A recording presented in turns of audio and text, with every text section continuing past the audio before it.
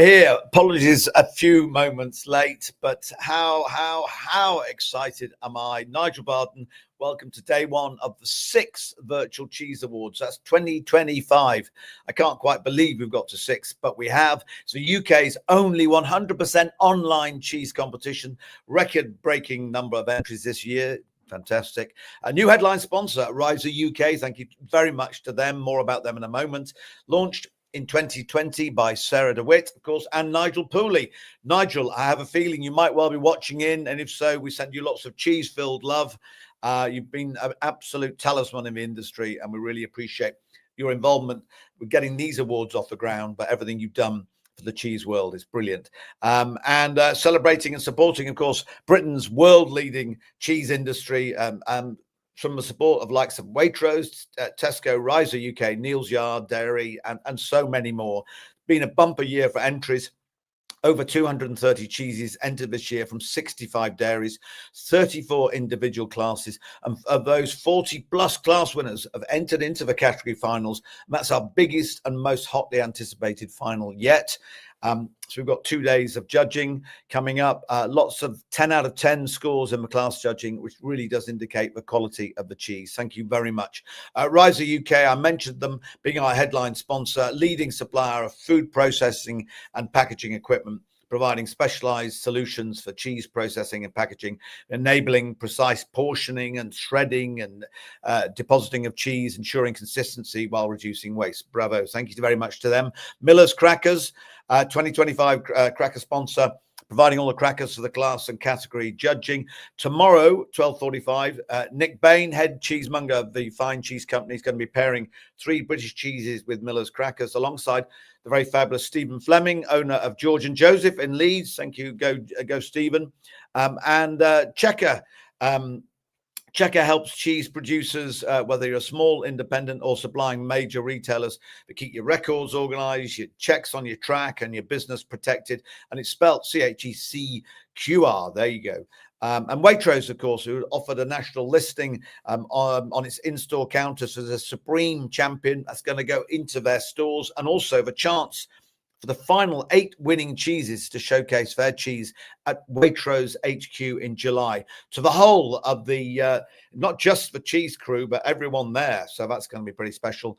Thank you again, Tesco, much appreciated. White Farms, Butler's Farmhouse Cheese, the apron, Dr. Lee, thank you very much. Look at this.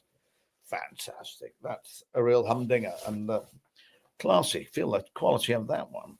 And then Harvey and Brockless, international cheese wholesalers. Hadlow Edwards, insurance brokers. Thank you for your support, much appreciated. Neal's Yard Dairy, the legendary, brilliant, great cheeses around the world, but obviously London-based specialty. And Fine Food Show coming up later in the year, but do get there. It's fantastic at Olympia, fantastic show. And Virtual Cheese Awards, pioneering online and transparent cheese judging, celebrating and championing the diversity and quality of British cheese. And you can view it all, of course, live online. You can go to the website, virtualcheeseawards.com. And also we're on YouTube as well. Feedback provided to all entrants, and the profits fund the VCA bursary, which is managed by the Specialist Cheesemakers Association. So much to see and do. And someone here, slightly croaky voiced, Yorkshire-based, of course, with fantastic Dutch credentials as well, with a name like DeWitt, but 25 years in food manufacturing and retail, 15 of those spent with Asda on the cheese and dairy departments running that. Launched the Virtual Cheese Awards in 2020 during COVID, of course, to support the industry and give the cheesemongers a leg up. And committed to saving and supporting the UK dairy industry almost single-handedly. Less of me, more of her. I give you the very special, the very brilliant, and the very here, Sarah DeWitt. Da, da, da. Here she comes. Good morning, everybody. I have totally lost my voice. So apologies for my croaky voice. It's all right. No, there you go. I feel a bit like a ventriloquist dummy. So what she said was. So I can't believe that we're here. We are. 6th version of the Virtual Cheese Awards, obviously from kind of 2020. And we have a bumper year of entries this year. So we have cheeses from 65 different dairies. And of those, the quality of those cheeses was absolutely amazing. So usually I'm quite strict, and we're only allowed one cheese to go through per class. The kind of judges were saying to me, can we put more and more cheeses through, because the quality of the cheeses was just so great. We were getting 10s frequently, and the judges are quite strict, so they would never normally give 10s. So rather than 36 cheeses going through into the categories, we've now got 42 cheeses. So yeah, the kind of industry obviously is doing amazingly well. The kind of quality and the innovation in the UK cheese industry is fabulous, and we're all supporting that. We are indeed. So great to be here at Bardon Towers. Hey. And gradually my voice will get better. It's all right, don't worry. It's a lovely day here. Look, the sun's come out. Look at that. Fantastic. Brilliant. It's all out, and which is a good sign. I think it augurs really well. Yeah, great day in prospect. And of course, well, we should crack on. I think we're about spot on. Yeah, actually a couple of minutes early. We've got some brilliant judges, all scattered around the UK as ever. And when we set it all up originally, Sarah, you did, and it was really, again, Nigel Pooley who said, I think people, if you get the right judges, and obviously with their great knowledge base, this will work online and people will be really interested. And they absolutely have. And it's been a real joy to be involved with it since day one. But to see, again, the Cheese World coming together originally to support the industry during lockdown and COVID, and a lot of people who were supplying the online trade were struggling because obviously all the restaurants and hotels and pubs and what have you were closed. But then suddenly the great British public got behind cheesemakers and started ordering them direct.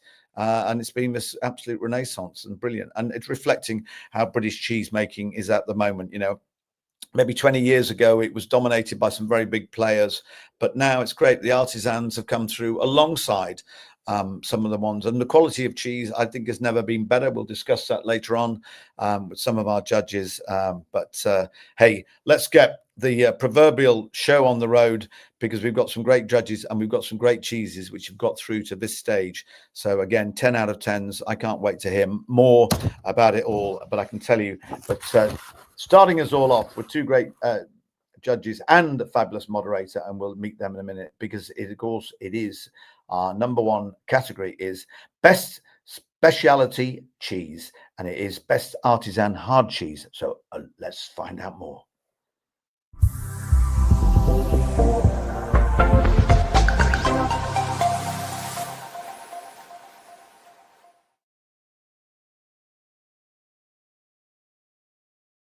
Oh, morning, and there they are, chomping away already. I've got you mid mouthful there. The cat in the hat. The Turnbull in the house. Nice, very nice apron wearing, both of you. Charlie Turnbull, good morning to you. Academy of Cheese and so much more. Mrs. Smith, trained as a chartered accountant from University, degree in engineering. We'll put that to display at the moment. And an auditor at Smith and Williamson as well. But many thought no. Then he became the big cheese. So I've done the deep dive. I mean, alongside him, of course, James Grant at number 2 at Pound Street with Wendover and so much more. I went from Philip Howard High School. There you go, between Chichester and Arundel. I know you might be looking like a choir boy there, James, but well done to you. Yeah. Barnum, West Sussex, but of course has worked at some great restaurants as well as a restaurateur and running front of house. So the likes of Wilton's, the Bluebird, with John Torode, and then Fred Syriacs at Claridge's and Cliveden. Brilliant. Welcome to both of you. Gosh, what a day in prospect. Morning to you, Charlie. How are you doing? You look well.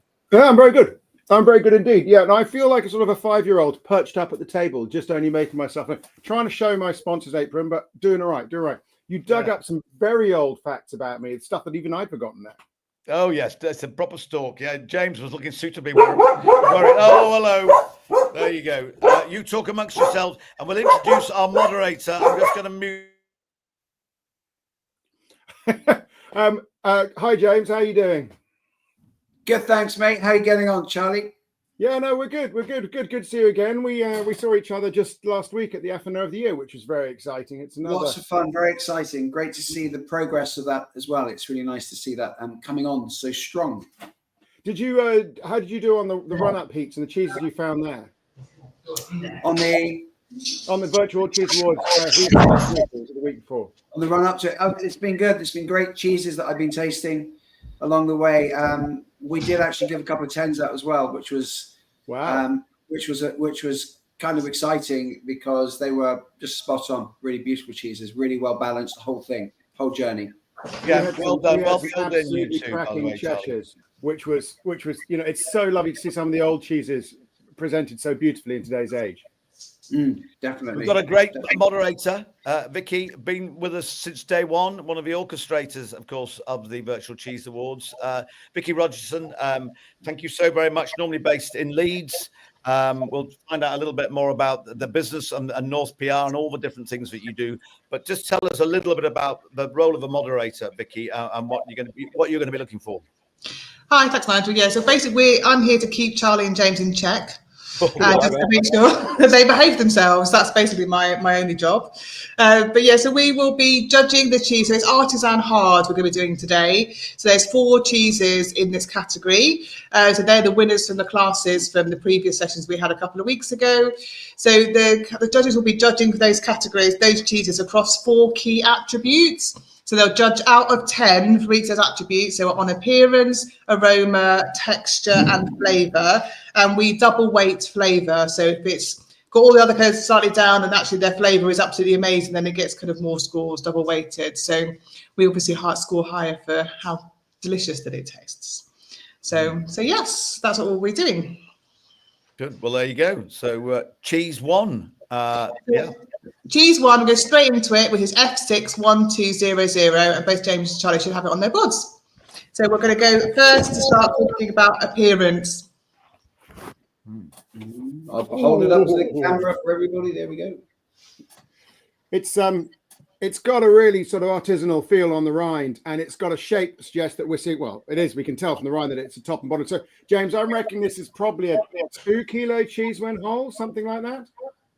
Yeah, I'd imagine. It's got a little bit of, you can tell it's been vacuum packed, which is like the necessary evil of our industry that sometimes pushes that curd into the edge. So we need to get into the cheese, I think. But I'm loving the sort of molds and yeasts we're seeing on the edge, the darkness. It feels like it's lived in a real cave doing a real thing. So we're expecting the cheese to have some difference between the edge, which might have a drier, more savory tone, and maybe a milky, sheepy note, because we know this is a sheep's milk cheese, don't we? Yeah. It's quite funky on the rind. The nose is quite farmy. Yeah. Very artisan. But the farminess is lingers and is only really noticeable around the edge. Once you get into the cheese, you're beginning to smell just the milk and the dairy. Yeah, cutting through, I'm getting a lovely, gentle sweetness and fudgy note on the nose. So what score would you give it for appearance initially? What score do you want to give? Good looker. Good looker. There's some moisture that's been drawn to the edges, but again, that could be packaging, not cheese. And when you break it open, the curd is not 100% even. You're seeing slightly different structure in different areas. I've also got some fissures in mine as well, a little bit of blue running through mine as well, just a little bit. What, a bit like that bit coming in at the top there? Yeah, well, and a little bit on the edge there as well. Yeah, you're getting a bit on the edge as well. Yeah. How do you think that's got in there? Because that must be post-cutting. Cracking air, I'd imagine. Post-cutting, I'd imagine. Ooh. Right, what's next, Vicky? Keep us on track. So what do you want to give a score for appearance? I think it's got a little bit too much farmyard for me, as in like the rusticness, but it is holistically extremely attractive. So what's it out of 10? Out of 10. So what do you reckon, James? I mean, are we bigger than 6 8? or 7? 7? 8? Yeah, man. You could do half point if you want. You could do 7.5 or 8. Yeah. Do 8. Do 8. Yeah, I think it's a good liquor. I think they just could have had a little more care on it. Okay. So next we'll go into aroma. So I find it quite difficult to judge this in some ways because I've got no problems with the paste. It's got a lovely lightness to it, and that sheep's milk is coming through. It's really pleasant. It's got a little bit of moisture there. There's no nuttiness. There's no richness coming off my aroma. It is very much the milk and the dairy, if you know what I mean. If we move on to the rind, that is quite pungent, right? We're getting into, oh yeah, are we sure? Territory. So I think we can, it's the name of the game of cheese like this to have these pungencies. So we're up for that. But it's just got a sense of, it's making me go, we're going to check some of this. I'm not leaping into that rind. Okay. It's 2 stories here as well. The rind is giving out a plethora of aromas, farmy, a little bit of ammonia as well, and lots of different things going on. And then when you cut into the paste itself, there's some really pleasing aromas at the same time, which I quite enjoy. I'm guessing the biome in which this cheese is being aged is obviously influencing the rind, which is making it appear to me as a very kind of naturally aged cheese as well. It's not a massively thick rind. It's not being cloth bound. It's very interesting. What do you think of the moisture on the rind, James? It feels like it's very live, quite humid. Yeah, it feels a little bit sticky as well on mine. But that may have. I don't think it's got anything to do with the packaging because I undid it some time ago. What are we giving it for aroma? I would like to give it like 9 for the paste and 6.5, 7 for the rind. That's where I'm sort of at.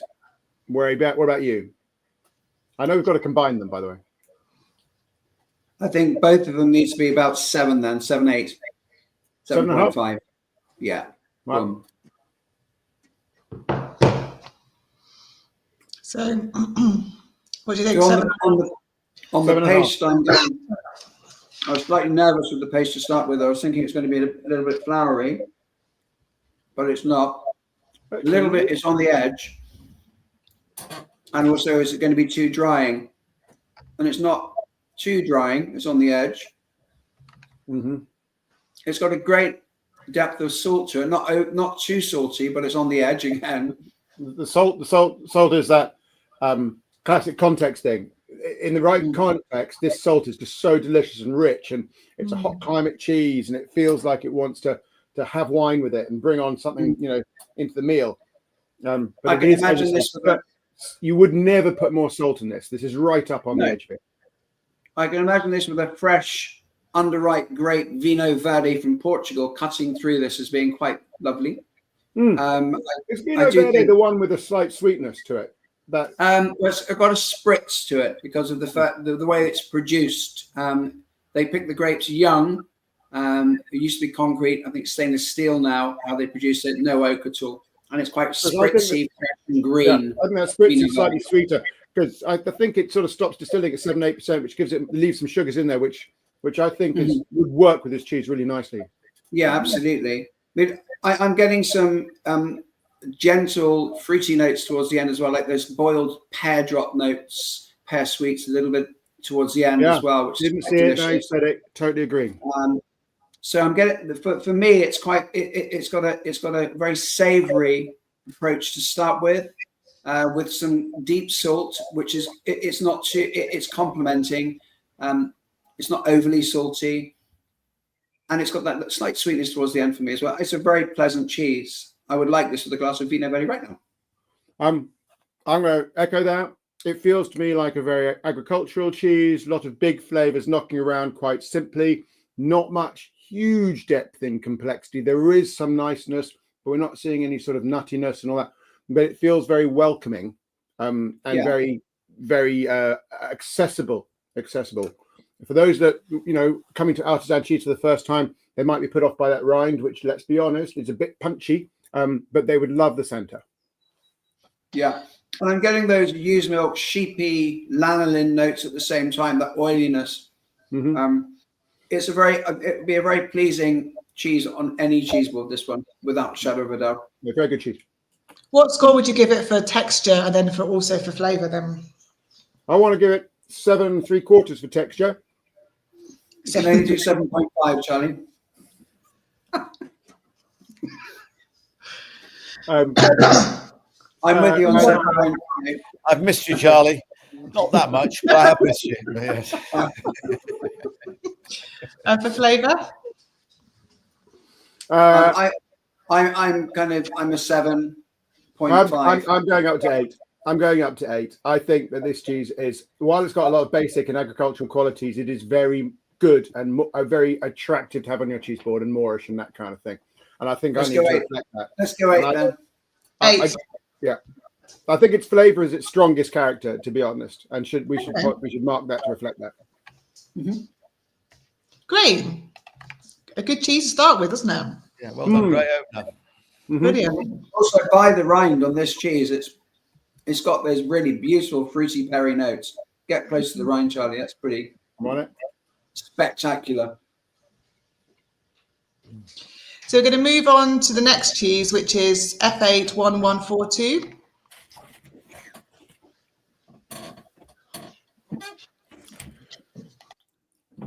One of the things about the Virtual Cheese Awards is you end up with all this cheese in your fridge afterwards.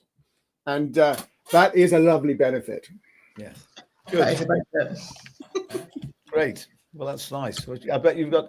Yes, we'll need big fridges. That's a nice side, upside to our business. Mm-hmm. Got a huge fridge. Yeah. Massive. Okay. Sorry, Vicky, which cheese do you want next? So we're going to do F81142. So this is a goat's milk hard cheese. Mhm. So we're Lovely going to look natural rind on it as well. It has been cloth bound. So it's got a slightly open texture, Yeah. which in a cow's milk would suggest quite a lot of acidity, but I don't think we're going to find that in this. So this is going to be a much bigger cheese. This is going to be like a 6 kilo cheese or maybe a 5 kilo cheese, probably that height and that wide. And that's a lot of goat's milk. When goats only leave, 3 liters a day, this is going to be a day's work for sort of 60 goats. Wow. That puts it in massive perspective. Well done. Yeah, great. I hope my maths is right. Well, yeah, we're impressed. We'll move on. We're not in a position to contradict you anyway. Wow. Okay. On the look, it looks absolutely great as far as I'm concerned. The rind looks amazing. There's nothing, not much on the rind as far as aroma is No, concerned. the rind and the paste are coming out roughly the same. There's a little bit more dryness and mustiness in the rind, but it's very clean. Very Oh my nice. goodness! Yeah, I've just tried it. This is great. It's getting me to salivate, which is fantastic. I'm salivating with this cheese. It's beautiful. It's very clean. It's got a lovely goaty note to it. It's not overly goaty. It's gentle. It's got a lovely length and a lovely sweetness on the back. I'm really enjoying this cheese. Okay, so we need to run through it. I'm helping you, Vicky. What do we need to do first? Yeah. Appearance, please. Score for appearance. I reckon Yeah, this is an 8.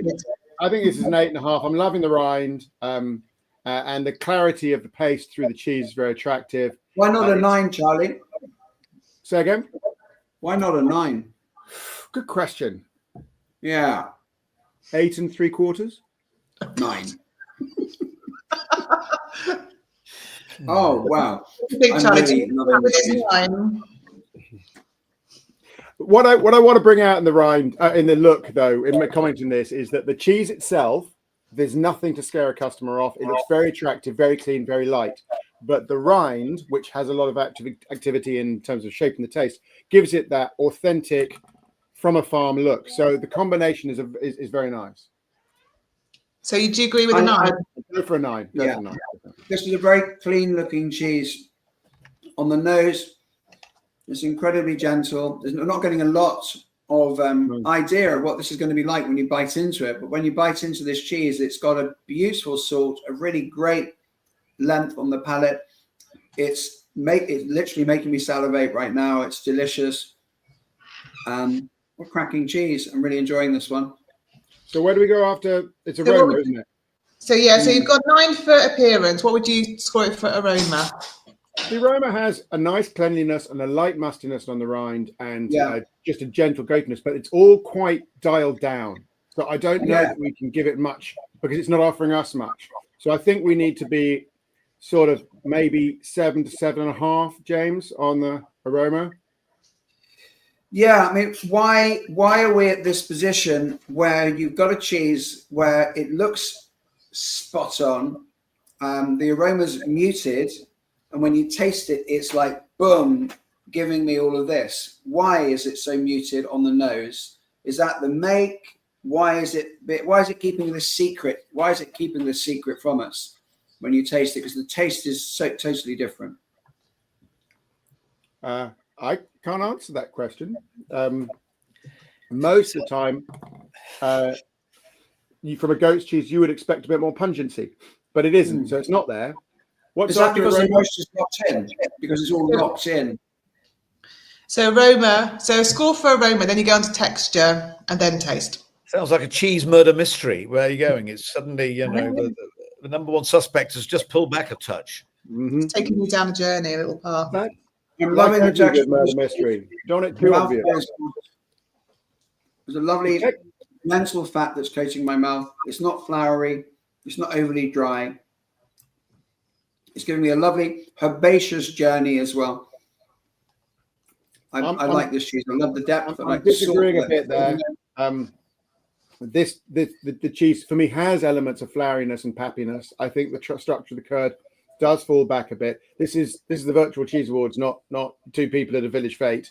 This is this just has a little bit of so I'm not comfortable going post 9. I think I'm in at the 8 mark for the texture. What's your score for aroma? You've not given a score for aroma yet.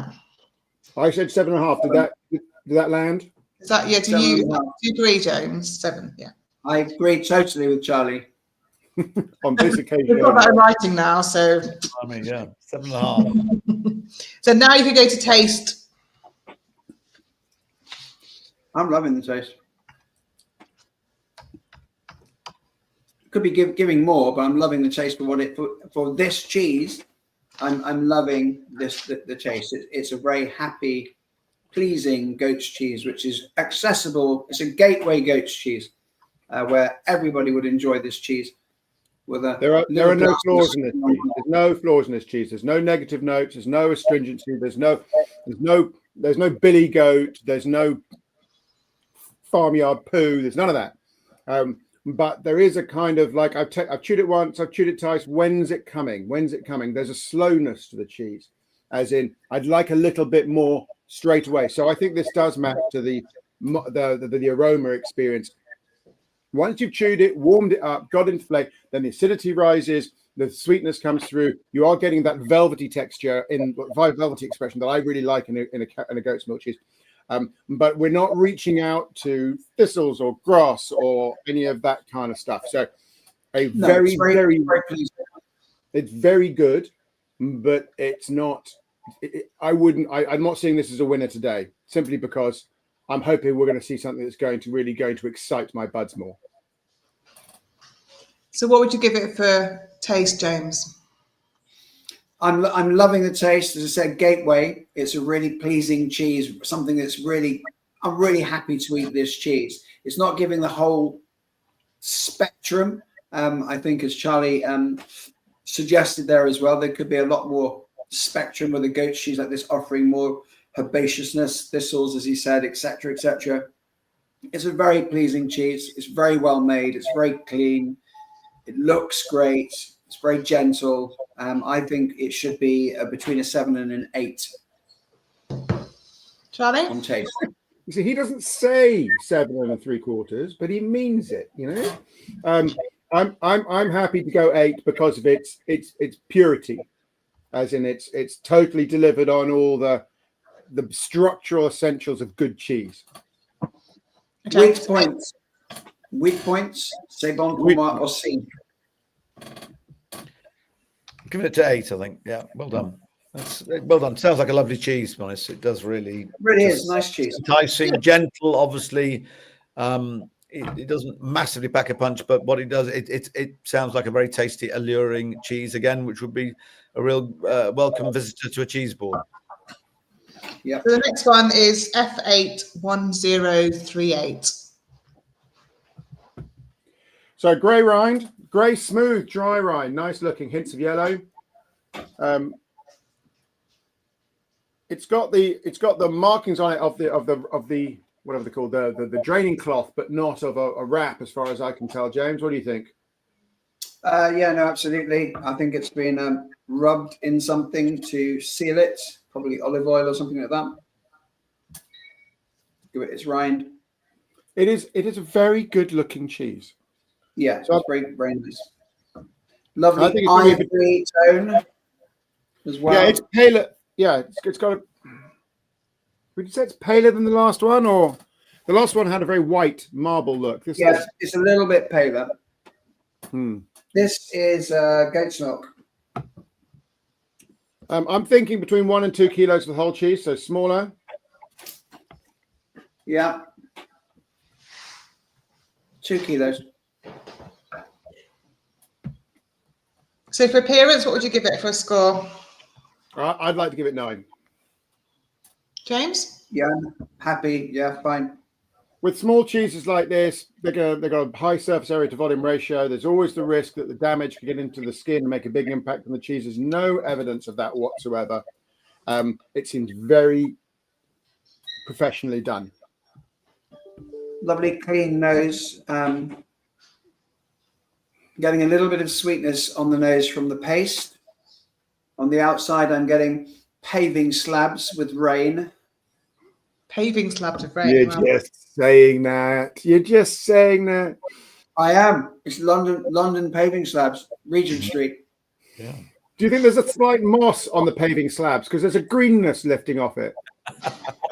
Just a little bit, one of the cracks, yeah. By Hamleys. Yeah. Yeah. There is for me the herbaceousness is and it's interesting you say rain, because I would go post rain grass. That's where I'm at. Yeah, as it's kind of dew morning or yeah, absolutely. Just after a summer shower. Yeah, that's it. It's difficult to know why you say that, but it is. So getting into the cheese again, it's not bringing a lot off the paste for me. It's not obvious at all what this cheese is going to be like. So what did we give the last one, Vicky, for aroma? So the last one for aroma gave 7.5. I think this has got to be better, hasn't it, James? I'm just going back to the other one very quickly.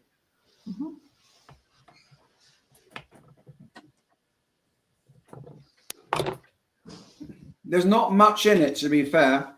It's quite muted as well. There's a bit of sweetness, so maybe 8, but no more for me. 8, do you agree, Charlie? Yeah. And then The taste texture. is interesting. It's not giving me a massive plethora of or a journey compared to the other one. Not the same journey compared to the other one. It's drier as a cheese than the other one. Yeah. So it also, like the last one, it's a slow build, right? So you're chewing a couple of times, not much happening. Then the milk breaks out. And then for me, it has a third stage, which makes it better than the other cheese. But it's very quiet in those early stages, so you have to stay with it. You've got to trust the cheese. And then I'm getting... The paste is a little bit more disjointed as well. It doesn't stay together. It's quite floury, as you can see.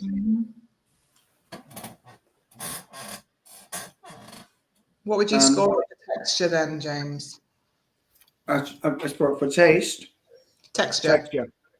I would mean, for taste, for me, this is probably at 7.5. Yeah.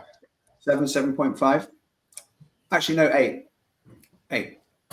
On taste or texture? Oh, sorry, I'm going taste. Okay. On texture. Texture, I'm going between probably 7. What are you doing, Charlie? I think it's better than that. I think it's 7.5. Okay. I've got really problems with the texture. I mean, I would go 8, to be honest. I think I prefer this one to the last one. Probably go 7.5 if we can. All right. So 7.5 for texture, and for taste, 7.5, 8. What was the? I want this cheese more than the last one. We gave the last one 8. Therefore, I want a minimum of 8.25. That would be my take on this, but I'm moderated by James. The last one, the texture and flavour was 8 each. Which one do you prefer, James? Come on.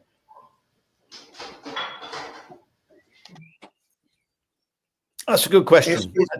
It's a very good question, but I do prefer the latter. I mean, the latter as in the later of the two, this one or the previous? The latest one, sorry, the prior to this. Being I preferred the fact that it was quite, it got me, I was salivating and it was quite exciting. I can see where you're coming from on this. It does offer a really, it's very well balanced. It's not a massively big journey cheese as far as flavors are concerned. I'm just getting there's something in there I can't name yet, but like somewhere between a cooked cheese or a cheese straw. Cooked cheese, that I'm enjoying in the latter half, that I think is breaking out into an interesting new dimension, which I am returning to. And I think of it as my right hand rule. Where's your hand go when your brain is otherwise involved? And it goes to this cheese, and I love the long chew. So I want to give it a better score. So Vicky, this is where you earn your cash. Moderate us. Where do we go? Or Nigel, lean in. Well, I think I'm really interested to hear both of you, because you obviously both this and the previous cheese were both very good. You both really enjoyed it. In many ways, I would probably give it the same votes at this stage, and just see what comes up afterwards. If you give it an 8, then it's going to be the same score as the previous cheese. Yeah, because I think, James, you just slightly prefer the previous one. Charlie, this is your favourite. This is your leader in the clubhouse so far. Yeah. So if we do that, knowing we've got another cheese to come, and then and if necessary, we go back and taste. And Vicky, remind me, we just have the one that goes through, isn't it? Or one is the champion for the class? Ideally, one that goes through, but if there is 2 outstanding cheeses, then we're not going to stop putting 1 through, 2 through. There you go. So that's nice to know. So, and we can always revert. We're doing all right. So here we go. You've got this other, but immediately looks really intriguing. Bit more to it, bit more colour. So you want it? So you could definitely give it an 8. Is that what you're agreeing? We're giving it an 8.5. 8.5. Are you sure about that? Do you agree, James? On taste, the last cheese. 8. We're going to give it an 8, as Nigel suggested, and then we're going to go back to it. Let's step out of line again. That's it. Well done, lads. You've got there in the end. It's about a very big wink from Turnbull. So okay, next cheese. Next cheese is F101196. There we go. I love the way cheesemakers are colouring their rinds. Not using wax, which is fine. There's nothing wrong with wax, but Perry last week did one with black. It just really contrasts the cheese. Often has no impact on the flavour, but I just think that looks great in the counter, and I think we should point to the cheesemonger saying it's easier to sell cheeses that have more theatre, right? Irrespective of how much this is. So good looking cheese, liking this very much. And I suppose that's why we put the way it looks or presentation or whatever our first thing is up there with its 10 points, because for me this is a 9.5. It's a great looking cheese. It's got both the artisan element. We've got a bit of mold sticking to the outside, but the darkness brings it out, pushes it, makes its attention felt, and the curd is completely smooth.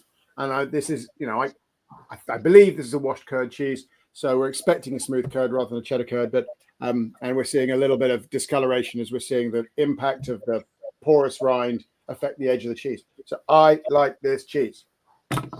So for appearance, you want to give it a 9.5. Do you agree, James? Yes. Hey, well done. Okay, that was easy. So now for aroma. Lovely.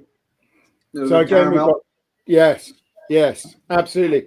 Coming off the paste, real caramel, Caramac caramel. It's it's got me going. This is a beautiful cheese. So what are you getting off the Definitely. rind? There's something there, James. I can't. Well, it's very it's slightly earthy. Knowing that from the molds on the outside that have been engendered. A little bit of earthiness I'm getting. Mm-hmm. I'm It's going like a little bit dampness. Like Are you getting any sort of chicken nest? That sort of warmness that comes off an egg kind of thing, but not a full sulfuric egg.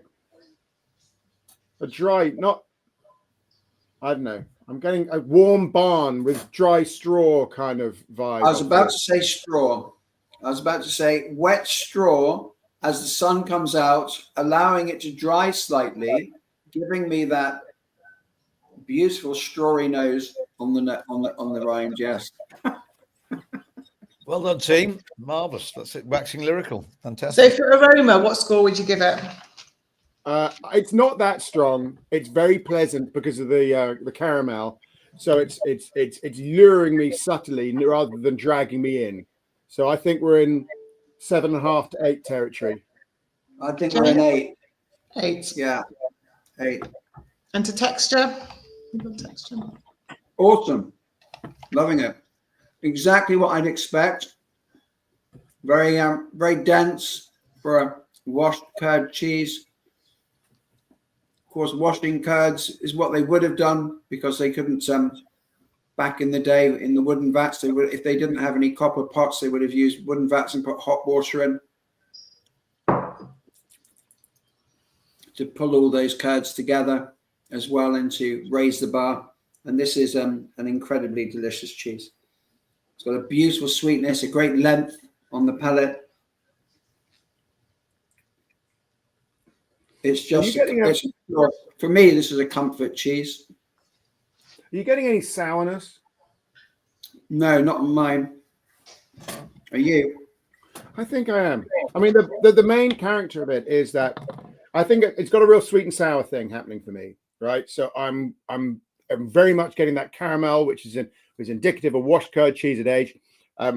But I'm getting alongside that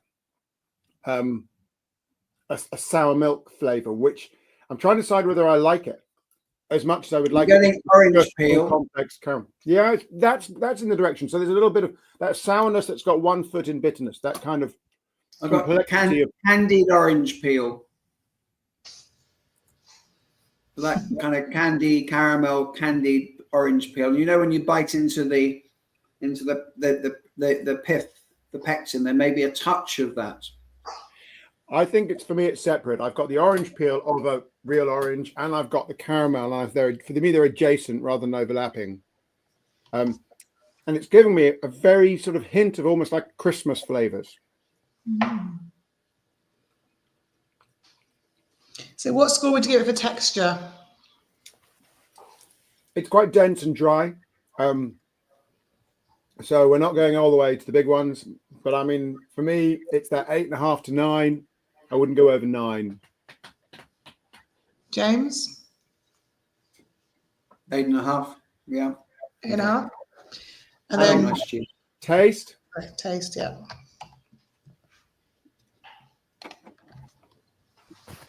I'm getting the buttery dairy notes as well, that kind of buttery richness. I'm enjoying the kind of that acidity, ascorbic.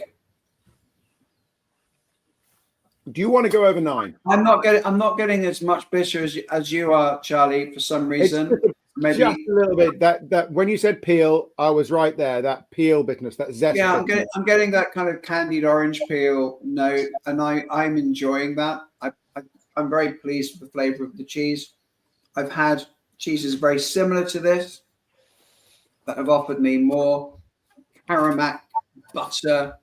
But this is a very. And I love the paste as well. I love the way that it's. I mean, it's really giving me a lot of fun. Do you want to go over 9? Now. Do you want to go Sorry? 9 or more? Do you want to hit the I 9 think- mark? Well, I think 9 would be good. I think 9.5 is too much. I 9. think 8.5 slightly undersells it. So for me, Yeah. and I know you're laughing at me. 9.25. It's an 8.75 to 9.25 cheese. It's in that zone. Okay, Let's which go one do 9. you want to do? 8.75 or 9. 9. 9. You want to hit Oh, the no. 9, right? Okay, do you agree? Yeah. That's So- great. Well done. It sounds like, well, gosh, a lot going on there. That is the winning cheese. That is So my cheese. F10 1196 wins first. So Mm-hmm. that wins that category. Will go into the Supreme Final tomorrow. And then number 2 and 3, so those two bigger ones who scored the same, they came second. And then the first one, F61200, came third. What was the description of 1196? Cow's milk cheese. It's cow's milk cheese. Yeah. Great. Cow's Oh, milk hard cheese. Yeah, that's brilliant. Well done. Good category. Yeah, and you've got I think you've got 7 cheeses or 6 cheeses coming up because you've got your best speciality as well at 12:15. We do. Yeah. So we've got a few. Can I just say that 1038 F8 1038? I'm tasting again. Very, very good cheese. Been a pleasure to taste these. That I know James and I disagreed on which they prefer to the goat's cheeses, but I really think that's a very, very good cheese as well. Yeah. They're all Sounds great like a cheeses. really good class. You've had some great cheeses. Really, that's lovely. nice. Have all been right up there. I wonder who prepared that one. That's American too. Good, They're yeah. really good, aren't Oh, well done. Brilliant. Thank you very much. Thank you very much, Vicky. You go and have a little lie down, snort some cheese. There you go. With our well done. Miller's. Hang on. I'm just going to take a picture. There you go. I can do this. Right, here we go. Looking good. not that good. they? One for me. One for Yeah. me. Yeah. Everywhere. Right, say cheese. That joke's never been done Not before. Oh, Thank you. well Great. done. Do you like my cow? That's it. You can relax now. Be on the Good cow. cow. You're loving the I've cow. got a lovely cow here. Yeah. But we've got 5 minutes just actually as well, just to say, some of the stuff that you're also sounds like a very posh tailor, Turnbulls and Casselier. So just tell us a little bit more on the origins and where we should find out more. Casselier is my word for a cheese sommelier. So Cass comes from the word for cheese, sommelier, tax on the end bit, the cellier. So Casselier is my school of cheese and wine. I'm going to be building up more. And in fact, heard it here first. I'm going to replace the name Charlie Turnbull, although you can't fully replace me, with Casselier being my lead brand. But in that slightly ad hoc small business way, it's going to take a while and it all depends how much time I've got. And as some of you know, I'm going to be in South America in probably Uruguay for 6 months next year. So anybody got any contacts in Uruguay or cheesemakers, please send them through. It's going to be lovely looking at real emergent cheesemaking in South America. Yeah, so you've gone official on that then. It's out there. You've gone public. Yeah. Well done. Yeah. No doubt my wife will change her mind again. But you know how this kind of one way or the other, I think we'll end up there somewhere. Yeah, well, and she spent some time out that part of the world as well already, hasn't she, previously? She has. And it's really interesting looking at cheesemaking out there because there's a lot of very basic cheesemaking, the really simple stuff, not very not large volume, very small volume, and consequently it's got absolutely fascinating purity that really, when it gets it right, it's absolutely gorgeous. But also you can be licking the end of a cow sometimes, the wrong end, if there is a right end of a cow on some of that stuff. So it's going to be interesting, and a lot of it is me too styles. So they do their mozzarellas and they do the Goudas and that. And I think that it takes a while for peoples without a cheese history to match a recipe to their terroir and their cuisine. And when that happens, you get true originality. And that's sort of what I'm going to go and try and find out in my sort of obscure way. Fantastic. We hope you get the right end of the cow. It's always important. And yeah, definitely. We've all been there, Nigel. Move on, Nigel. God's sake. Right, here we go. And James, the Real Cheese Project. Well, it's gathering momentum, and yeah, tell us if people don't know about it. Tell us a bit more about it and what you're. Yeah, they're going really well. Thanks, Nigel, for asking the question. We're going really well, and we're championing a lot of great cheeses. Lots of new inspiration that's hitting us from every side, left, right, and centre. Working with more cheesemakers that are much closer to the earth than they ever have been. I think a lot of cheesemakers' hands have been tied for over a century, where they've had to buy their rennet in industrial rennet, where they've had to buy DVI cultures, etc. Where there's a lot more cheesemakers that are wanting to produce their own clabber, their own kefir, make their own cheeses with their own ingredients rather than have to be tied. A lot more people moving away from Roundup, using herbal leys, sequestering carbon, making a cheese that is very much part of their landscape. So there will be a lot more feature in coming months, working with people that are making cheese as naturally as they possibly can, given the constraints that governments are giving cheesemakers and the dairy industry, not making it any easier for people wanting to produce raw milk cheeses as well. Which is I had a very interesting interview with Selena Cairns recently, who's featuring in our project box very soon. But there's a lot of difficulty out there for cheesemakers wanting it to do it as naturally as possible. And I don't think that should be the case. I think we should be harnessing and working with raw milk properly. So there'll be a lot more raw milk and a lot more things in Number 2 Pound Street when it comes to raw milk as well. We're doing a massive focus on raw milk and potentially one of the first cheese shops to be selling natural cheeses as well. Great. That's very exciting. The Real Cheese Project's there, and every week, every month, you can be tasting a cheese. There's normally something to go with it. It could be a lemon curd, could be a chutney, could be what have you. There's going to be a live tasting online. There's a zine as well. And then you got the physical version of that, the magazine as well. So with lots of stuff. So good luck to you. And if you've not been to Number 2 Pound Street in Wendover, do go. It's a fantastic setup, really lovely, very welcoming. And watch this space, Charlie. I know you're back with us at 12:15, so go to say have a bit of a lie down and snort some more. Whatever. But what a great start to the day, and with four excellent cheeses. And, four excellent cheeses. And I sometimes, I'm interrupting again, aren't I? But I sometimes worry that on this second level of judging, we give slightly lower marks because our expectations now are really high. We're dealing with absolutely amazing cheeses that would have scored higher at the earlier rounds. Now are really in a difficult class to get their attention of the judges. So really good cheeses today. Yeah, well done. Fantastic. Thank you very much indeed, Vicky. And we've got all the different classes coming up. It's not just you moderating. We're going to find out more. You know, you're sharing the workload as well. And at the moment we're bang on track time wise, and well done. That was a great start to the day. So thank you very much. We'll be back for more with Jim Jam, Charlie T, the Cat in the Hat, and lovely Vicky back soon. So well done to them. Thank you very much indeed. 11:30, pretty much bang on. Great judges, great moderator as well. So let's find out more about our best territorial cheese.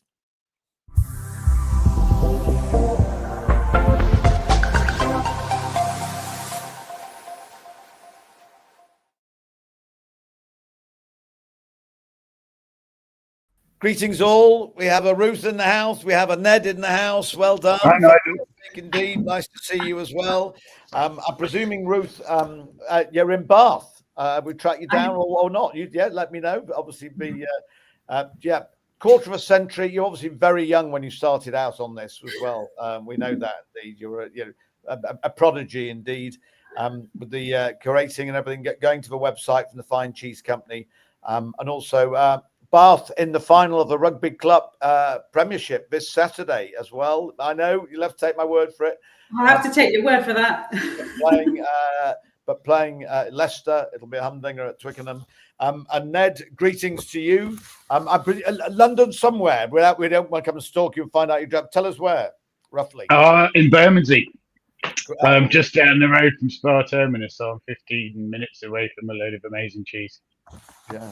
Well, you're in a great part of town, and thank you very much for lending us your history because that's something that you delved into over the years with the world of cheese.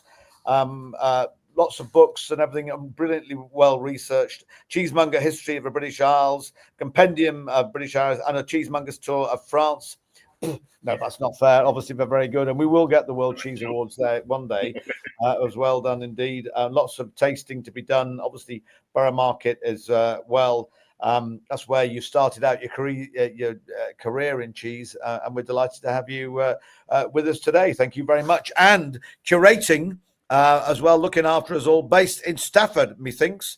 Nicola Green, née Beardmore, in the house as well. Finalist for Young Cheesemonger of the Year as well. That might seem like a lifetime ago, but well done to you. And well done, Nicola. Thank you for looking after us all. Tell us how you see it working, and tell us about how many cheeses we've got.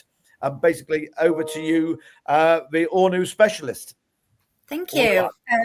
Hi guys, welcome to the Riser Virtual Cheese Awards. We're back in 2025, which is absolutely mad to think we've got this far. So we're showcasing the best of British cheese, and now we're going to be looking at the territorial category.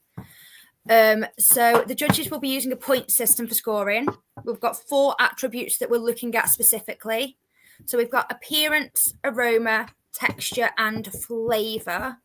All of these will be scored out of 10, but flavour is actually more heavily weighted. Luckily, we've got a spreadsheet that does all the math for that.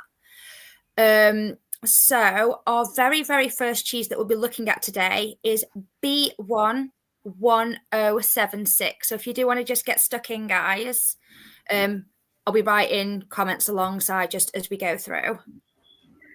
Okay, well, here we go. First cheese is very exciting. It looks nice. Words of my tools. Yeah. I mean, you can't fault it, can you? It's got a lovely natural rind on the back. Yeah, Nice. it's very nice, isn't it? Yeah. Nice open texture, which is what you are looking for in that sort of crumbly territorial range. Yeah, I mean, it looks just right, really, doesn't it? Yeah. When something's, I mean, I'm sort of weirdly loath to give 10 out of 10 to anything ever, just because it feels weird, but it's pretty good, isn't it? I mean, It's very, very attractive cheese, definitely. Yeah. Doing everything we want it to do, really, isn't it? Well, should we give it a 9? I mean, I think it's fair. Yeah, cool. Straight in at a 9? Straight in at a 9. I think that's fair enough. And also, you can always come back as well and do whatever, once you've tasted your way through them. Yeah. It's not cast in cheese stone. Yeah. So The aroma, I've been smelling this for a while now, and how's it going? well, it's with Cheshire. I think of it as really, really clean. Mm-hmm. Really mineral, really citrusy, and maybe just an aroma just would be very clean and very sour milk. And this has got something else. I can't quite identify it. I mean, I must admit, I'm finding it very reticent. I don't know if that's me, but Really sensitive. it's A little quite bit cheddary. muted. Quite Yeah, shy. I think it's a little bit funky. Yeah, Only a tiny bit. but could that be a little bit from the packing? Could there be a little bit of that kind of slight? Well, I know what you mean, but I've scraped it quite comprehensively, and I've just broken it off, and I'm smelling it at the Smelling the out break. the sauce. Yes, and I just still get a slight edge, ever so slightly cowy. So you're not getting quite the cleanness that you would like, or you're enjoying that? I'm trying to be. No, here's the thing. I'm enjoying it subjectively, Mhm. but objectively, I feel like as Cheshire, I just want it to be really purely clean. Yeah. Okay. So I would go a little bit. I mean, it's very not. I mean, maybe 7, but I don't know if you're not getting it, then we can. Well, differ. no, I mean, I'm certainly getting a little bit on the rind. Yeah. And I'm happy with a 7. Okay. We're Cool. 7 in on that one. Yeah. I think that So now we're feels going to have a good. look at the texture. Yeah. I I'm mean, gonna- you want. Go on. You speak first, Ruth. Well, no, I'm just going to cut myself another bit because I was on the edge there. So just going in. It's I remember. I think it was Jane Higginbottom taught me about feather in Cheshire rather than just squeezing it and actually rubbing it to get that. Okay. And it's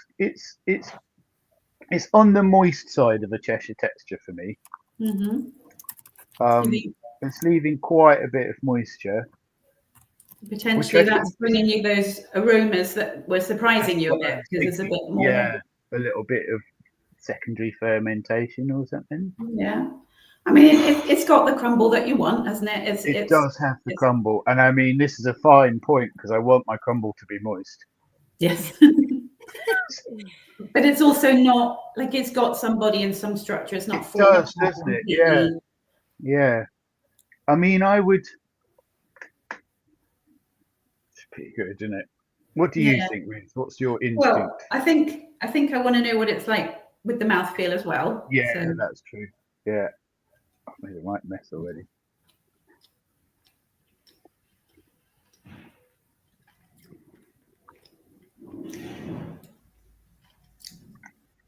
so a little bit drying in the mouth, isn't it? Yeah. It doesn't quite give that juiciness that you can get. Mhm. I Yeah. mean, the moisture's not bothering me in the mouth. Mhm. What do you No. think of the texture? And it. I I asked mean, you a question and then I started talking. I'm going to stop talking. it's all right. No, go for it. What are you thinking? That it's not too dry either. You know, it's not gritty or powdery. Mm-hmm. Yeah, you want a little bit of that sort of slight sapping from a Cheshire, don't you? You kind of expect that Yeah. slight. So now we've had the mouth feel as well. How are we feeling for that texture? 7.5. Yeah. What is it, Ned? Yeah. I mean, it's pretty good. It's kind of got that 7-ish, 8-ish sort of feeling to me. Do you feel like that? Mm-hmm. Yeah, I do. Yeah.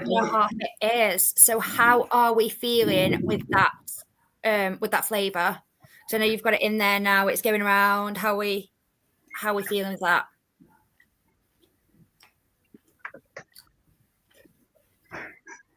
So it's got that lactic Yeah. acidity that you want, hasn't it? Yeah. That brightness, zestiness. And it's got your zesties right and the sort of citrusy sourness. Yeah. Little bit minerally as well. Yeah. I feel like it's kind of doing everything you want a Cheshire to do. Yes, it is, isn't it? I'm not going, oh my God. And I've had Cheshire where I do go, oh my God, which can sound strange because it's quite a mild cheese. It's very good. Very competent. 8. Yeah. Yeah. I think it's always really hard with the first one, isn't it? You've got to kind of. Yeah, find you your can always feet. revisit if we need to anyway. Yeah. Yeah, but it feels really competent, feels really like it's delivering what it intends to. So that I think that feels fair. Yeah. Yeah. Are you ready to move on to the next one now? Yeah. So we've got B11008 as the next cheese. Yeah. We're on the crumbly section, which means we get a lot of crumbles. It's wiping the board off in between. That's yeah. I wish I'd got a receptacle for my crumbles. We didn't come prepared with crumble receptacle. No. So. There should be a crumble meter at the end of this. Yes. Yeah. Yes. It's I need a crumble moderator. Yeah. Okay, so Appearance. We're going out of 10 again. Well, I mean, it's a bit unfair because this has got the annatto, so it looks so pretty. you can't help just going, oh, it's so pretty, can you? And it's a beautiful amount of annatto as well. It's quite restrained. It's quite restrained, yeah. It's like I like the way it shades towards the rind, as if the Yes. rind is doing a bit of maturation. Yes, So love I that. do really like that. I like the open texture. Me too. It's a bit more open actually Yes. than the first one. Yeah, So Yeah. very light on the pressing, I reckon. yeah. I reckon it's Nice. really good You know, acidity. you can see the evidence of the cloth Yeah. on the rind. Not very Yeah. moldy, so you know, No. quite young. Not a lot of mold influence from the rind, but Nice and dry on the rind.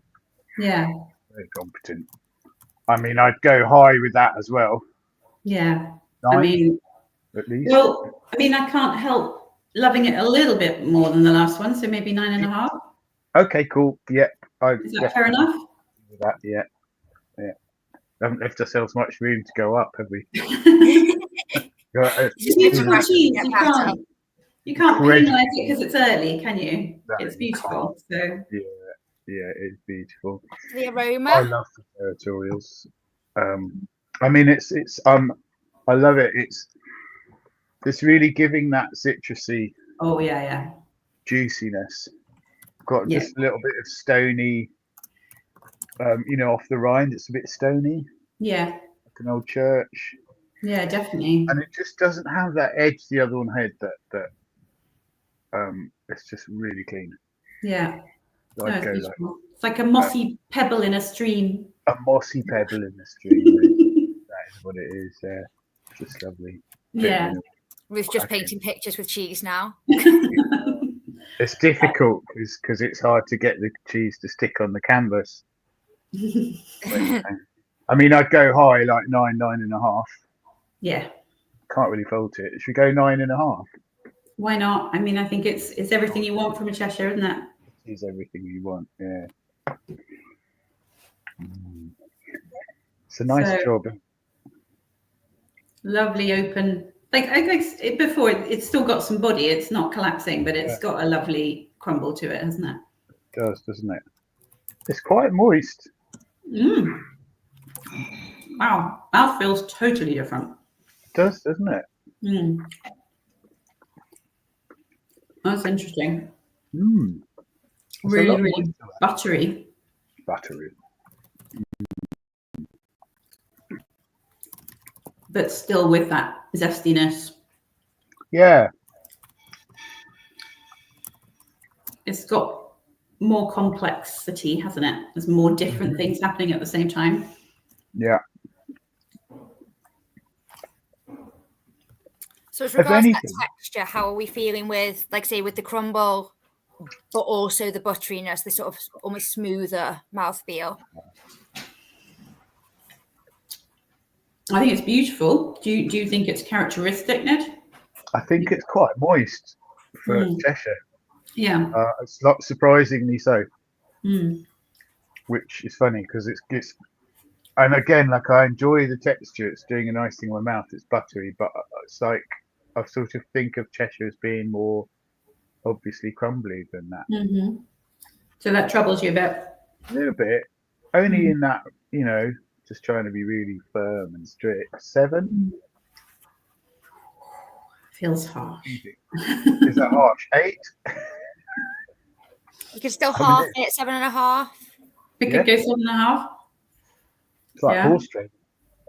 I think it's really hard, isn't it, to define exactly what a Cheshire is. Totally, and you could be someone as a cheesemaker. You could enjoy moisture in the Cheshire, and because it's certainly just to jump to flavour really quickly. It's not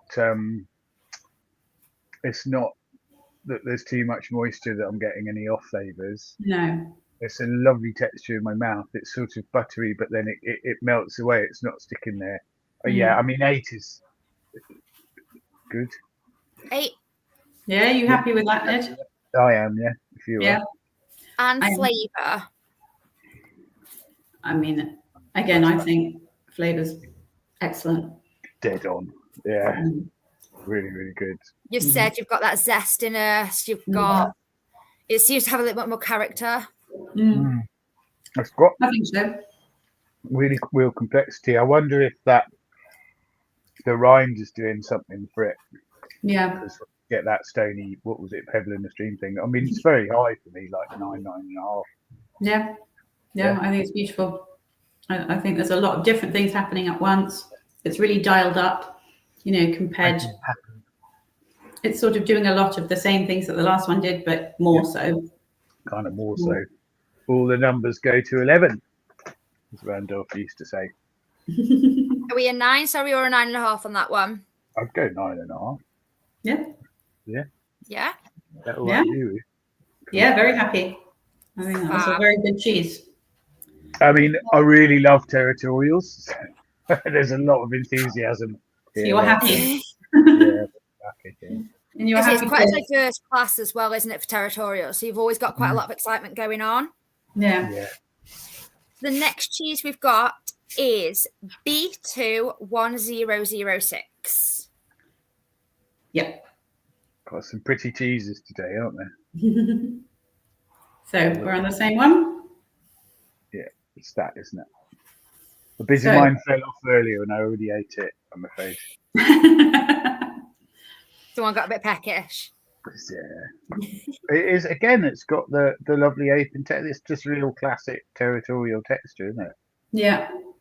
Are you missing the sort of natural rind? Is that not bothering you? Yeah, that's interesting, isn't it? I'm trying to look. I mean, there's a texture as if it's had cloth on it, Yes. but is it like waxy? Yeah. I mean, it could just be the cloth from the mold, couldn't it? The imprint from inside the mold. I see what you mean. Do you think that's a waxed? No, it's not waxed. It's got a. I don't know. Yeah, that imprint could be the cloth. Could just be the cloth, couldn't it? So it might. I know what you mean. I guess I would like to see the evidence of a cheese that sat in a barn. Yeah. But then a lot of cheeses aren't, and that's the choice. Yeah, yeah. I don't think. Yeah, because we've got creamery cheeses here in the same category. Yeah. So I want to be fair Yeah. with it. Is there some free way? I know we were talking about rind, but I'm just seeing some moisture. Do you see Inside that? the cheese. Yeah, just coming out a bit. I'm not sure if the camera will pick it up. Yeah, it's just very slight glistening, isn't there? Yeah, I don't know if the camera can see it, but Yeah, probably it's a not. bit of a fault, isn't it? I don't know if that can. Is that appearance freeway or is it? Appearance or texture, I guess. Yeah. It's probably more related to the texture, isn't it? Yeah, I think. Yeah. How are we with the appearance at the moment then, out of 10? You go first, Ned. Oh, I was trying to make you go first. 7.5. Yeah, I was around the same. Cool. 7.5. Great. Yeah. Aroma. Aroma is surprising to me. Yeah, tell me. Quite sweet, a little bit fudgy. Yeah. Is it? That's interesting. Did you get that? Or just me? Yeah, I was gonna say sort of like buttery, but like fruit crumble, which is ironic because butter crumble is like your ideal Lancashire, but it's a little bit sweet. Yeah, it's just a little bit cooked butter for me, which Yes. I'm not really expecting in a Lancashire. No. Is that and could that be a result of higher moisture? I guess. Or it could be starter culture choice, couldn't it? Oh, I see what you mean, especially when I cut it. Yeah. Yeah, could be sort of choosing to send it down that slightly sweeter route. Could be a maker's choice, couldn't it? Yeah. We got a number on that one.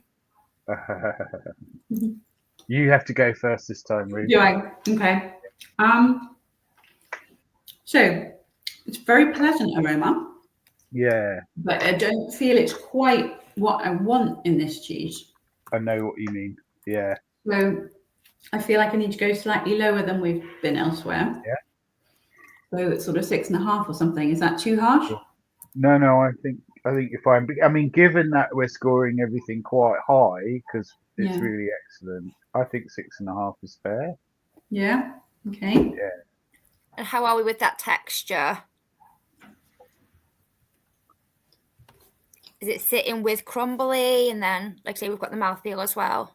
It's a little bit more wet. Mm-hmm. Yeah. It's a bit like, I don't want to say mean things on live TV. It's a little bit wet for me. Yeah. It's a little bit sort of claggy, just sort of, you can sort of feel it in the mouth. To use, yeah. It's a little bit. But then there's a slight graininess as well inside that. Yeah. That's got that sort of 6.5-ishness Yeah. feel to me. 6.5 on texture. Yeah. Fab. And now flavour. It's a bit short. It's nice. Mm-hmm. It feels a little bit more to the tasty Lancashire end of the Lancashire spectrum. Mm-hmm. It looks like it's got a bit more grunt. Yeah. Yeah, it does. It does sort of stop, doesn't it? Mm. It's all very pleasant, but then kind of stops. I'd like more of it, yeah. Yeah. I mean, it's all the other dimensions of it are good. If it's in that tasty sort of bracket, a bit more of it's got balance, it's got nice acidity. Salt's good, but it's a bit short. Yeah. And are you at all surprised by the sweetness in there as well? Yes, yeah. It's not it can't be Helveticus, can it? I mean, you wouldn't, would you? I wouldn't think so. I don't know. Because it wouldn't be. I think Helveticus is. I'm so like awoke to it. It really is it, but it is quite a little bit sweet. Yeah. We got a number on that one. 6.5 again. Yeah. Or 7, just because it is pleasant. It is good, isn't it? I'd be happy with 7. Yeah. 7 it is. Remind me what we gave for flavour on the first one. The first one was an 8, so we went from an 8 to a 9.5 to a 7. Yeah, I think if you don't mind, Ned, I feel 7. Cool. Yes, definitely. It's really pleasant. It is. I mean, I think it's nice to judge a category that it's quite clear what it is. Yeah. As opposed to say Best British or something. So, and I've got a lot. Want to move on now? Yeah. Still got quite a few cheeses to get through. Yeah. Need to keep us on track. B31144 is the next entry. Lovely. We'll pop straight in at appearance on that one. Lovely. So we've got obviously a red Leicester. So as you'd expect, a deeper colour than we were getting on the Cheshire earlier. That's what you'd expect. We've got evidence of natural rind, cloth binding. Little bit low on the actual mould development, even though you can see that it's been cloth bound. There's very little influence from the cloth and the moulds on the rind, and it's a little bit sort of shiny. You can smell that. I think, but yeah. I know what you mean. Have we got a figure on the appearance on that one? I guess I would like a little bit more influence from the mould. If you're going to naturally ripen and cloth bound something, I feel like you want that to be doing something. And so ideally, I'd like a little bit more influence. Okay. Is that unkind? Is that fair? No, celebrate your rigor, Ruth. It's good.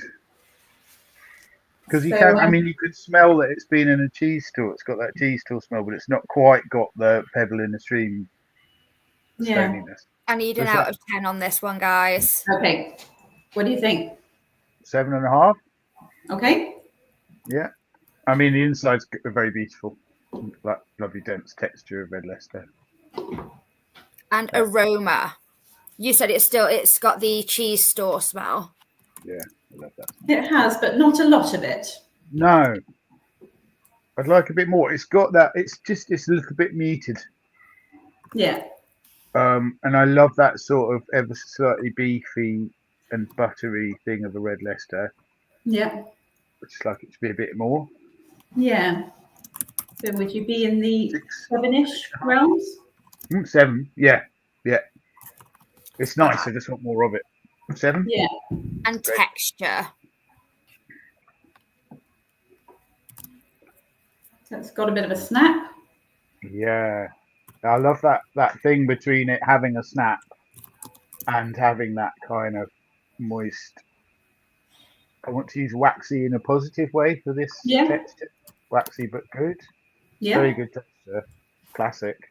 Hmm. You've got firmness to the tooth as well. I mean, that's quite high for me. Mm-hmm. 8 or 9. Okay. What do you think, Ruth? Could we go 8 or 8.5? I'm not sure it's a 9 for me. Okay, 8. Yeah. Yeah. And flavour.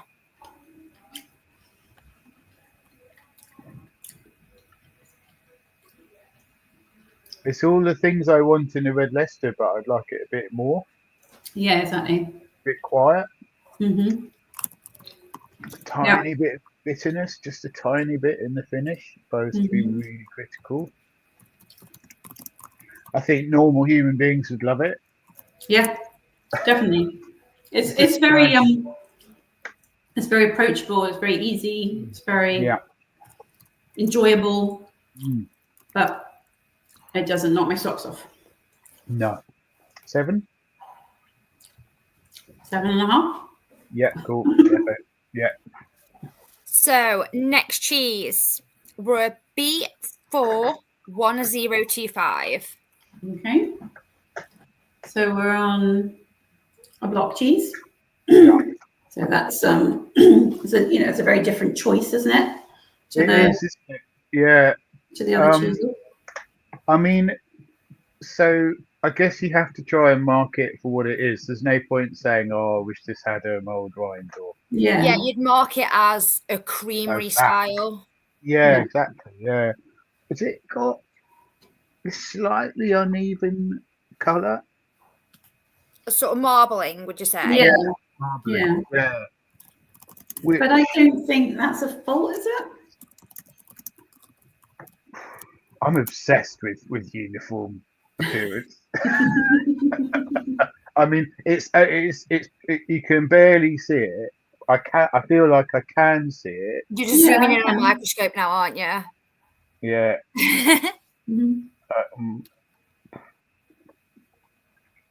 So where's that leave you? Well, I mean, if given it's creamery cheese, so that 8. Because you can't, or maybe a bit. I don't know. You see, I can see these white patches. Yeah. Which I think 7.5. If that's troubling you a little. 7.5. Yeah. Aroma. Yeah.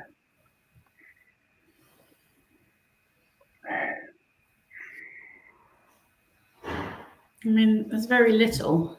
There's very little. That sort of fresh sour milk thing is quite nice. Yeah, it's a slight sourness. Yeah, but not a great deal. No. It's just not really doing much. Is it sort of a neutral, like a sort of 5? Yeah. Yeah. Yeah. Is that brutal?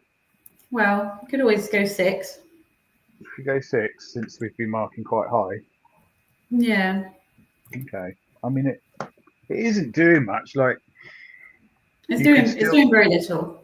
Yeah, I think I'm. Like, should we 5.5? Yep. I just can't really smell much. Yeah, there's just very little aroma, isn't there? So. Yeah. And texture. So we'll go for again both cut and mouthfeel on this. Yeah.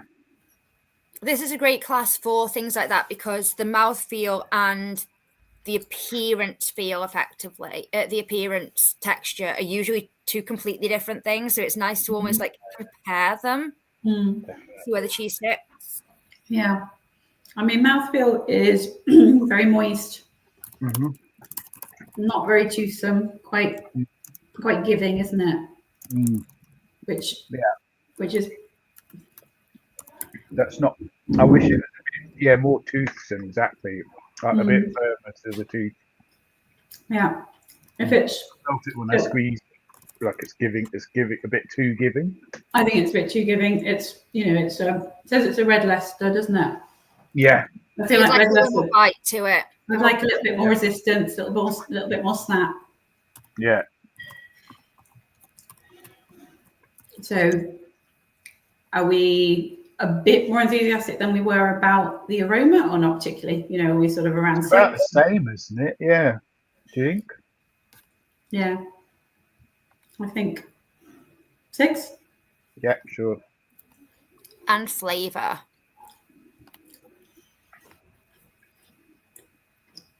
With saying this, do you reckon it's quite a young one? It certainly doesn't seem very developed or very full of character, does it? But then Red Leicester is a more kind of restrained. I mean, even with that farmhouse Red Leicester, people had trouble selling it at first because customers didn't, they weren't used to something so mild. I mean, it's not. Understanding, isn't it? It's clean. Yeah. It's got a it's bit. Not balanced. It's not too bad. Yeah. No off or wrongness in it. No. I mean, I'd sort of go 6 again. Mm-hmm. Yeah. Yeah, because it's well balanced. The salt level's good. It's a nice kind of balance between savoury and sweet. It's all Just quite a bit more steady, but yeah. Steady's good. So our next cheese is B71024. Okay, so this is a creamery double Gloucester. So we're back on the, we're still with the creamery cheeses. A little bit mottled again, but yeah. I'm not. I mean, I would immediately give it the same. Exactly. Yeah. What was that? I've forgotten. So we're at 7.5, yeah? Yeah, I would do that. I can't. It's not much. No. Again. Really, I mean, less than the other one. Yeah. Yeah, it's very timid, isn't it? So the aroma on the other one, we actually gave a 5.5, and you say it's less than that. Yeah. So a 5, 4.5 or something, yeah. I mean, it really is not much at all. 4.5. Okay. Yeah. Texture.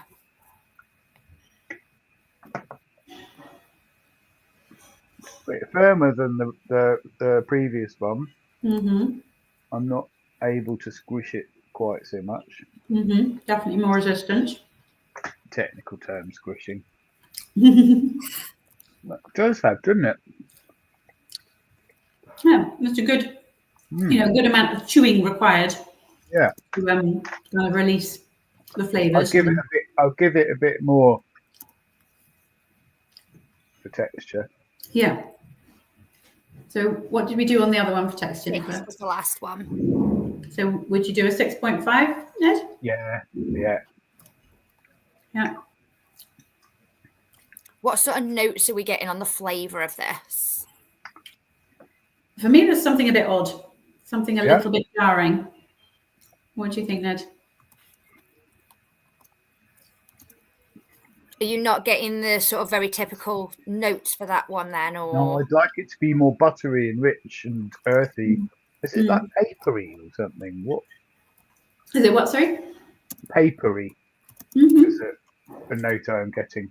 Mm-hmm. What is it? What can you describe your jarring flavour is? It's sort of, so you've got a bit of butteriness, and then you've got a little bit of acidity kind of counteracting that. But the acidity is just sort of just a slight kind of jar to it. It's not like a nice balance to the butteriness. Mm-hmm. so it's adding a bit of harshness almost. A little bit for me. Yeah.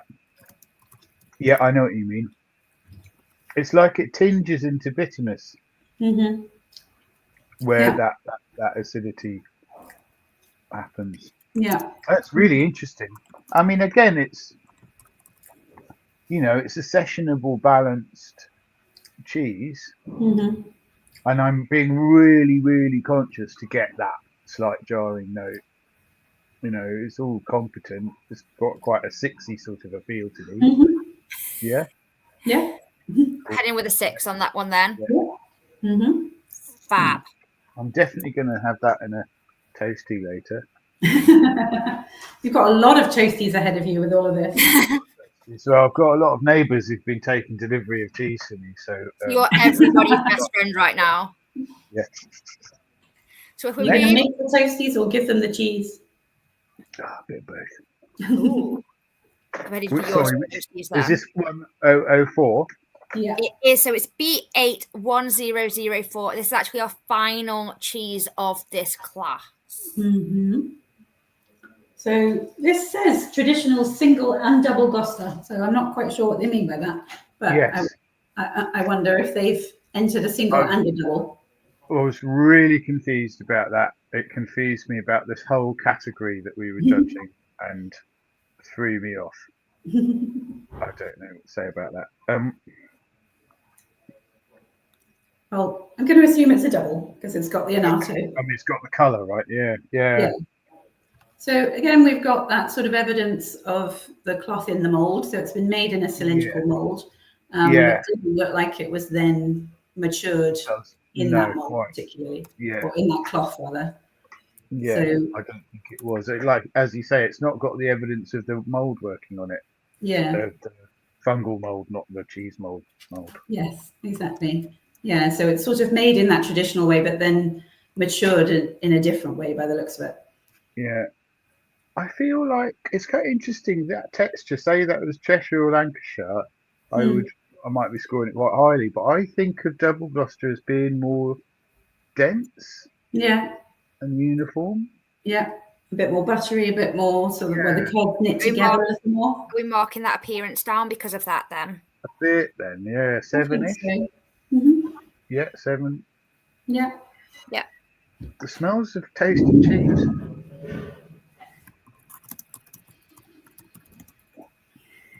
So the aroma is very clean, isn't it? You're not. It is. I'm getting a bit of cheese toasty. Cheese toasty. Mm-hmm. Yeah, I do get something else. I think I wouldn't say it's perfectly clean. Mm-hmm.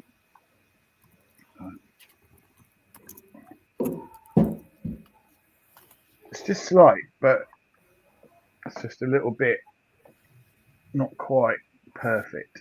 Yeah. 7.5. For we're on aroma, yes? Yeah. Yeah. 7 or 7.5. Yeah, Again, I think 7 is the bit neat as well. Yeah. I think it's, you know, it's quite restrained. Yeah, 7. 7. Not as toothsome as the previous one. Yeah. So we're on texture now, Nicola, is that right? Yeah, we're on texture now. And it's a bit more flaky. Again, like if that was Cheshire, I'd be all like, yeah, good feathering. I'm a bit unsure about that for Double Gloucester. You feel it's not quite doing what you'd like it to do? No. And how are we on mouthfeel with it as well? It's nice, but it's a little bit more crumbly than rich buttery. Mm-hmm. So it's not as true to type as you would like. No, not firing.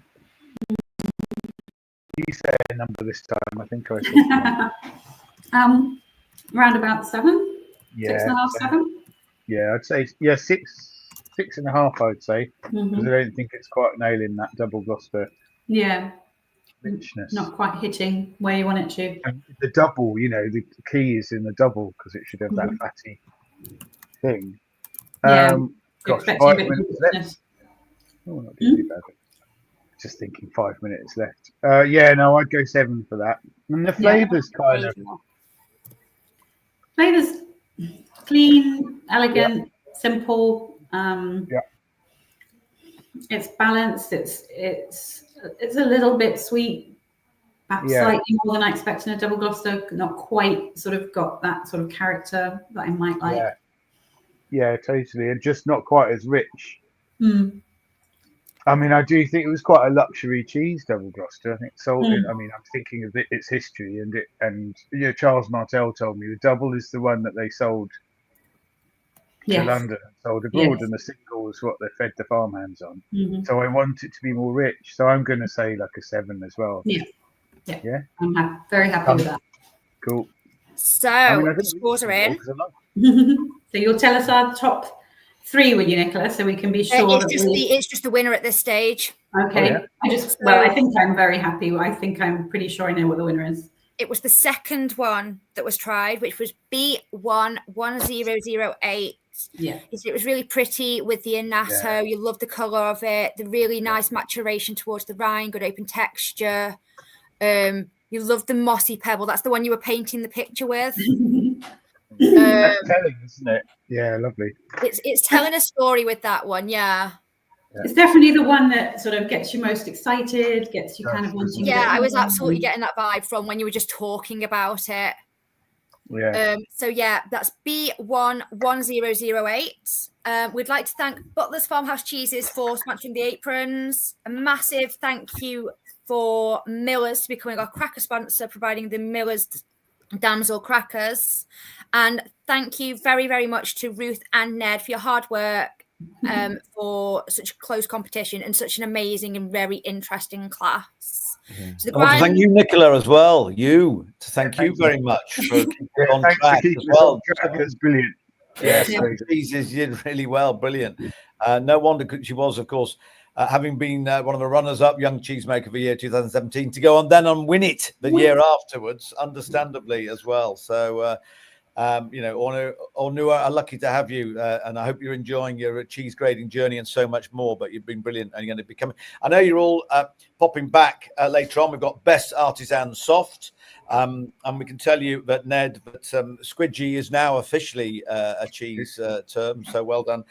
What you expect from someone who got a Master of Science and Experimental Psychology at the University of Sussex? I know, you know about a little bit of and I know, really spooky. Joe Snyder will be very proud of you, Ruth, as well. Finest, and online thinking, well, that's our Ruth, doing a great job as well. Really do appreciate it. I know you come back. Previously, last year, it was Mrs. Bourne's Cheshire that came through as well. So, great category. And again, just really reflecting the brilliant nature of territorial cheeses in the UK. So well done. Thank you for lending us your mandibles and other tasting accoutrements, Squidgy or otherwise. And you're going to be back, as I say later on, for Best Artisan Soft. So good. So yes, go and have a lie down, get your blood changed, hang from a beam, and we'll get you back for 2:15. Thank you very much, Ned, Ruth, and Nicola. That's it. But there will be more. Brilliant. Thank you very much. Cheers. That's great. Just to say that also we've got the Dukes of Hazzard back here, but that first category, which was Best Artisan Hard Cheese, that previously it was Gorwith Caerphilly from the Trefsowen brothers who won it last year.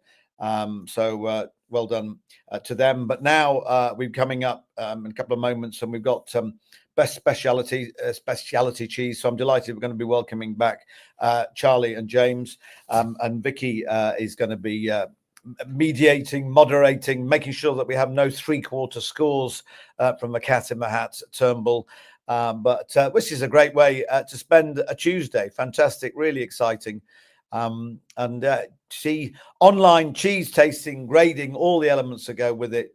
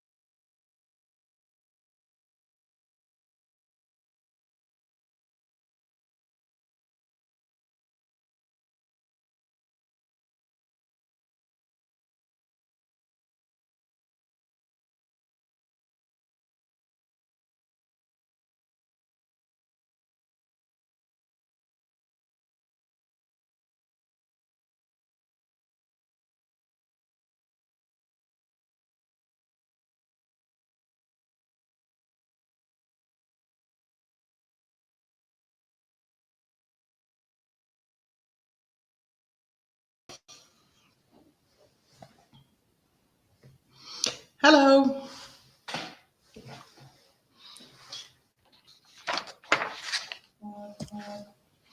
So now we're going to go and move across to best specialty cheese when Nigel comes back with our two judges.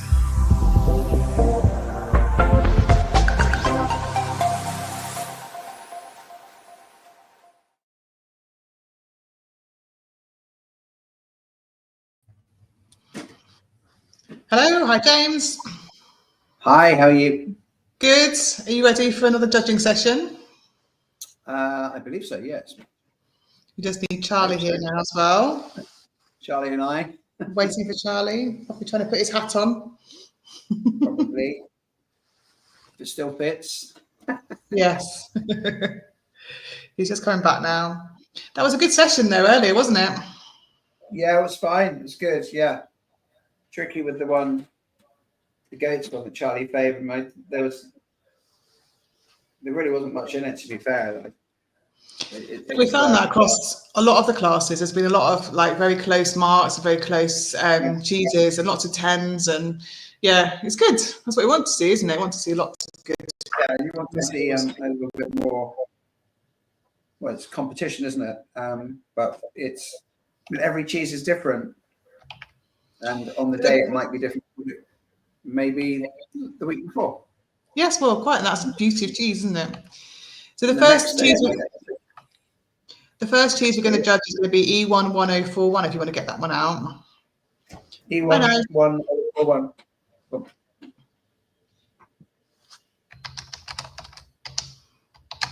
So we're live. We're just going to wait. We're just waiting for Charlie to come back. But I don't know if you want to just talk about. Yeah, absolutely. Just to say that before for James, just to let you know. That when we started out, the first best territorial, it was Mrs. Bourne's Cheshire last year that won it. Oh, wow. Yeah, so yeah, brilliant. Well done to them. And again, you had a really good category. I know you've got a couple more cheeses this time to try as well. Yes. But I can let you know also that we've got the ones that we've had already. Yeah, Gordowiska. Best artisan hard cheese. Was Gordowiska Philly. That was your first one, and then the best territorial last year was Mrs. Bourne's Cheshire. That's the one that's just been Ruth and Ned have just been judging on that one. So Charlie's back. He's just had obviously his pelvic floor isn't quite what it used to be. A little bit of my pelvic floor is just fine, Nigel. There you go. Actually, just to let you know that Ned Palmer as well, James. He technical term squishing is now a technical cheese term because he used it a few times. But he studied at University of Sussex, Master of Science and Experimental Psychology, which has set him on a path to being a very fine writer about cheese.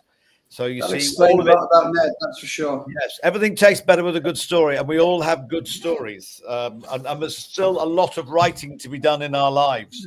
As the Uruguay kid even gets back into the tasting saddle. Yeah, with us, Charlie T. I am. I'm just stripping my cheeses. So we're going to do E11041 first, Charlie. If you want to get that one out. We should have 6 cheeses in this category. Or E's. Let's see. 6 cheeses. 1, 2, 3, 4, 5, 6. 1041. Okay. Annoyingly, that's the last one for me to unwrap. There we go.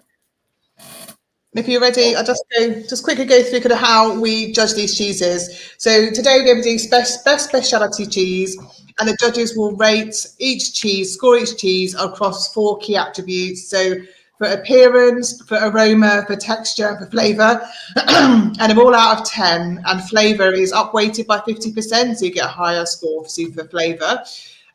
So if you're ready, guys, should we just go and jump straight into E11041 for appearance?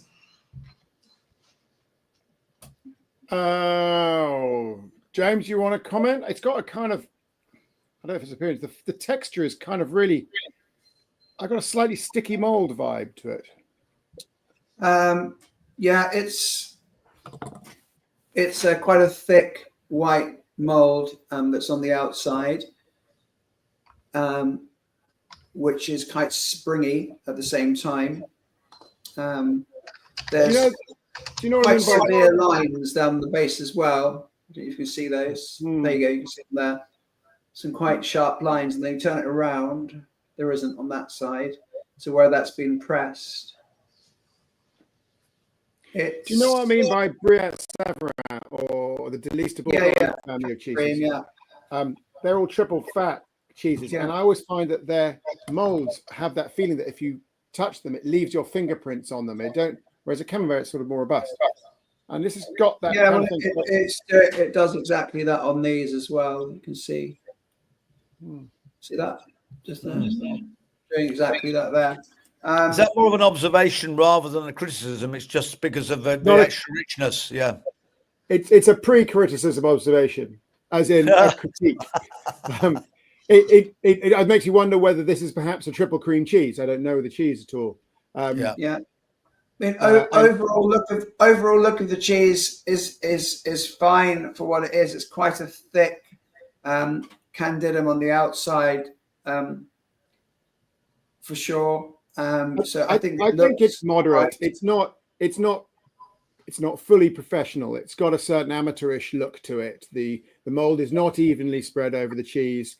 It's thicker in some places than in others, and to get and it's not some bits a little bit compressed. To get even ripening with a cheese like this, the cheese needs to be as regular as possible. Otherwise, you're going to get over ripening because of thinner curd in some places than in others. So this has a farmhouse vibe, a small batch vibe to it, which may turn out to have some interesting flavor benefits. But for the moment, I've got a slight concern that this is not a fully professional cheese. What score would you give it for appearance then? Can we just quickly look at condition before we go to there? Yeah. Do it a bit So I've got a ripeness. I don't know if you can see that. That is probably 3 to 4 millimeters in, right? Now, it might be that this is a high acid cheese, a lactic cheese that has a sort of vibe to it. It might be it's high fat, in which case that partial ripeness might be fine. But at the moment, I'm thinking my gut instinct at this stage is this is not sufficiently ripe for competition. I would want this to be, I don't know if you can see this, but that's still very crumbly in there, not gooey. Does that make sense? Now, it might be that this is the cheese's nature, and we'll discover that in the tasting. But again, it's a. So would it be okay to come back to looking at it once we've understood more about the cheese? That's fine, yeah. Do you want to move on to go through aroma and texture? So it's the classic vegetable shop, plastic blue blocks full of button mushroom kind of thing, which is, again, fine. But when you get that pure button mushroom thing, there's often a feeling that they've gone just with the Penicillium camemberti, the Penicillium candidum. And lots of cheeses of this style benefit from a slightly mixed ripening culture biome. So I'm sitting there thinking that may be a thing, and that can often lead to bitterness. That pure candidum often can lead to some bitterness in British cheeses, particularly if they're sort of buttery by nature in the first place. Inside the rind, the paste is very clean and even, which is nice. No sign of negativity. No bad structures. No bad cheese making skills there. There is a nice sense of suspense as well. And I like the fact that the appearance, you've nosed it, but pre-tasting, you think it's a bit like a wine. Sometimes some of them give you lots on the nose or a beer, but then they fall away in the mouth, or the other way around. Some of them don't tell you much on the nose, but actually you get in your mouth and you think, whoa. So obviously I'm hoping, born an optimist, that this is going to come through, and you think, actually, that's much more interesting than the picture you've painted so far. But let's hope so. But maybe it's not. Just depending. Every cheese has its day, and maybe this isn't that day. Well, it could be that, but also until you've got an idea of what's in the cheesemaker's head, different outcomes mean different things. You know, this and that cheese could be a fault, but this and that cheese could be a win. So I think that with this significant two-tone texture inside, we've got to work out, is that a affinage error or a cheesemaker decision? And there are lots of really good cheeses where two-tone in the texture Chors, for a very good example, never fully ripens the whole way through. And as we've talked about, Briat Savarin, they never fully ripen. So that's really legitimate technique. We just need to know. We need to know a little bit more about the cheese before we can start being judgmental about it. And James, what's your thoughts? Yeah. So I think on the outside, the rind is quite thick. It's quite pappy from the touch as well. It's quite firm. And I have gone all the way through. I mean, I've tasted it as well. It's very, for me, it's, you can look at this cheese and I knew what it was going, I had a feeling of what it was going to taste like, a bit like Charlie had, I think, seen already when he assessed the cheese by look. It's got, and I like what you mentioned there, Charlie, about potentially using maybe some Geo in there as well, rather than just the Candidum, which this seems to be just a Candidum cheese. And you do get that bitterness as a result, just slightly, but you do get some really beautiful buttery notes as well. It's incredibly buttery, just like spreading butter on a piece of toast, melting in, which is quite delicious. I think as far as the breakdown is concerned, as you can see, there is a halo and there is obviously a firm part as well. I think with a thick cheese like this, and even Briat Savarin or Camembert, you always have a firm heart to the cheese, which is natural. It would break down more, but there'll always be some sort of firmness to this cheese, to given the width, the depth of this cheese. I don't think it's in its perfect. I don't think it's ripe enough at this moment in time. I think it's a little bit young, and I think that reserves some of the breakdown and the flavour as a result. It's got a little bitterness. It does have butteriness, which I find really pleasing, but I don't think it has and the salt's good as well. It's not overly salty. It's fairly well balanced. That's as far as that's concerned, but there is a tonic kind of bitterness to it as well. So that's my only letdown with it. And also, as I learned from the great Laurent Mons, very proud to have gone on an affinage course with him, is when I bite through the cheese, my mind is taken to the rind because it's quite thick, a little bit pappy. So I'm thinking about that at the same time as when I'm eating the cheese. And I love eating cheeses like this, where I can, when it all seamlessly works together, when the rind breaks down perfectly to the paste or the halo underneath, and then to the paste in the center of the cheese. And that isn't quite harmonious, I'm afraid to say. It's a lovely looking little cheese. It's very artisan. You can see on the base there, you've got the kind of ridges where it was laid. On the other side, not so much. So it's from a small batch, I'd imagine, being lovingly made. And I love that about artisan cheeses and small batch cheeses, the fact that they are unique, and we need to take them each day we taste them, because they will taste different. Unfortunately, this is a little bit bitter and a little bit pappy on the rind for me. I love the buttery note of this cheese, though. It's really lovely. So well done on that. So the milk's good. Do you want to give some scores then for appearance, aroma, texture, and flavour? Charlie, you go. Appearance first. I'm sorry. I'm just that kind of thing that I do. I'm starting with what I think is its best score, and I do think its best score is its flavour. I think that it has got in the centre the underripe sentiment, which it's got high acidity, hints of lemon in a very clean way, a very yogurty, pleasant way. And then around that, you've got that cream build-up of the breakdown, which has a clotted cream vibe. And I love that contradiction or adjacentness. I do agree with James that the rind comes across a little bit of, it's a bit pappy and carpety. But so those bits are good, and there aren't flaws in there, right? Which is almost certainly why it's reached this stage of the competition. That is a great cheese in terms that it's coming out to be pure cheese. It's not carrying the baggage of its farm with it. So that's really great. So I want to give it a sort of a 7.5. I heard you earlier, Nigel, 7 3/4 kind of that, because I want to say this is really good. And and these triple cream cheeses, or if it's a Jersey cream, something's giving it more fat than average. This is what you get: simple flavor profiles, but luxuriant and rich and full and really positive as an experience. And I find that people respond well to these cheeses. So I think this is a good cheese. I do think the rind needs work, exactly as James said, and it does need a little more maturation, exactly as James said. So it's let down on those two fronts in terms of this competition on this day, exactly as James said. So I think 7 3/4, 7.5 is where I'm pitching for taste. On the appearance, I'm coming back because I think the rind is its weakest point. So maybe 7. Aroma and texture's falling back again because of the 7.5, 7 because of the condition element. We want a bit more condition to it. And with the aroma, I think it's fine. It does what it says on the tin. So maybe 7, 7.5 in that area as well. James? Exactly, all the same. Yes. Cool. Okay, so for appearance 7, for aroma 7.5, and then 7.5 for texture and 7.5 for flavour. Can I come? I want flavour to be the biggest. So do you want that to be 8 then? Let's Are go we 8. going to 8, James? Are we saying this is an 8 Yeah, cheese? let's do 8. I mean, I love that buttery creaminess from Butter's this amazing, cheese. Slightly Right. tonic, slightly bitter, but I get that from the PC on the rind. Yeah, it's a lovely little cheese, lovely example, and I think people will love this cheese. I think they Really will. nice cheese with a glass of champagne as well.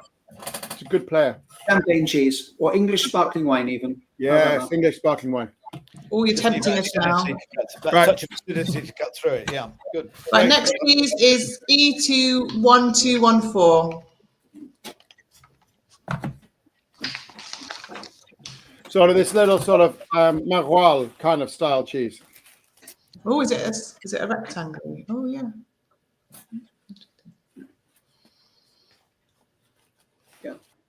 Sorry.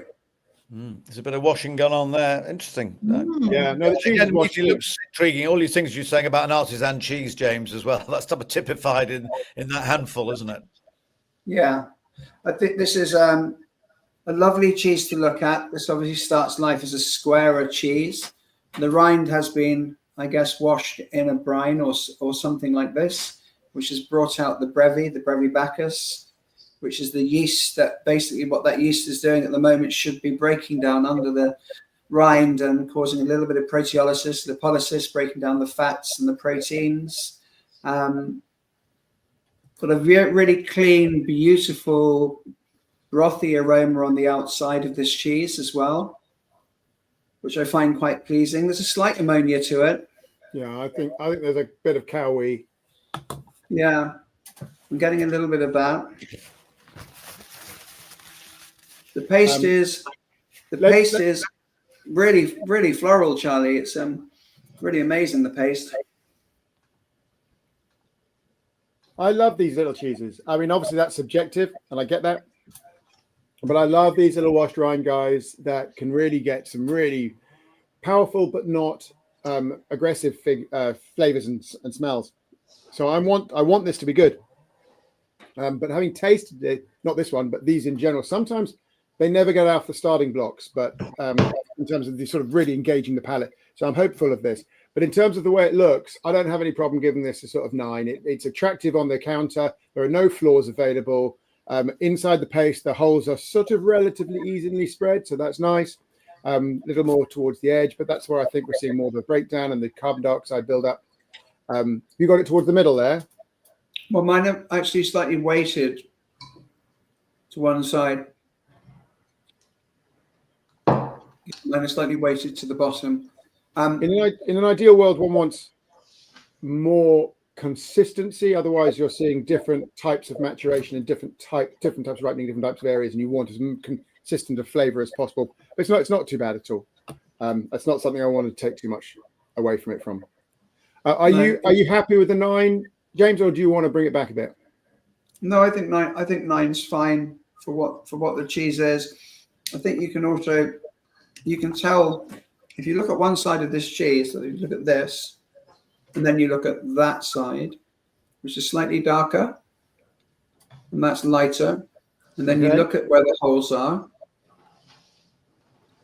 wondering if it's been sat on one side slightly longer than the other, which I think it possibly has. But I'm not going to mark that down. I think 9's still fine. Aroma, I am getting quite a sort of punchy, burnt rubber, cowie kind of thing, which begins to fragment your audience a bit. Some people will go, bring that on. Awesome, let's give it a go. I've had arguments with French people about this. Sometimes this is proof of concept, those flavors. But for other people, they're coming to this with slight nervousness about the weird and wonderful, which we obviously embrace. And this is going to be slightly disconcerting. So I'd like to bring this down into the 7s. Okay, so I'm going to put the other hat on. I think with the style of washed rind cheeses, there is going to be an ammonia or a smell, not necessarily an ammonia, that's emitted by the B lignins that are engendering the outside of the cheese. That flora is being created by them, and as they munch through the paste, they're going to be leaving their trail behind, which often can amount to a very amazing smell. So I'm going to be in the 7.5 to 8 mark there. So if we go by half a point up, that would be cool. 7.5, fine, done. Okay. And then texture and taste. So there's obviously, there are 3 textures. There's the texture of the rind, and then if you feel the curd, oh, pardon me, that bit and that bit, it's softer than that bit. So there is 2 tones going on here. Difficult to know whether that was the intention of the cheesemaker and would like to see it one tone the whole way through. I certainly think you could ripen this cheese a little more, but then you're going to get real big pongs off the rind if you do that. So I think probably this is the right time for this cheese. So texture-wise, I think we should accept it. And I think my gut feeling is the 8.5 mark. I'm happy with an 8.5 as well, Charlie. I mean, just one question, just coming on the back of obviously just refining a style of cheese like this for the Affineur competition. I mean, you can look at cheeses like this, like Epoisses, Livarot, etc., and you can see quite a deep halo and a slightly firmer heart, which some Affineurs wanted to do that. And certainly I wanted to do that with my one, which was to have not a thick rind, a big halo underneath, and a soft fudge in the center. And I have seen this cheese before in the past, a cheese like this in the past, which has slightly looser under the rind as well, which I kind of enjoy. And I mean, for me, because I like my smelly cheeses, I'd possibly keep this a bit longer and just let it go mental, and then serve it with a really big glass of sticky wine. Yeah, or Gewürztraminer or something. Alpine style, yeah, absolutely. Can I just say, I'm finding myself eating this. And there is no finer compliment. I'm just chewing through it. So it's nice, isn't it? Yeah, it's really very good cheese. Very tasty. It's very easy to eat. It's not scary at all. The rind is fully edible, and it has that sort of vaguely sandy grittiness which you expect in washed rind cheeses. The calcium crystals are drawn to the edge. That's good and normal. And it's not as extreme as the big Livarots that feel like you're actually crunching through granules. It's just got a nice grind in the teeth. The texture is elastic but not sticky around the mouth, so it lifts and keeps going. I mean, a bit sticky because it's that character, but it's not. Doesn't feel like you've got a mouthful of something afterwards. It's lovely. That texture on the outside. Sorry, Charlie. The texture on the outside as well, which I love, is kind of granular. Is often engendered by the waste from the Brevibacchus as well. That gives you that sandy texture on the outside, and it shows between days. If it's allowed to dry slightly, you get some of those that little deposits left on the outside as well. Apparently, it's really beautiful cheese. Love it. Flavor-wise, it streams in through the dairies. It's got sort of a butter lead, a little bit of sort of fermented butter or raw milk butter, and then drifts on to those meaty flavors that you picked up on the nose, James. Offals, the liver notes, a little bit of ham stock. None of these out of control. All of them kind of just pitter-pattering around, offering you something in a gentle way, sort of like a drinks party kind of gig. And that's really nice. It's none of it is too pungent. There's nothing to stop this cheese having a good wide audience, and it's going to look interesting on the palate. I think this is a good cheese. It's not full. I want attention, right? It's not that, and maybe some people will be looking for that in a washed rind cheese because the washed rind cheese are the big beasts of those big flavors. So I wouldn't go all the way 10, but I'm happy to 9 this. Okay. I'm kind of happy, but I'm between 8.5 and 9 on this one. What's your come down? I'm going. You know, is it because it hasn't got enough for you? It's not quite got enough for me. You've hit the nail on the head there. I'd like to see a little bit more. Sorry, that's okay. Yeah, Just like cool. to see it a little bit more meat on bones. Yeah, and given our recent Spirit of the Affinage of the Year, I reckon that's in the affinage, not the making. To get that extra oomph of flavour. So yeah, good cheese. Stay with it. So well. So do you want to agree on 8.5 there, not 9? Yeah. Okay. Yeah. Okay. Thanks, Charlie. Right. The next one is E21133.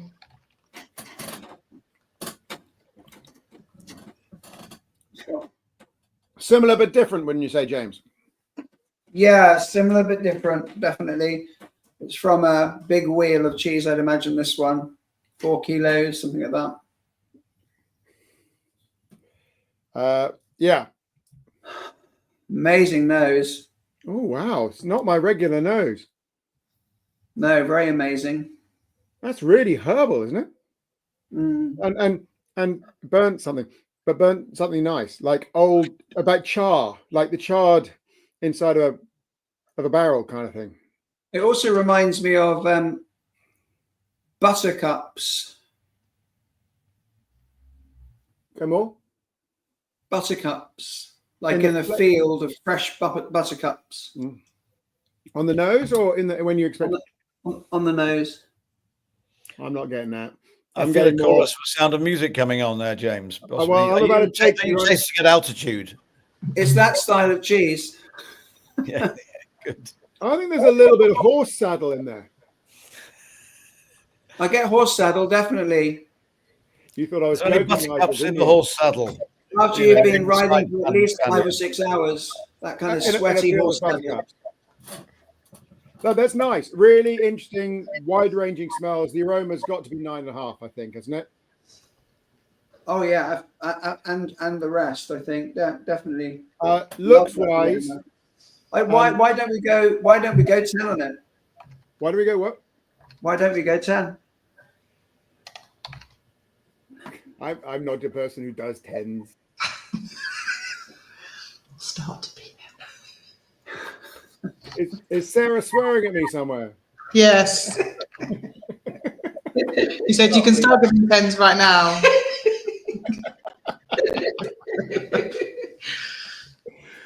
If you think it deserves a 10, then you should give it a 10.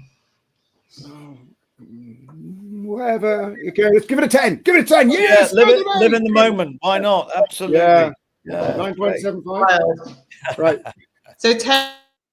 So we've got 10. Amazing note, Charlie, hasn't it? It's really lovely. It is, but I don't want. Look, there is such thing as a perfect smell, I suppose, but it doesn't feel easy to me. The rind is giving off a ton, and I love its complexity. The paste has got a little bit of melted cheese and not much more. So yeah, right. But we're going to what the rind is bringing it home, and then we mark it accordingly to everything else. All right.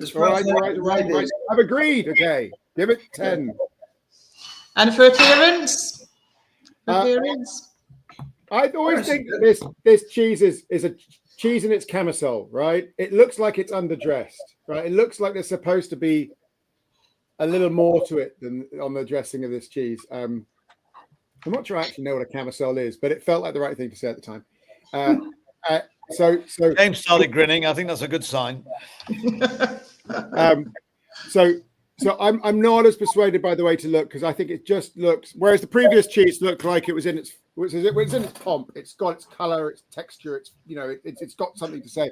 Whereas I think this one always looks a little bland. But the curd itself is as it should be. There are no flaws. Again, there's no nasty rind. So again, a flawless cheese, just lacking something of the eye catchiness. But this is the cheese, Charlie. This is how it looks. And other cheeses of similar makes all look similar to this. So is it too type? It looks like it should. It looks like it should. So how can you mark that down? It's a bit like judging at World Cheese Awards when you see cheeses like this. You can't really mark. I don't mark them down because that's how they should look.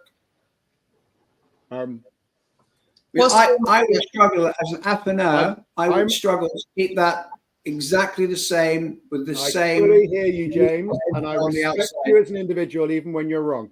And this is a time when you're wrong. This cheese does not look as good as the previous cheese. It should have less marks, and that's a quite straightforward argument. So I'm going for. I think we gave the last one 9. I'd like an 8.5 on this one. I obviously will be moderated by Vicky. I'm prepared to agree with you on 8.5. All right. But there are 2 different classes at St. Philip Howard School, St. Wilfrid's and St. Francis, and both different slightly badges. So one wears a different badge, this wears a different badge. They all look different. Has anybody got any idea what he's talking about? They're both different classes of cheese. So. Nigel knows. But you're trying to badge me up here, James. It's fine. I'm badged. But no, but obviously there was anyway. There will be a coming together of our judges to decide on way forward. But yeah, okay. I did get your analogy, James. Thank you. Kind of, it was a bit far fetched. Please excuse me. Like that. You've got to push the envelope to find your way out of it. Right. So for texture. Texture-wise, it's slightly firmer than I was expecting. Mine's warmed up, so I'm not putting down that to temperature. The texture has, and there is again a grittiness coming off the rind, which is fun. You know, I'm accepting that as being a jolly part of this cheese style. So, it definitely has more than one texture. There is a degree of rubberiness and a degree of elasticity. It sounds different, but I think I know what I mean in different parts of the cheese. So it's fine. It's good. No flaws, but it's not an outstanding experience. So no. I'm going happy with 8. Pardon me, 8.5. James, what, 8? Maybe 8. This is the same. This is a cheese that's scalded at a higher temperature. It's the nature, the very nature of the cheese, the way it feels is as it should be. It's broken down slightly. It's not. I go with you 100%, Charlie, on this. Yeah. Okay. I think it's 8.5. 8. Right, let's go for the big one, the one that matters. Flavor. I think not getting it.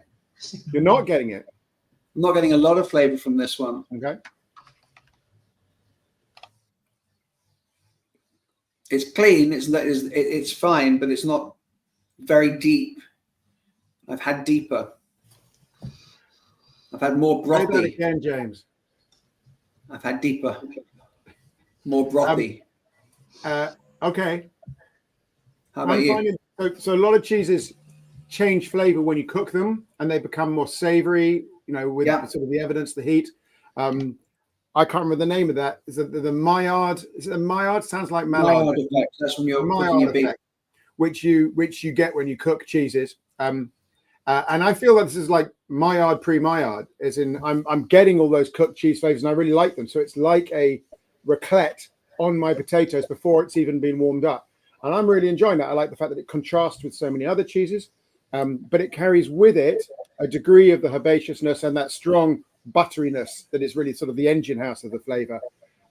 So I'm really liking this. There are cheeses like this that carry sulfurous or eggy notes, which interesting. Morbier would be an example, which I know this isn't. And sometimes I feel they can just take the edge off, and this hasn't got those, or at least those in any context. There's a little bit of scrambled egg maybe knocking around. So I'm really happy with this, the way these tastes and flavors are put together, and I would give it a 9. So that's where I am. So James, from the sound of it, you're around the 7.5. No, I've just done it with the rind. I was just doing the paste before. So I've done it with the rind, which is really important with this cheese, of course. And imagine that this cheese possibly does very well cooked, which I'm sure it does, with a smile. I'm getting those brothy notes from the rind. I'm getting what I wanted from the rind to the buttery heart as well. And that it's a really beautiful cheese. It's very, very characterful. So I think 8.5 to 9 for me. 8.5 or 9, which one? You 9. choose. 9. 9. All right. So I'm just going to close my door. Someone's using a strimmer.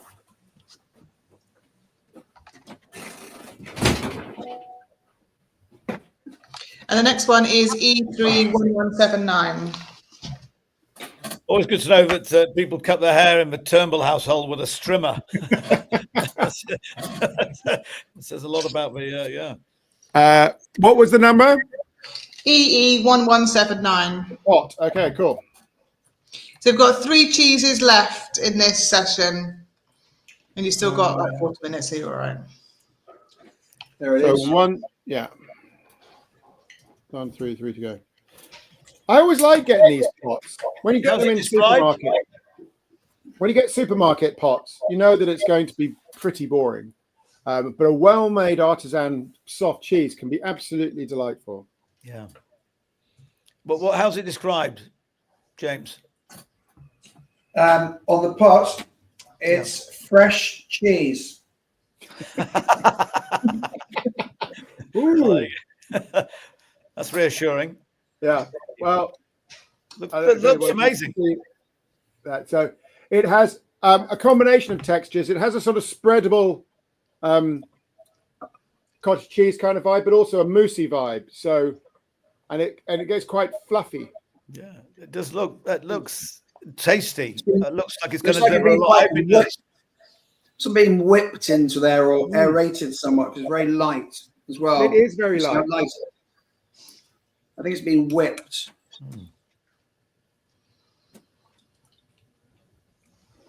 Very citrusy, Very citrusy.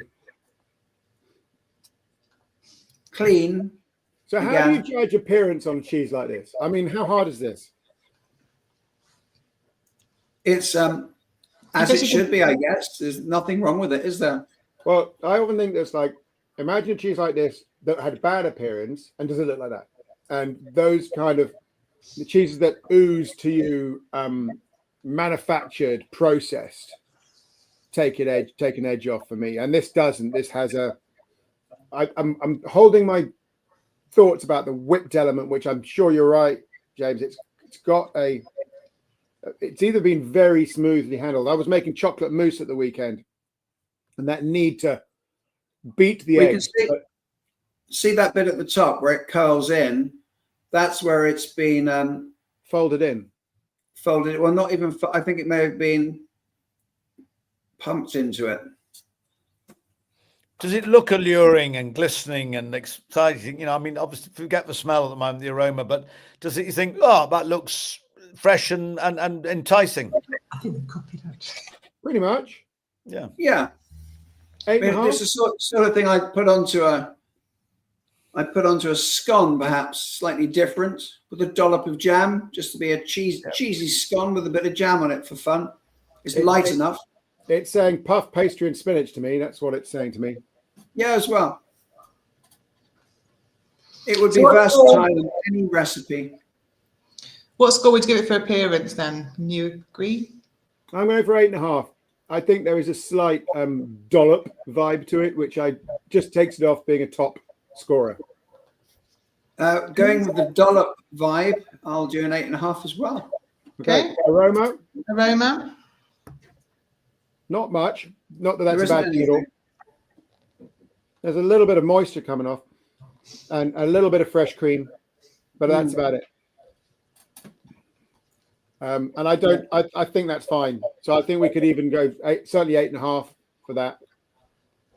Yeah. I do think it typifies the joy of the cheese world is that the range of the styles and the textures and the aromas and the milk sauces. It's just brilliantly fascinating, and it seems to me to be more interesting than ever. I just think where we are at the moment, some of the compared to a couple of decades back, the type of cheeses that are coming through, and also what I love is that certain cheesemakers can make brilliant cheeses, but completely different styles and with different milk sauces. And I think that's there's some really clever cheese, mongers or not mongers, but producers around. I think also you can get two cheesemakers. We've seen some experiments recently. They use the same milk, and the differences in the cheese are extraordinary. Or you can mature one in one person's cave and another, and the same cheese in a different person's cave, and the cave has such an influence. And as we're learning more and more about this as a cheesemaking community across the UK, which I don't know if we ever knew and we've forgotten, or where we're learning for the first time, it is brilliant. And more, even the established cheesemakers like the Joneses, like the Trethowens, there's still so much still learning. Yeah, and I think you saw that in the Affaner of the Year, didn't you? I mean, when it was just to get such a good example, and something I know you entered, James, as well. It's just incredible to see what different people can do when they age cheeses. Yeah, no, there's a massive there was a massive plethora of flavors and tastes and ideas. It was really cool to see just the innovation at the Affaner of the Year. Yeah. It's brilliant. This is really quite nice, actually. I could probably eat a pot of it. Yeah. I'd like to have Talking about affinage, this is what you do not want to do to this cheese. This cheese starts off perfect and only gets worse. And I mean that in the nicest possible way. Yeah. Eat it now. Eat it now. And actually, it's really good. Just keep sticking your finger in, isn't it, James? Yeah, that's why I put the pot lid back on, because I was just eating lots of it. Yeah, so I'm going to save that for later, if that's okay, with some honey, maybe with some granola. Honey, nice. Yes, definitely. Yeah. All right, so we need some scores on the doors. Score for texture and for flavour. Texture's nice. It's aerated. I'd like to see a bit denser, I think. I don't know what I think about this. I think the aeration feels to me, it's to give the people watching, it feels like sort of semi-soft ice cream texture. Does that mean it's got that sort of softy kind of vibe? Obviously it's colder and a bit denser than that, but you can feel the air inside it's the structure of the air, and like a mousse. And it's mildly, to me, only mildly disconcerting. But when you start enjoying it purely as a mouth experience and just letting it do its thing while you're talking or talking, whatever, and that the flavors then come to the mouth, this is an excellent cheese. This is a really excellent cheese. So scores? Yes. So I think we're 9 for the texture. Yeah, and then for flavour? Yeah. I want to go 8.5 to 9-ish. 8.5. 8.5. All right, 8.5 I'll take. Good. It feels like these scores are coming out quite similar. Bloody good cheese. Bloody good cheese. So the next one is E41215.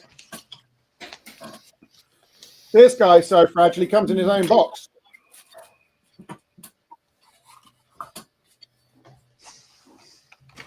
Little paper wrapping.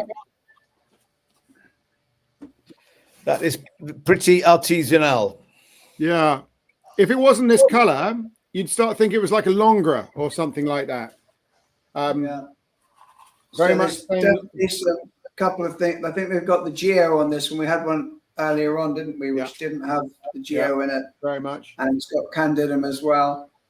It's got a Before nice. I cut mine open, I want to look at the shape and size of this, right? This is a classic cheese critics conundrum. Oh, I think we're cheese critics now, James.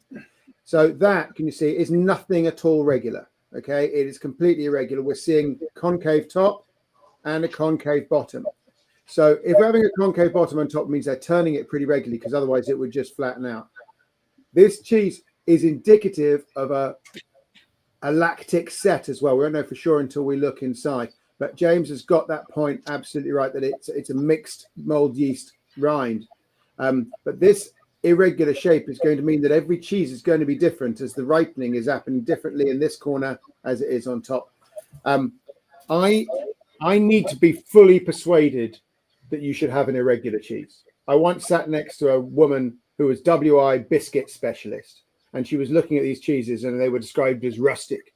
And she goes, rustic is no excuse for not having a good cookie cutter. And it's like, it should be round. So if by taking an irregular shape, they are making a statement, they could make this round if they wanted to. Why have they done it? And has it been worth it? And that's something we need to look at. So I've raced ahead, Charlie, and I couldn't wait. And I got straight into the heart of the matter. And to be fair, I've not been disappointed by the heart of the matter. If I look at the breakdown here, that proteolysis, that halo, that creamy edge is just perfectly integrated with the rind. It's got a slight firm center that I'd imagine. I think this is a triple cream style cheese. In fact, I'm sure of that. It's got a lovely aroma as well. It's got some ammonia that I would get with this cheese normally. It's not too harsh.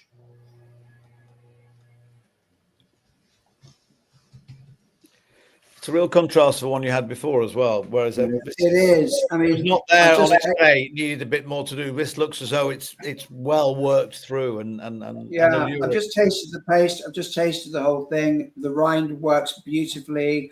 I'm not thinking too much about the rind when I bite through to the halo, to the firmer paste in the center. It's on point. It's citrus. It's buttery. It's rich. It's mushroom. It's fungal. It's it's a lovely little cheese.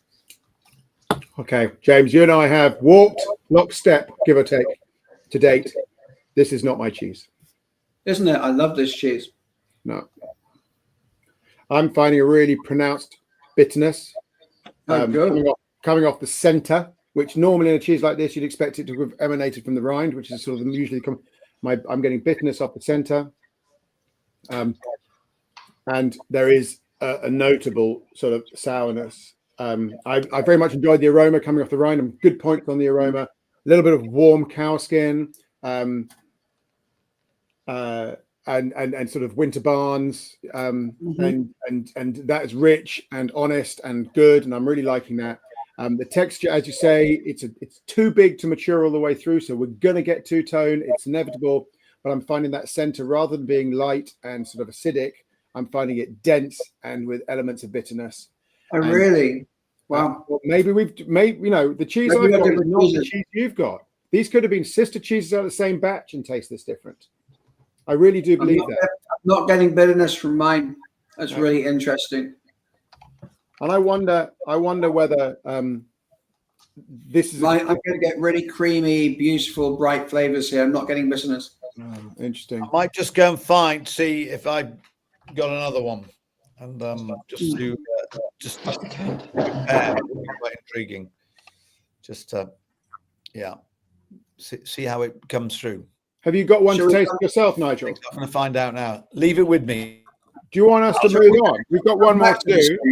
Yeah, well, it's up to Vicky's IC, but I'll. Shall we come back to this? Go to the next one. Let's come back to this. I'll be what back. We're seeing is two very different judging experiences. That implies two very different cheeses. Yeah. Sarah's gone to go and get one to get a copy of it. Okay. Are you back already, Nigel? You're on mute. I've got a stunt double. I've been cloned, so it had to happen. So, I think you've been cloned and affinerd. yes, and indeed, absolutely, and it was a very pleasant experience. Do you want to move on to the next cheese and then come back to this one? Yes, please. Okay, so the next one is E51216. Very different from. Wow. So this says organic hard cheese.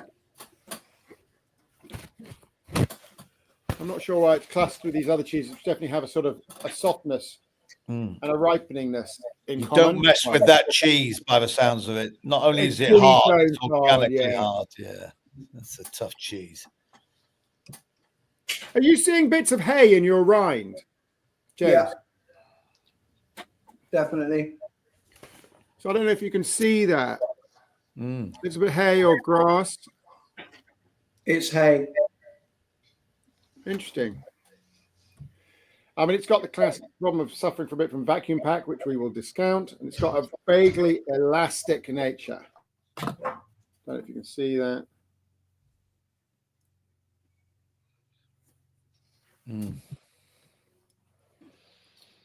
It's got a lovely paste, like reminiscent of Alpine style. Yeah, it does. And the aroma coming off, it's very winey. Winey. It's got kirsch. Clean hay as well, like grassy hay. Yeah, it has. And I've just tasted it as well. It's really lovely. So the outside has dry barn, hay barn, But the inside is making me think of fondue, alcohol-rich fondue. Great fermentation.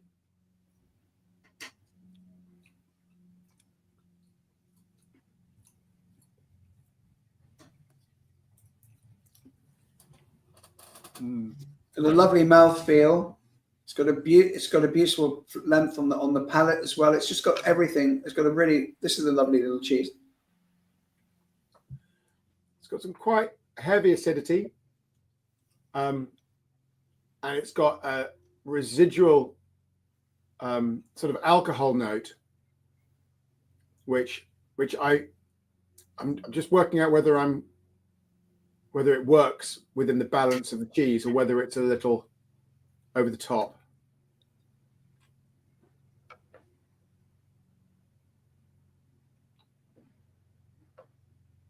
It's got length, man. I mean, it just goes on and on, stays in the mouth. And that within that alcohol notes, there's definitely a fruitiness. And I want to say cherry.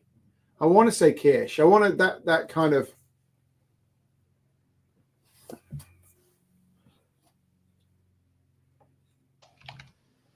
There's a whole bunch of cheeses that skirt the line of just being badly made, right? And they've got too much fermentation, too much metabolism, some weird stuff. But there are other cheeses that rein that stuff in and make it work and keep it within the balance of the cheese. And this cheese is loitering in that area. And I think, James, you're saying that those flavors are contextualized. They make a good picture. Yeah. It's a journey cheese, isn't it? Lots going on. I think you'd struggle to have it with other cheeses. This is a one cheese board kind of cheese, and it wants like a good wine or something with it. So different to everything else we've tried as well. Completely different. So different. So what do you think scores wise?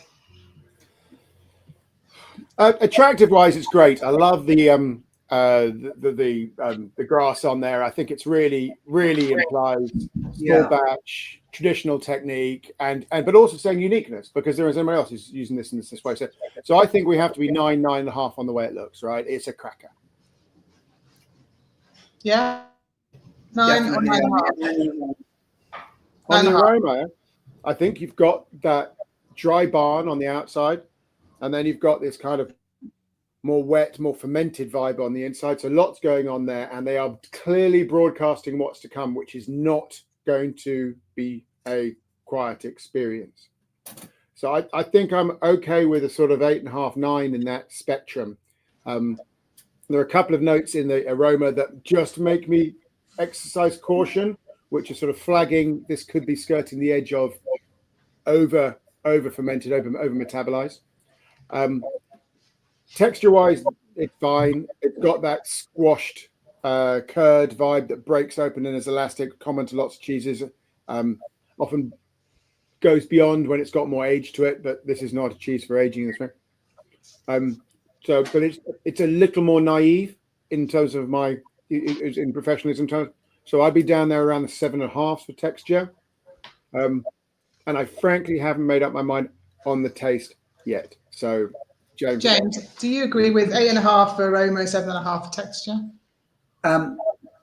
I think we need to bring up the texture. I think with this style of cheese, being that this is definitely an Alpine style of cheese, I'm going for more springy texture, which this is. I think that's definitely the texture I'd expect from this style of cheese.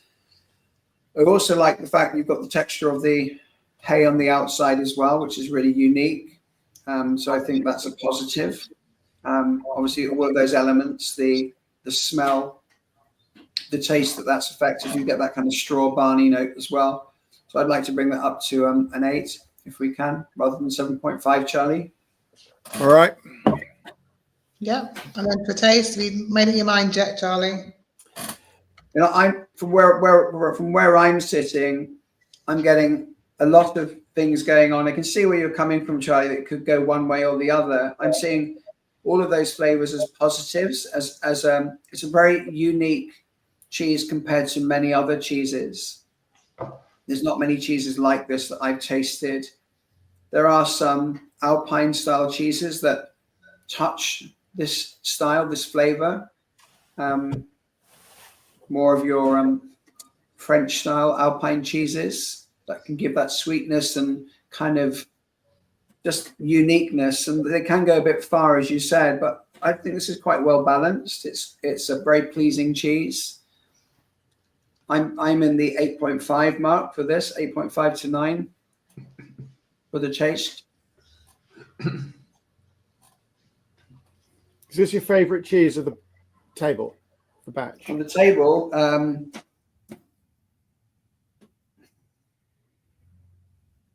I think realistically, this one at the moment,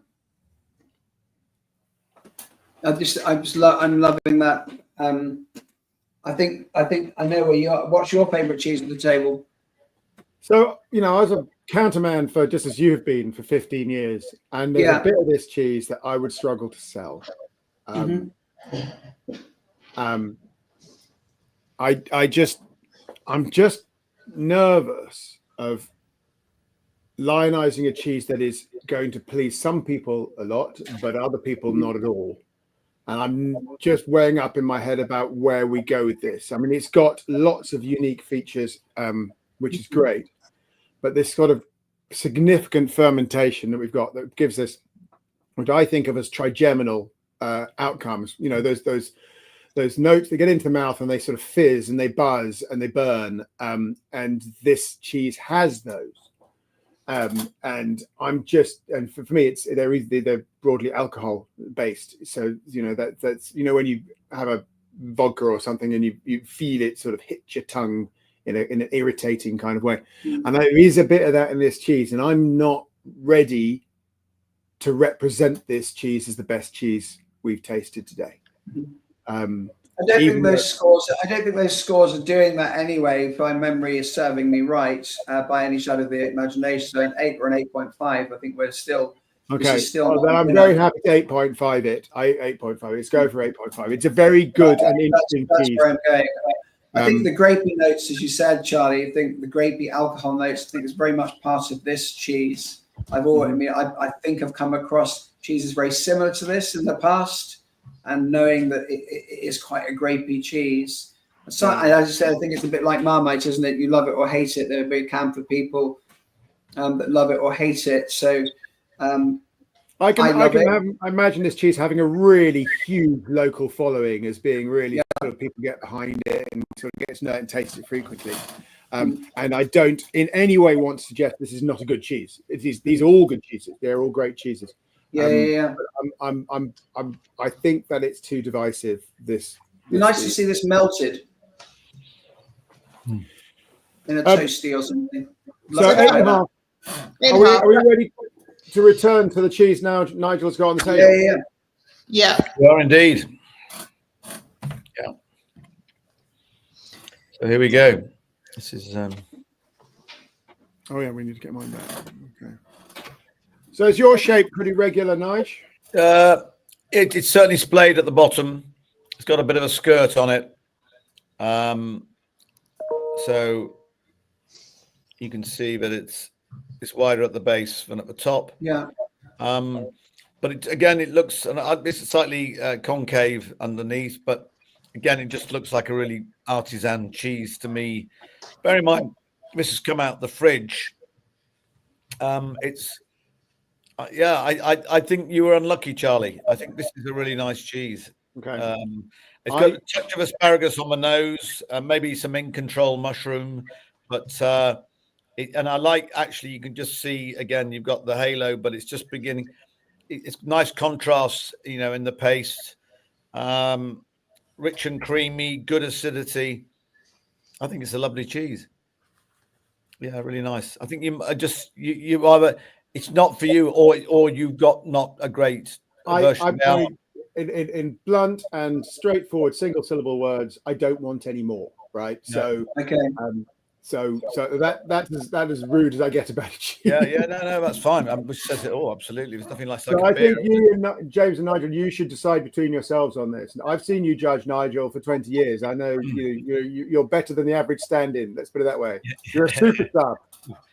Thank you. I think, Charlie, you've been unlucky on getting a cheese that's. I don't know what's happened or why yours would be more acidic, but this has just got really lovely clotted cream, dairy notes. Yeah. The mushroom from the rind as well that I'm getting. It's a lovely cheese. That citrus note as well, Nigel. Are you getting the citrus as well? Yeah. I really like this cheese. This is a cheese that I'd have with a nice sparkling wine. It's really lovely, kind of spring summer style of cheese that I'd enjoy. Yeah, I really like this cheese. You know, maybe a citra hops kombucha or something like that from Momo or someone. Again, I know Charlie, sorry to say it, but we just cut through it. I've been tasting a lot of kombucha recently, and yeah, again, I just like the fact that there's a creamy, but there is an acidity there, and the aroma. It was, when I opened it out, and I do like, it's a pretty little box, but it arrives in. You know, I think the lot of thought's gone into that, and that lovely. It's very topical, but I just immediately got like current new season asparagus. It was just there, that really nicely vegetal note. And by the way, the asparagus in this warm weather recently has been growing during the daylight hours 1 centimetre an hour. So really? Absolute record crop for asparagus from the UK this year. Wow. Get it while you can. But yeah, so James, I think actually, I don't think it's just you don't like that cheese. I think you've just not got a great example there, unfortunately, and that probably typifies the artisanal nature of this cheese, that it can be a little bit varied. So do you want to go into scoring? What should we score it then? Should we take it from the top then, Nige? Where do you want to go on look? Yeah. What did you give it before? If not scored it yet. I think it looks like a really quirky, interesting, fun cheese, you know, and so I would give it 8.59. Yeah, exactly. I was going to say 8.5. 8.5, and then for aroma, lovely little aroma of mushrooms and 9. 9, yeah. Yeah, 9. I love that asparagus bit. Mm-hmm. It's quite fresh and just springy, summery. It's just really, Texture. I want to eat it all. Good to eat now. So texture, again. It's a nice transition from the rind to the halo to the heart of the cheese. And I'm not having to think about the rind at all when I'm eating into it. I'm just enjoying that transition. It's really just yummy. Yeah, the balance between the two, the harmony is good. So again, either 8.5 or a 9, or you know, touch cracked in the middle. But I'm guessing that's just the curds. So 9. Yep. And taste, I go with that. I don't think it's going to be the winner of your category, which is right. That would be an absolute travesty compared to what you had already. But I think it's a pretty good cheese, and certainly my example is a good one. So so what do we do on taste? What do you do on taste, Nige? 9. Okay, 9 then. That's going to be competitive. Sorry, Charlie. It's going to be competitive. If that's not the winner, it's going to be there or thereabouts, isn't it? Yeah, it shouldn't be the winner. I don't think. But listening to the descriptions you've had, let's look at the scores then. Can we, Vicky? Yeah. So the scores at the moment, the winning cheese is not that one. It is E21133. This the guy. one we gave a 10 to. This one. And then, Charlie. Yeah. So what was your favorite, James? What was your favorite? What was your favorite? Well, as I said, my favorite was that one. Okay. That was my favorite. But overall, when we're looking at the scores and we look at the way that the Alpine style, once I taste, because when I first tasted it, I just tasted the heart. I didn't taste it with the rind. Then I tasted it as a complete and realized that how foolish I had been and how beautiful that cheese really is. And of course, what that cheese does in other guises will bring it out more. I think, as you suggested, Charlie, was when we maybe melt this cheese like a raclette, it would be totally. Are you happy for it to go through as representing yours and my and Nigel's view? I genuinely am. I know that it's a very beautifully made cheese. It's a really, really lovely cheese. It's a very, very good example. One thing we got with that, both of us agreed on that as well, was that the rind and the aroma from the rind was just beautiful and quite unique. And I think when you put that rind, and this is where rind is so important to the paste, and when you consider a lot of cheeses where their rinds go slightly wrong and don't quite work with the paste, when you put those two together and you eat and chew, salivate, etc., bringing all of those flavor molecules together, you get this beautiful flavor from this cheese. So I think it's definitely a winner. My favorite for uniqueness was the other one with the hay on the outside and those kind of funky bits. But I think, as you said, if we look at it as a counter cheese, it's going to be maybe not, a little bit more so, more Marmite, where this cheese is much more of a crowd pleaser in its cool form and in a hot form as well. I think it would be a very good pleasing cheese. There are 4, maybe 5 outstanding cheeses in this category. Yeah. So we've been blessed with choice. And I think the last one was great. The Nigel and I just had, it was really good. It's just such a pity that yours was more acid. But it was a sort of the farmyard bitterness and bitterness combo that threw me off. Yeah, a bit of acidity towards the center is fine. But I mean, this cheese, which is such a, I hope you get my favorite. This is technically a boring cheese, and here I am. That was the one I went to while you guys were doing something else, just spooning it on one of these excellent Miller's Damsel crackers. So even the simple stuff is being done beautifully well here. It's great. So in terms of what cheese won, so yes, that E21133, the one your favourite, James, that one, and half a point between them. So was the last cheese that you did, the one you went back to that Nigel scored, that came second, and then there's joint third for is E1179 and E21216 with joint third. That's right, and I think we're right.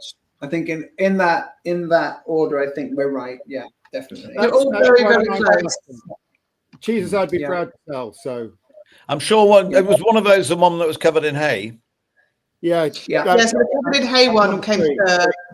Yeah, just to let you know that the winner last year was Witheridge in Hay from Nettlebed Creamery, which went on to become the supreme champion just of this category. I'm not going to be able to recognise it, James. Is that Witheridge in Hay? I'm not sure if I'm allowed to say, but I'm 110% confident, yes. Well, it's great to see cheeses performing so well, so consistently. From a cheesemonger's perspective, that's like a cheese I can rely on. So brilliant job to them. Yeah, and it's interesting what you say as well, Charlie, about local community, because obviously this is that cheese is very local to me, I believe, as well. And it's very popular as a result. Yeah, several of their cheeses are. Yeah, and again, what I think in your category that you just judged as well was the lovely range of styles of cheeses. Alluding to what we said before, you've got some really interesting, wide-ranging, and you can understand why it's best speciality, because they really are, and it's just. It's a bit of a cliche, but I remember speaking to a brewer years ago in Belgium, and I said, "What's the key ingredient?" It was a fantastic wheat beer that he did. And he actually had a slight lisp as well, which made it even more alluring. And he said, the key ingredient for my beer is that it's made with love. I said, love? Love. And it was made with love. And I do think, we see that all the time, be it a great baker or cheese maker. And the cheesemongers who then sell it is that people, they really care, they love it, and the joy is in the giving. Nothing better than the cheese that you're selling, or even better for someone who's made it, to see someone thinking, wow. And that's when your tastings as well. I mean, to go into a cheesemonger and they're not trying for you to taste. You just, well, that's not right. There's something wrong there. I went into, there's one recently I went in and everything was wrapped in cellophane. All these things you would buy pre-wrapped wedges. And I think that's not a cheesemonger. That's just someone selling, commodity. You have no idea what it's like. I think Yeah, it's so important, Nigel, all the stories behind the cheeses and the driving, what drives you hit the nail on the head. The ingredient is love and the passion that goes behind it. And if you go into good cheesemongers, it's the passion and love that they have for the products that they're selling at the same time. And you fall out of love with some of them occasionally, but for the most part, cheesemongers love what they sell. It must be great nature of the seasonality of the milk, isn't it? And everything's going to change in style.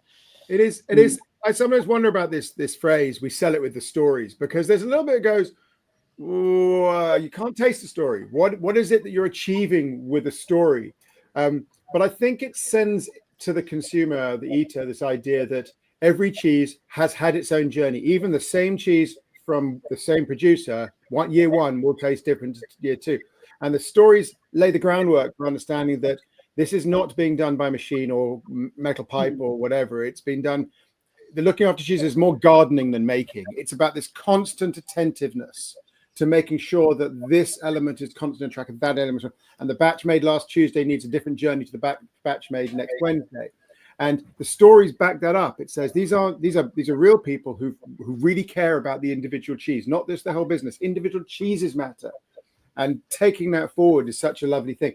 So I think these stories are proof of concept, proof of value, is as integral to the cheese. Saying you're getting an individual, when we get, I'm diversing a bit, that bit when you buy a picture, and it's a limited edition, number 27 of 400 or whatever it is.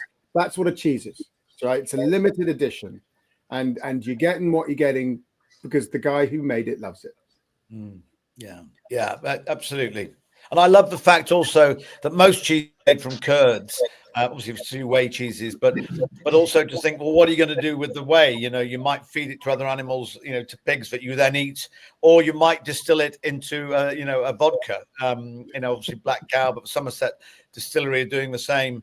And just think that there's all of that milk from that cow, or sheep or goat or whatever it was, but it's all being utilized. And I just love that holistic nature of it all, that actually nothing goes to waste, If you're going to, I think you've got something there, Nigel. If there's two people making whey vodka, I think it's clearly a natural extension to the Virtual Cheese Awards for us to have a vodka tasting. Yeah, well, there you go. Putting that in there.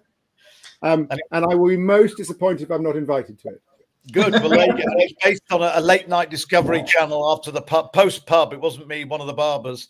But to watch this, we could watch for television. But these yak herders who would, the yaks would clothe them, they would feed them, they would drink their milk, but then they would distill some of the milk into vodka, and so that was an idea, But he and his Polish herdsman got together, and after many tastings and distillations, they came up with it. Hey, everything tastes better with a good story, Charlie. We think everything tastes better with a good story. Gentlemen, it's been an absolute joy, really, as always, to spend time with you. I can't wait to see you in person, to give you a Bardon IGB hug. But real joy, and I've thoroughly enjoyed, your knowledge and and the fact that you rolled the punches together on the cheese, element to you. So well done, Vicky. Thank you for keeping everyone to time. And on track, but brilliant. Have a great time. The Uruguay journey. We will find out more at the Cat in the Hat and James. I'll see you before then, and you too, James. Nice to see you, Vicky. Thanks, guys. If I can just say, Chiswick Cheese Market this Sunday. We've got the best new cheese at the Real Cheese Project. Chiswick Cheese Market this Sunday. Do send me a mail about that, and I'll mention it on the radio. So we've got BBC Radio London. Thank you so much. Very good. Let me know. Brilliant. Oh, marvelous. What a great way to spend a Tuesday. Thank you. And it just goes on and brilliantly on. And that was a lovely session. And I like the fact they've both got very, determined views of cheese and palates to match. But actually, they found a harmonious agreement. And it's a great cheese that went through. And I can't wait. So that was Best Speciality. And it was Witheridge and Hay Nettlebed Creamery, which went on to become Supreme Champion last year, the Virtual Cheese Awards. But now it is time. Two great judges and a moderator who we're growing to know even better. And thank you for doing what she's about to do as well, because we are welcoming in Best Enhanced Cheese.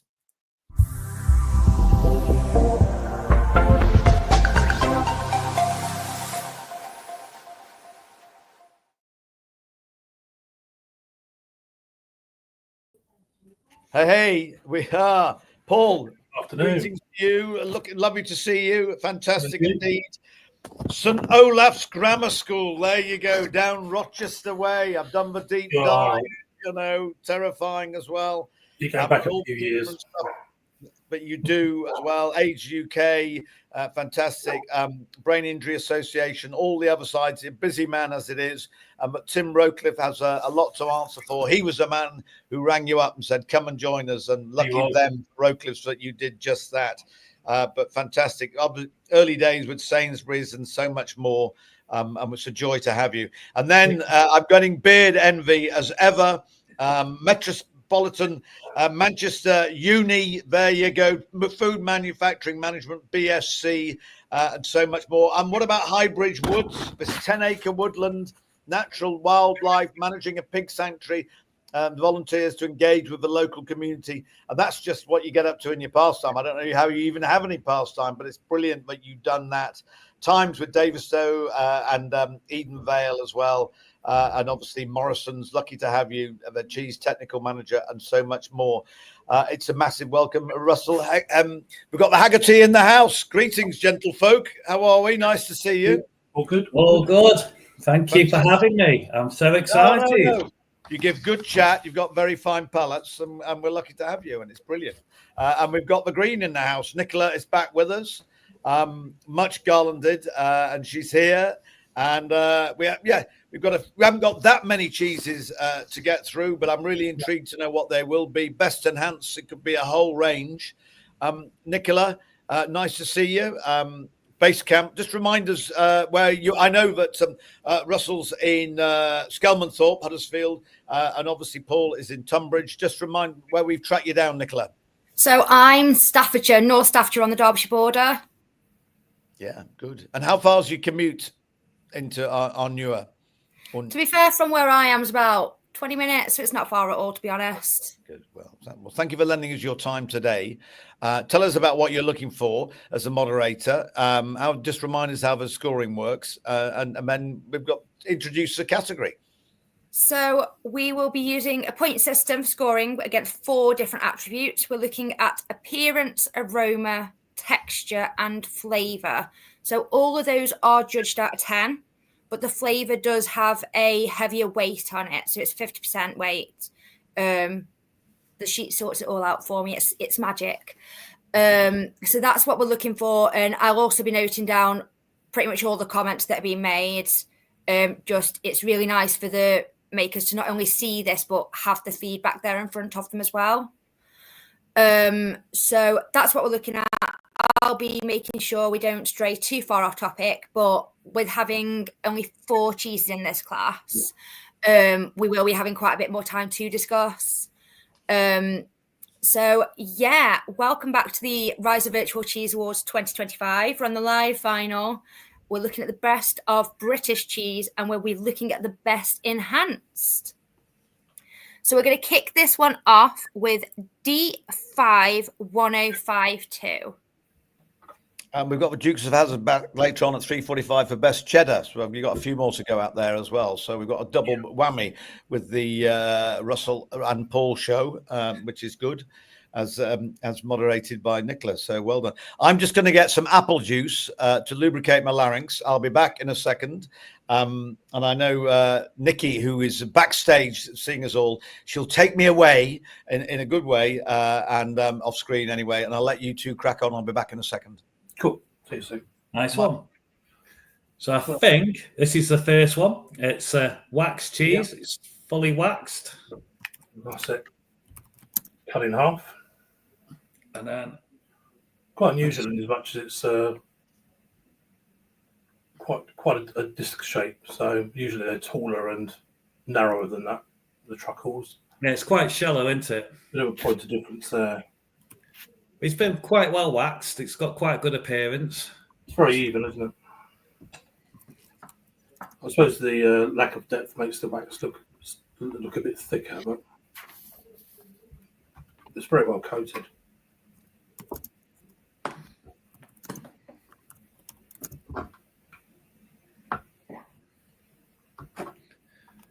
So going on that one? Out of 10, what are we going to score the appearance?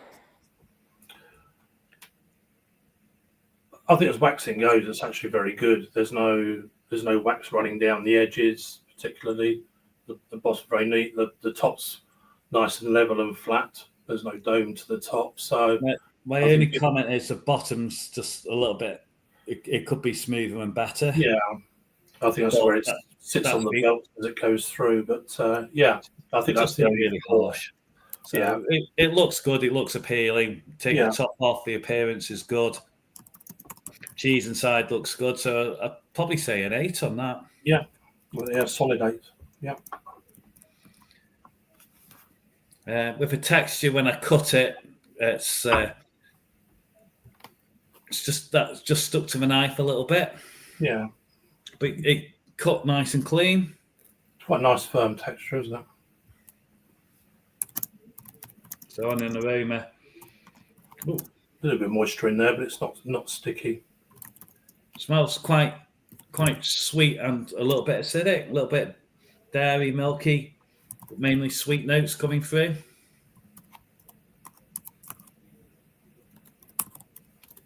It smells like it might have a bit of smokiness to it, but I don't know if that's because I'm sitting next to other smoked cheeses. I must admit, I'm not getting any smoke. Yeah. So it is very pliable when I'm starting to squeeze it through into my ball. It's gone straight into a ball. Have we got a score on the aroma, sorry? Yeah, it was very pleasant. There was nothing on there to tear you away. I'd say that's a solid 9 on aroma. Yeah. I think that smokiness is coming from what sat next door to me. No, it's very good. And so the texture is really good. It breaks down really nicely. It's a little bit of stickiness, but it doesn't stick to your fingers. No real sort of moisture coming out of it as such.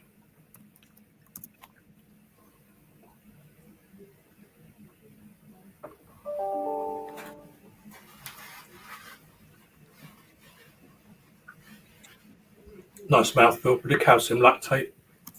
It's nice and strong. Yeah. And it's clean. It's very direct.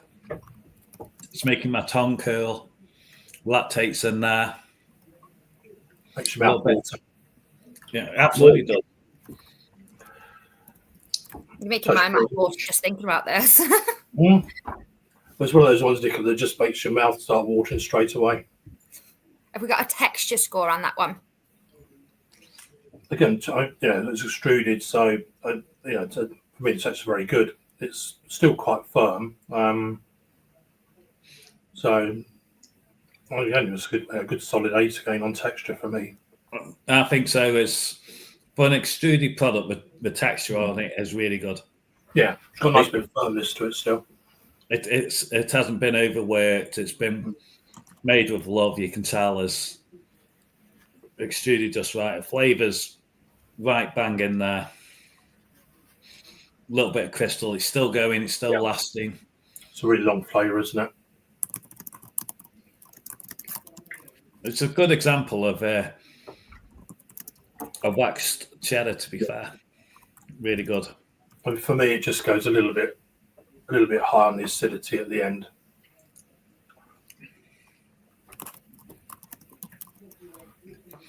I like it. As there's absolutely nothing wrong with it. It's very good cheese. So it's in terms of flavour,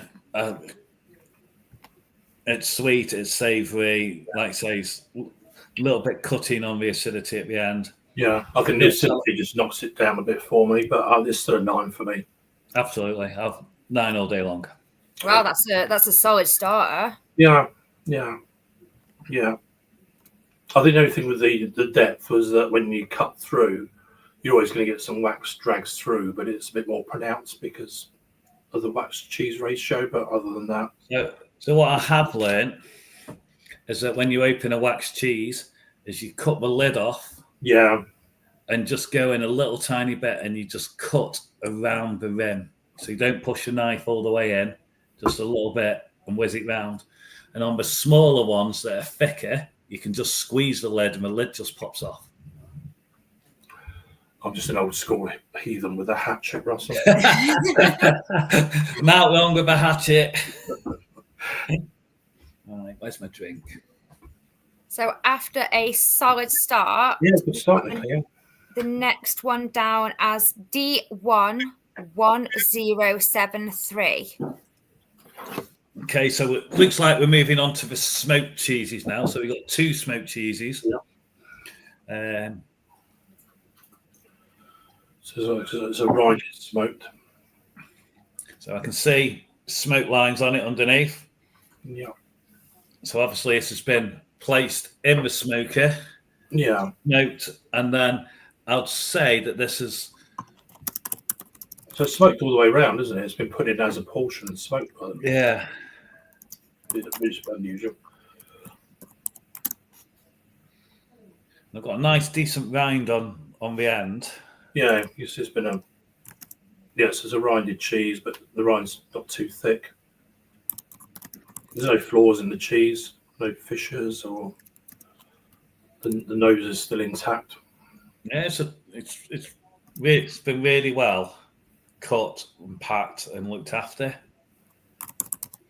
Appearance is good. Yep. I like the colour. It's not too heavily smoked in terms of colour.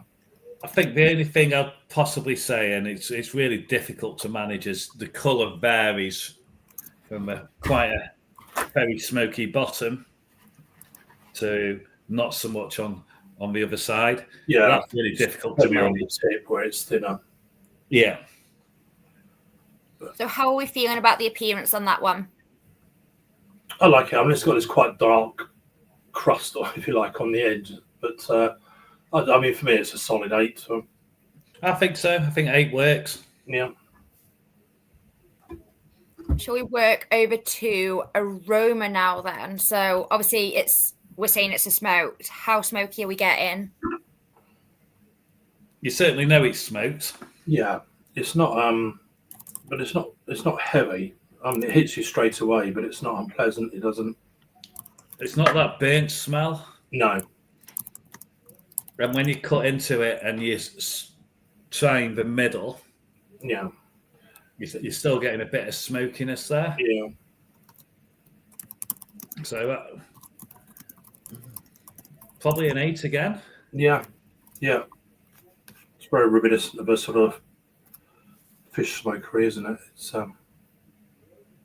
yeah, and it's consistent throughout the cheese as well, which is good. So in terms of taste, I'm going to try 2 bits. I've cut a bit from the middle. Yeah. And then I'm going to have an end piece. So on texture, because you've been cutting it up a little bit now.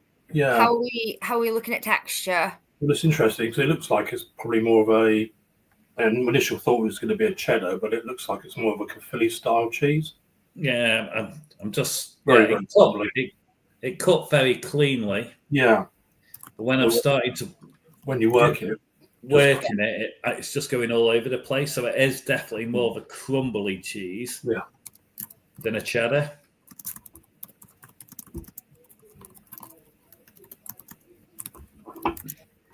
Quite a nice surprise, actually. So I'm going to have a little taste before I give final comment on the texture. It's mouthfeel as well for this, so. Yeah. Yeah. Even though it breaks down, you're not left with lots of small bits in your mouth.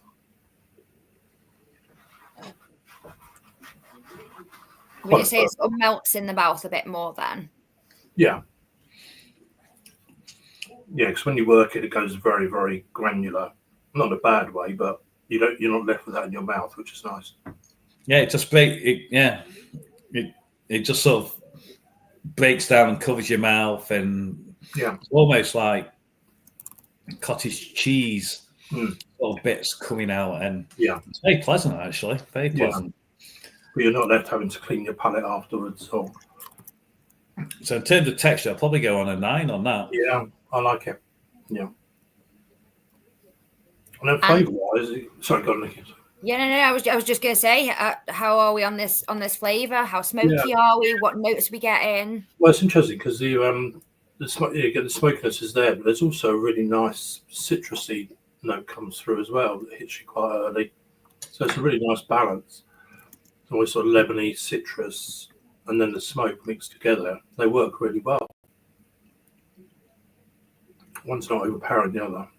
Well, importantly, the smokiness isn't overpowering the cheese. Does it taste as you expected it to? So I've cut the smoky bits off and just had a piece of Cheshire / Wensleydale, and it's slightly smoky. I'm just going in for a piece that's got fully smoked on the sides.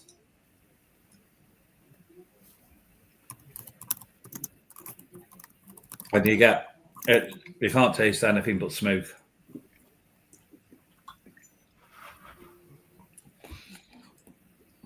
Yeah, so I think that works really well in terms of you have a piece with some smokiness on the outside. It's a really good balance.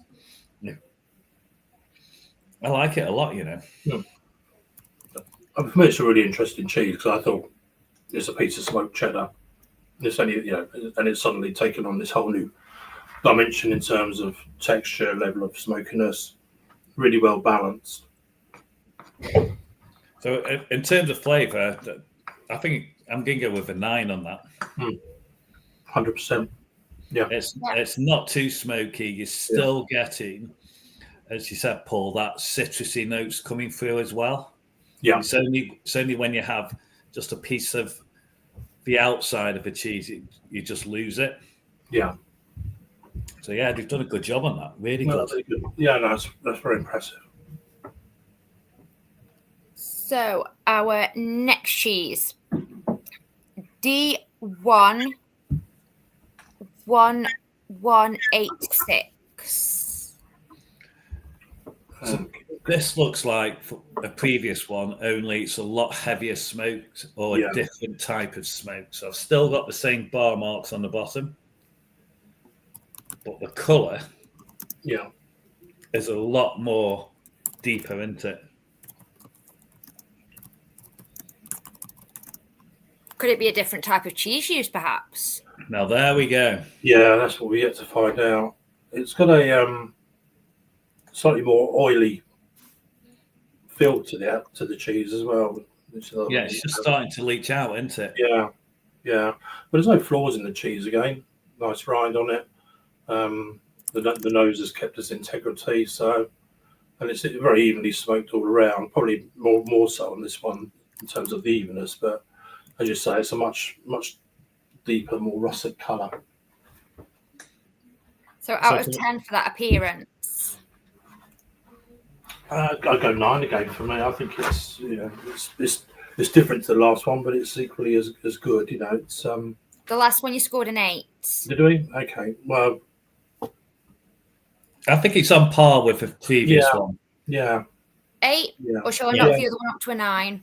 No, I think it's on a par. I thought we'd scored the last one a 9. So yeah, I think I'd keep them equal in terms of appearance. Aroma. So if it looks slightly smokier, does it smell it? Wow. Now that is confusing because I was expecting it to just absolutely be like a gunpowder fireball to my nose. But it's not. That's interesting. I was wondering what sort of wood that is because it's very different to the previous one. What are we getting from it?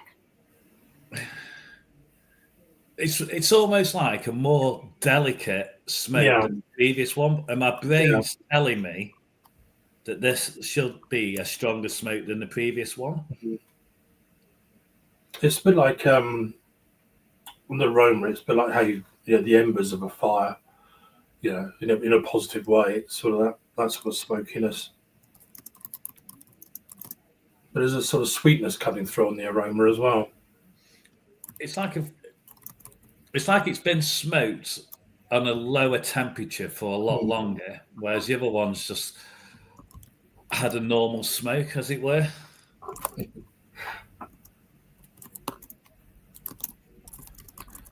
So you're going to ask us about the aroma score now, aren't you, Nicola? Yeah, so I need a number. I would go 8. Yeah. I think I'd probably knock it down to 7.5. You know, I think my brain wanted it to be stronger, and the fact that I'm not getting that. I'm fine with that. Yeah. From what you said, it is a lot more subtle than the last one as well. It is, yeah. But in some ways, it's more interesting. Texture. So we'll go for both cut and mouthfeel on this one. Yeah. So it really sort of breaks down, literally falls apart when you try and work it. Yeah, it's crumbling all over. Yeah. So again, it's not a cheddar. No.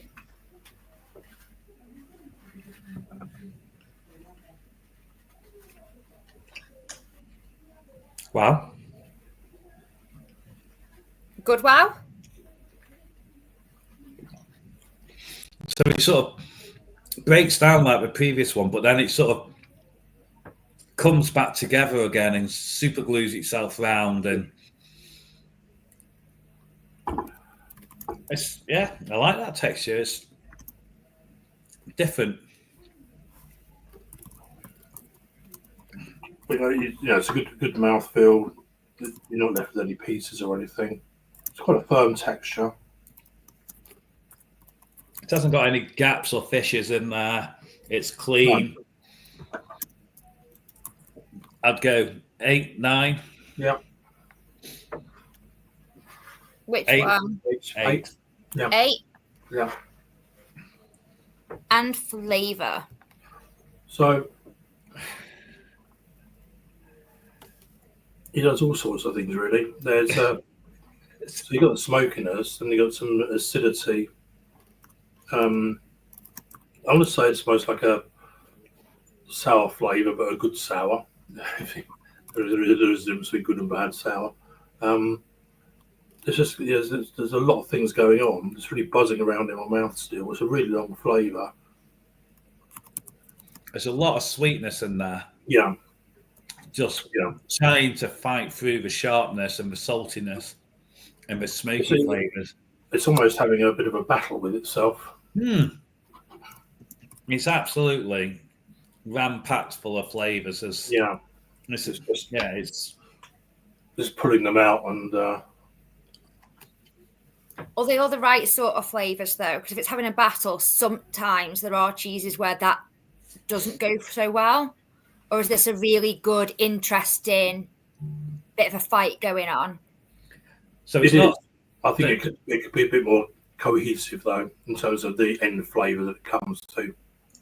There's no off taints, there's no odours. It doesn't taste sour or anything. However, the base cheese is absolutely incredible because it's the flavours there, but it's fighting with that smokiness. Yeah. And I think when we said about the smoky flavour being quite delicate compared to the first one, I think it's because it's fighting an amazing base cheese on there. And whether that's just too much. Yeah. There's a nice level of saltiness comes through on the end as well.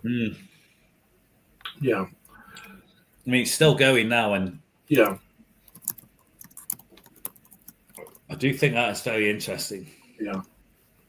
Well, it's one I'll be thinking about afterwards. I'm going to taste it again after this as well, because I'm not immediately pulling out, sort of a nice little library of words to fully describe it. It's one that's still making up its mind in my palate, really. But I like it. I think it's it's not just a smoked cheese. It's a really interesting, quite complex cheese. I think it's definitely a conversation starter, and the conversation will probably last a good half an hour on this, because there's that much in there. Yeah. And what are people going to pull out, and that is incredible. Yeah. So I would say for that reason, I'd score it high on flavour, because it's, it's not just I've tasted it and moving on. It's it's one I'm going to be intrigued about for a while. Yeah, me too. Yeah. So I'd go 9 on that. Yeah. 9? Yeah. Yeah. So we'll now be moving on to the next and final cheese of this category, which is D31049. Okay, so this one's a soft. This is a soft, and it's nice and ripe and very mature. Super good. See, and also in there, it's had some sort of flavour or something added to it. Yeah, it's running through the middle. But I don't know what it is. What colour is it? It's smelling truffle. There's some dark specks running through, and the aromas would suggest it's going to be truffle. Appearance-wise, you can see that there is a layer running through. It's beautifully broken down. The rind's really good. It looks impressive. It's going to look an amazing addition to your cheese board. People are going to look at it, and that's so well matured. You can see on the end where it's the cheese has been cut in half, and then the filling added in. So how are we feeling about the appearance on this one? Oh, it's really good. I mean, it's really, really inviting. It's it's beautiful. It's ready to go. It's ripe. It's broken down in all the right ways. It just looks really inviting. There's a bit of breakdown, and again, some of that will be in the wrapping.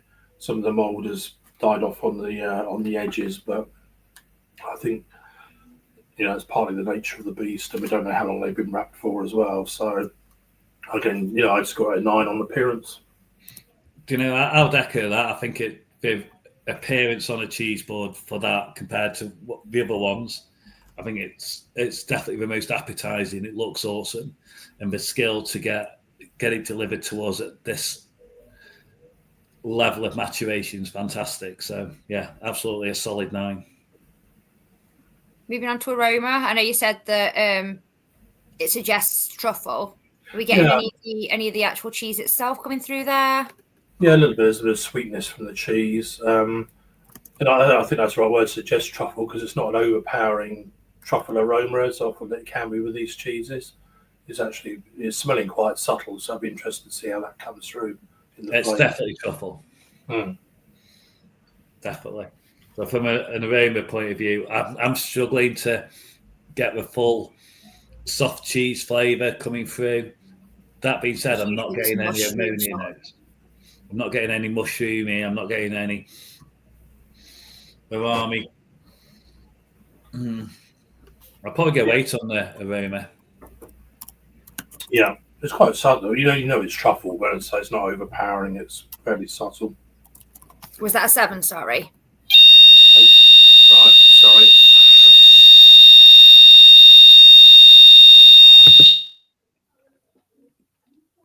It was an 8. 8 for aroma. And texture. Sorry, that was a fire alarm. If I see any flames, I'll suddenly disappear. Texture, so it's really well broken down, creamy, nice mouthfeel. The rind, silky smooth. Yeah. You're not left with any bits from the rind, because the rind looks, not thick, but it's, it's quite a defined rind, but it just breaks down in the mouth really well. But, and it's not a chewable rind. It's quite easy and malleable. You can still, even though it's broken down, you can still cut it. But it is silky smooth. It's not claggy. It doesn't coat your mouth. It's so rich as well, isn't it? Wow. The truffle is actually quite, I think they'd be quite restrained with the truffle. It's very easy to go a bit overboard on these ones, especially with the soft cheese, but I think they're balanced.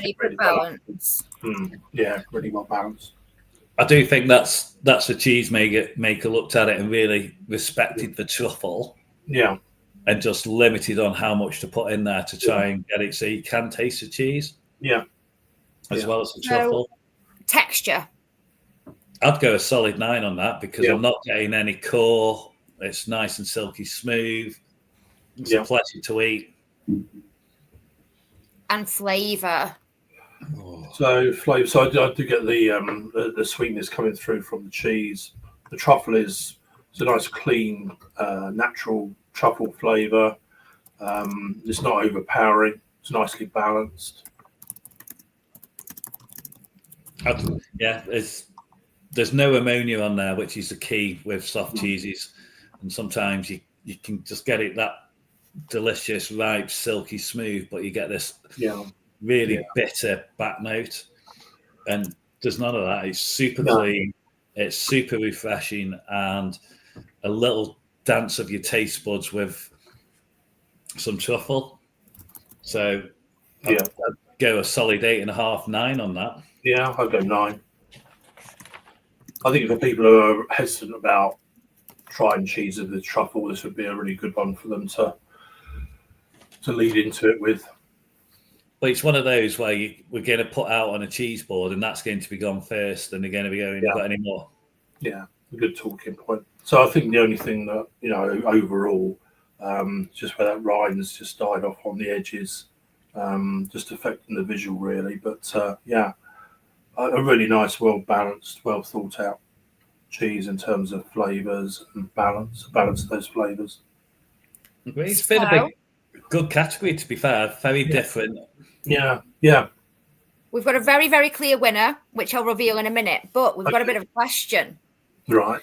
So 2 of them are in joint second place. However, with this being a enhanced class, so you're looking at your flavour added, originally when you tried D51052, which was the waxed one, there wasn't a mention of an extra flavour.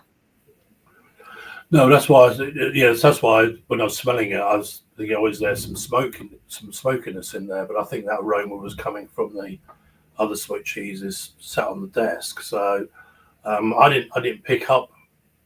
There's no added flavour to that. No, which was in my mind. I was thinking it was a bit confusing. But are you going to tell us now there is something in there then? I haven't got any notes on that. I've just been given the codes, I'm afraid, so I can't say whether there is or isn't. I'm just thinking, would that affect the score? Because if it isn't a flavour added or the flavour... Yeah, that's a really good point, actually, because I was just judging it as a black cheddar at the end of the day, of which is a very, very good example. It was scored a 9 out of 10, and you did say it was a good cheddar. Yeah. But I suppose if there was supposed to go back and just have another... stick your nose in it and just see if there is anything distant or otherwise, or fanciful even. A bit truffled at the moment. But we've got 2 that are right in the second at the moment. It's almost like a black bomber, that is. Yeah. Is he enhancing the fact it's been extruded? I don't know. I think the shape of that suggests it's not, because you see it's quite a shallow one, didn't you? Oh, so you think it's from a it's not been extruded, yeah. No, I reckon it is, but I don't think it's from us specifically. Intriguing, isn't it? If it is best enhanced, but with what?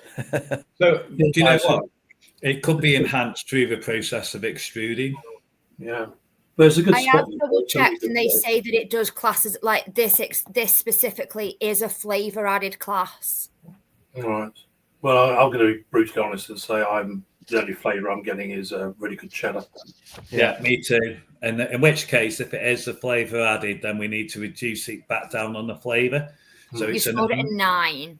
Okay, so for an extruded cheddar, this is definitely a 9. But because of the class it's in, I think we have to drop it down to something like a 7. Or even lower. A 5. Because we're not getting the flavour. But unless there's something a bit doolally with our taste buds today, I'm not picking up any other flavours. So where are we seeing about a 5 or 6? Let's go 6. Yeah. That has changed the rankings. There's no spotted, Nicola, because we were just judging the cheese on what it was. It's a really good extruded cheddar. Yeah. So we did already have a clear front runner, which was D31049, which was your Brie. Yep. Okay. Yeah. In second, we had D11073, which was the first of the smokes. Yeah. That works for me. I think which was followed by the second smoke. So you happy with that? Yeah, I'm really Absolutely, happy with that. So the truffle brie, which was D31049, has won this category. We would like to thank Butler's Farmhouse Cheeses for sponsoring our lovely aprons. A massive thank you for Miller's for our cracker sponsor this year, providing us the delicious Miller Damsel crackers. And a massive thank you to Russ and Paul for heading up today's Best Enhanced class, which was won by D31049. We've got the grand final tomorrow, and I will pass back to Nigel. Nicola, thank you very much for orchestrating rather brilliantly there as well. I can tell you that the winner last year, Best Enhanced Smoked Flavoured or Wax Coated Cheeses, all wax coated. That's interesting. So that's the enhancement, I guess. That's an interesting interpretation. But last year's winner was the Black Truffle Howling Hound. Okay. Godminster. Yeah. So one thing that's come up a few times already in tastings today is that particularly in categories like this, where you can get such a range of different cheeses, how in the last couple of decades, and you two will have been more aware of this than many, is to see how the march of cheeses has gone on. Lockdown actually might have worked very much to our advantage. I mean, more people of the public actually got to taste more interesting cheeses eventually, and by supporting cheesemakers. But whether actually the cheese industry is actually in pretty good nick. But the artisans are coming through. There's lots of talk about them, but obviously the everyday, there's a lot of still of cheddar consumed on a regular basis, but actually a lot of it is very good. You know, block cheddars and things. People can be sniffy about them, but actually there are some really good ones around. So I just, intrigued to see, what you thought about it in the last 20 years. Paul, we'll start with you and where we are at the the am I being a bit fanciful?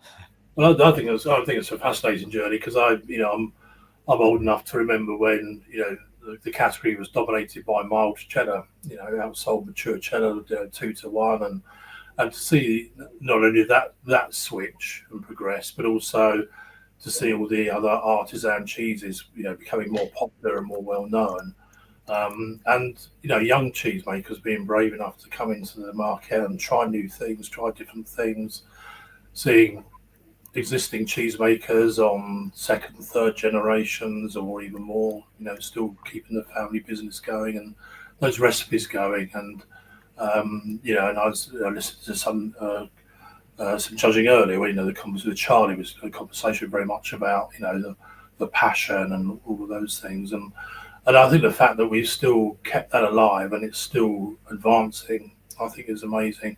And I think there's very few industries outside of the dairy industry, in particular cheese, where that advancement is still very much taking place. Yeah, and Russell, again, to see some great cheesemakers, but not ones who produce the same cheese or style of cheese. Some of these cheesemakers can make a whole massively huge style of cheeses from very fresh to aged to wash rind from sheep, cows, goats, buffalo. But some cheesemakers who seem to be able to turn their hand to all the different things and still produce great cheeses, which in itself must be some real skill. Do you know what? Well, cheese is absolutely fascinating because you can make cheese with 4 ingredients. You can make cheese from mammal's milk. No matter what the mammal is, you can make cheese with it. And over the past 30 odd years that I've been in the dairy industry, and like Echo Paul said, you started off, everyone just had mild cheddar. Then it went on to Cathedral City, just cornered the market. Then other brands started to come on. Then we moved on to more sweet cheese with lactates in there. And we probably hit that peak probably 10 years ago, something like that. Then we have the growth of Red Leicesters, Double Gloucesters, the territorials coming on. And now all these artisan makers are coming on board, and it's really nice to see them getting into farm shops, people going into the farm shops and getting them. And I think from my point of view is we just need to work a little bit harder with some of the artisans to get them into more accessible for the general public. A lot of people are a little bit wary of going into a farm shop and spending that extra couple of quid in the farm shop, and we just need to give them, the artisan, bigger exposures. So that's going to be part of my task over the next 12 months. I think that's why awards are so necessary as well, is because it gives it more of accreditation, and people are actually, this has been looked into. It's not just, it's a cheese. Like, people have actually evaluated this and said, this is a phenomenal cheese. So that's why the credibility of things like this are phenomenal. And so it should be a lot more well known, because there's so many more out there that are fully respected. I mean, obviously the panel of judges already gives it the credibility, because these people that have been in the industry for years and know what they're on about. Yeah, no, I think you're absolutely right. That's good reason to go and ram raid Morrison's as well, because obviously you're giving them a leg up, and much appreciated. Not just yet. No, but also to see that, because we're like with the World Cheese Awards. I remember there was a Norwegian cheese that won it a few years ago, and they said they were going to go out and buy another 5 cows. And you think, hey, I mean, you just think, oh my goodness. But how some of them to scale up, from their business, to take it on, but not lose that particular, amazing quality that they have, the artisanal nature. But and great cheesemakers have shown that they can do that, But I do, think of, look at the people like the White Lakes and Butlers, funny, with your aprons on there, or Shepherd's Purse. These cheesemakers. And now through the generations, Judy Bell handing on to to her daughters, is that they're still making great cheeses from all these different milk sources, and I think that's just so brilliant, and it's a real terroir of their area as well. So I just think it's exciting, really.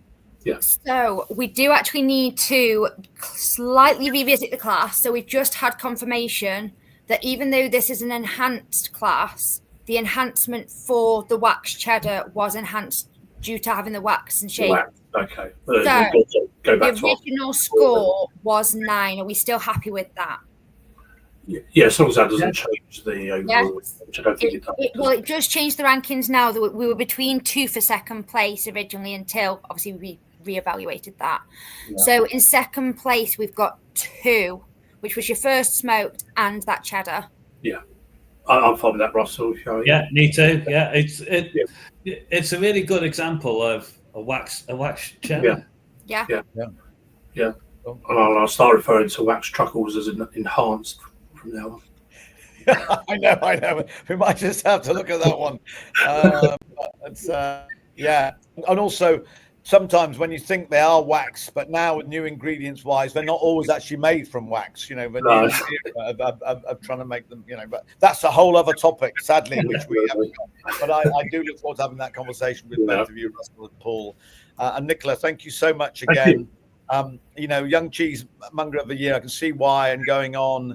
It's just great. But Onua, lucky to have you, and we're lucky to have had you today. And thank you again, for all your input. So that's it. You can until we come back. Later on, and then there's more cheddar to be had. I know. I know. Absolutely. Relax, but only briefly. We'll be back for more. But in the meantime, Russell, Paul, and Nicola, thank you so very much. That was rather brilliant. Excellent. Thank you very much.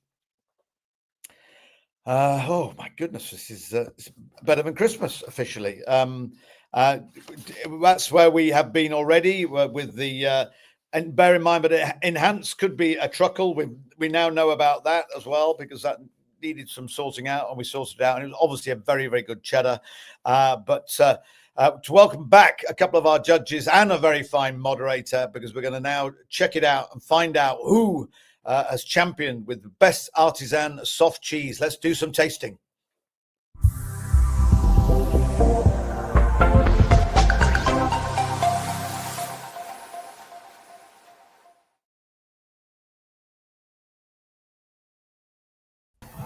Ruth and Ned, well done. Thanks very much indeed. I've got to ask you, Ned, have you got another tome in the pipeline at the moment? Is there something that you're working on, or is there something out there we can talk about? Well, I've just published a paperback of a Cheesemonger's Compendium of British and Irish Cheese, because I like a snappy title.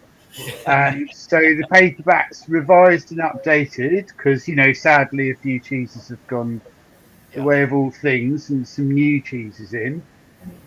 So that came out, just a few weeks ago, I think. So well, I'll have to get hold of a copy of that, and I'll talk about it on the radio. Let's see. No, bring that up to the camera. Don't be all shy on us. I'm quite good at writing, but not very good. Well, we'll definitely talk about that on the radio. So we'll have people. Illustration. Fantastic. And also, Ruth, I want to say thank you very much, because with Miller's, you're very proudly showing it off there, and we've got tasting tomorrow as well. But that's been a nice signing for you, and interesting coming together. What was the genesis between that arrangement? Oh, I mean, we were just asked if we'd like to be involved, and it's such a wonderful event. Of course, we'd like to be involved. And the Miller's crackers are so perfect for cheese. They're a lovely foil for it. They're a sort of complement to it. They don't shout up and against it.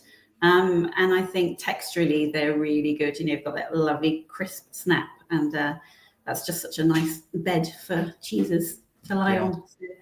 So, I ate my own body weight last night, and I love that slightly fibrous nature to it. Yes. It was a really good bedfellow for quite a few different cheeses. So, because that's what you do on the eve of have a very fine cheese board, our own body weight in cheese. Vicky, you're back. Here we go again. We've got these two young lags, not old lags, but again, great that they're back with us now. So tell us a little bit about the category. The entries into it, and how we're going to taste. Yes, we're going to judge best artisan soft cheese now. It's got 5 cheeses in this category, which is very exciting. Always quite a hotly contested category as well. So I'm looking forward to seeing what cheeses that we've got. So the judges will be awarding points across 3 key attributes of each of the individual cheeses. So for appearance, aroma, texture, and flavour. And the flavour is upweighted by 50%. So you can make more marks for how good it tastes, which is good. Yeah. So we'll go through each of the cheeses across those different attributes and score them accordingly. And then if you want to come back at the end, judges, to go through and chat through anything, any cheese that you want that is quite close, then we could definitely do that. So don't feel kind of beholden to it.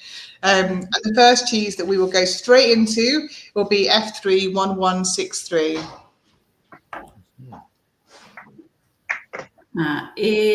Is that? Sorry, I was all prepared, but I think I've got a slightly different number. Is it this one? F31163. Yes, I've just written a different number down. Perfect. Sorry. No, it's my fault. Thanks. I was so organised. You're too organised, aren't you? Yeah. Well, it's an exciting category, isn't it? Because they're all so different. I know no one watching can see yet, but we've got 5 very different cheeses. So that's a fun place to start, isn't it? Well, let's have some fun. Let's have some fun. So, dig straight in, to appearance. So, do you want to describe it, Ned, or shall I describe it? You go for it, Ruth. Well, so we've got a pot, as you can see, of very delicious and exciting looking goo, I suppose is a good way of putting it. When you're judging blind, you sort of have to try and work out what you're looking at, don't you? And I think we probably both sort of expected this to be like a fresh cream cheese, but then you realize it's all lumpy and got little strands. And so we've sort of, we've gathered that it's not that, that it's, sort of curds and whey and cream and so as far as I understand, you tear up bits of actual mozzarella and then you mix them up with cream. So it's almost like if you got a burrata and pulled it open and then ripped it up and mushed it all up together. So it's all the middle bit. It's the bit that spills out. Is it called stracciatella? stracciatella. Is that right? Yeah. Yeah. So, like, because kind of the pulled bit of the mozzarella, so that it's got all the cream and it's got all of the. Yeah. That does look incredibly enticing and Moorish. Yes, so we've got this sort of very, very luscious cream. Then we've got sort of more pieces, and then we've got more strands, haven't we? So it's all sort of mixed up together in this very, luscious goo. Yes. Vicky, we're getting some goo envy here. I know, I feel bad. Luscious goo. Can't share the goo with you. Yeah. So, I mean, appearance, it's, I can't honestly say I've judged a lot of stracciatella. So whether it's the sort of the right amount of large pieces to small pieces, normally like the innards of a burrata, I think would have fewer of the big pieces, but perhaps the stracciatella is normal to have those bigger pieces as well. It's certainly quite enticing, isn't it? Yeah, I mean, look, I have to admit to a sort of, I've never really got burrata, so I'm a bit at a loss, and I'm just trying to be really objective about it. I guess it's doing what it's supposed to do. Yeah. Too much cream in a burrata for you, or not enough? Yeah, I can't. That's I think it might be the old retail monger in me, because once you cut it open, it's going to blart everywhere, and that's hard to deal with. So these Just are like not. to eat it. It's a cosmetic thing. Today, I mean, Ned says he mainly be wearing burrata. Yeah, that's. I mean, appearance-wise, I think there are fewer people left who know what that means. So I mean, I guess it's having swiftly looked at some stracciatella this morning online. It looks like a good one. Yeah. Should we give it a 7 or 8 for... Yeah, I mean, I think in my experience that some of these pieces are a bit big. Okay. I think. So there should be more... I'll be here with a 7 than an 8, because I think some of those pieces are really quite substantial. And it wants to be more shredded then. I think so, yeah. Sure. But it looks good. Yeah. It's enticing. So I think a 7 is good. Surely good. Okay. So aroma is next, Becky, is that right? That's right, yeah. So I mean, it's what you expect, isn't it? It's a bit. It's very mild and creamy. Yeah, lactic. Yeah. A little bit lactic, little bit yogurty. Yeah. Mainly just creamy. Yeah. That. Yeah. So again, doing what it's supposed to do. Yep. Can't say fairer than that. Yeah. That's gone monosyllabic on us, but it's fine. Sorry. I think it's on his face. It's really, I mean, I think this is what's so interesting about doing this kind of judging, that you've got 5 really different cheeses. Yeah. And, in a cheese, I would like more age and complexity than this, but that's me. And this, on a summer's day with a glass of rosé on a bit of crusty bread, obviously it's going to be absolutely glorious. So, I mean, I'd go like with the 7 or 8. Mm-hmm. You think? I mean, I think maybe like 7.5, just because there isn't a lot of aroma. So it could be more yogurty. Yeah. I mean, if I think of, okay, 7.5. Yeah. Yeah. And texture? Well, so I think this is going to be interesting, because there's obviously going to be a lot of textural variation depending on which bit you eat. So do we go for a big bit of mozzarella? Do we go for more of a shred? So I'm going to try and sort of get a bit of everything in there. Some cream, fairly big bit of the outers. I think Ned's just desperate not to get any on his Johnny Cash Man in Black shirt. Yeah. I'm so rubbish. I should have worn a bib, Nigel. You've got your gingham napkin on hand this one. I do, yes. It's enormous, because I knew it was going to be big. I think the texture, one thing I'd say about the shreds of the mozzarella-y bit is that they are in that proper quality mozzarella range and not in the rubbery. Yes, they're not rubbery. That's good. Oh, I'm just trying again. And the cream is very creamy. Yeah, definitely not rubbery, which has got to be the main concern, hasn't it?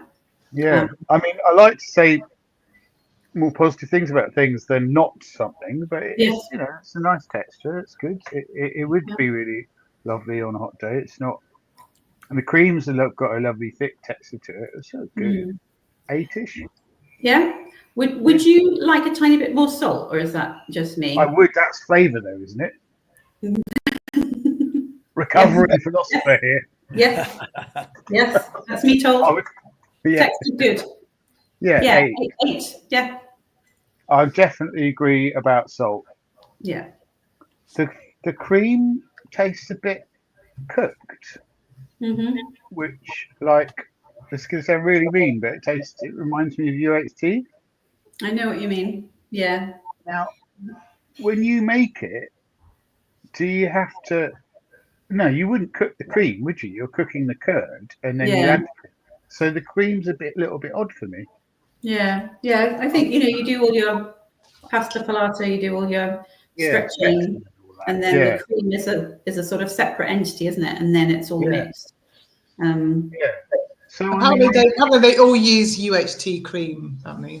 I'm sure they have. Yeah. Do they? Do they? Oh, really? They do. They don't always have to put. So I can't mark it down for tasting of UHT because that's part of the. That would be like marking down cheddar for using cow's milk. Yes. Okay. Yes. Fair enough. The key is to use it, but not to hope that it doesn't dominate.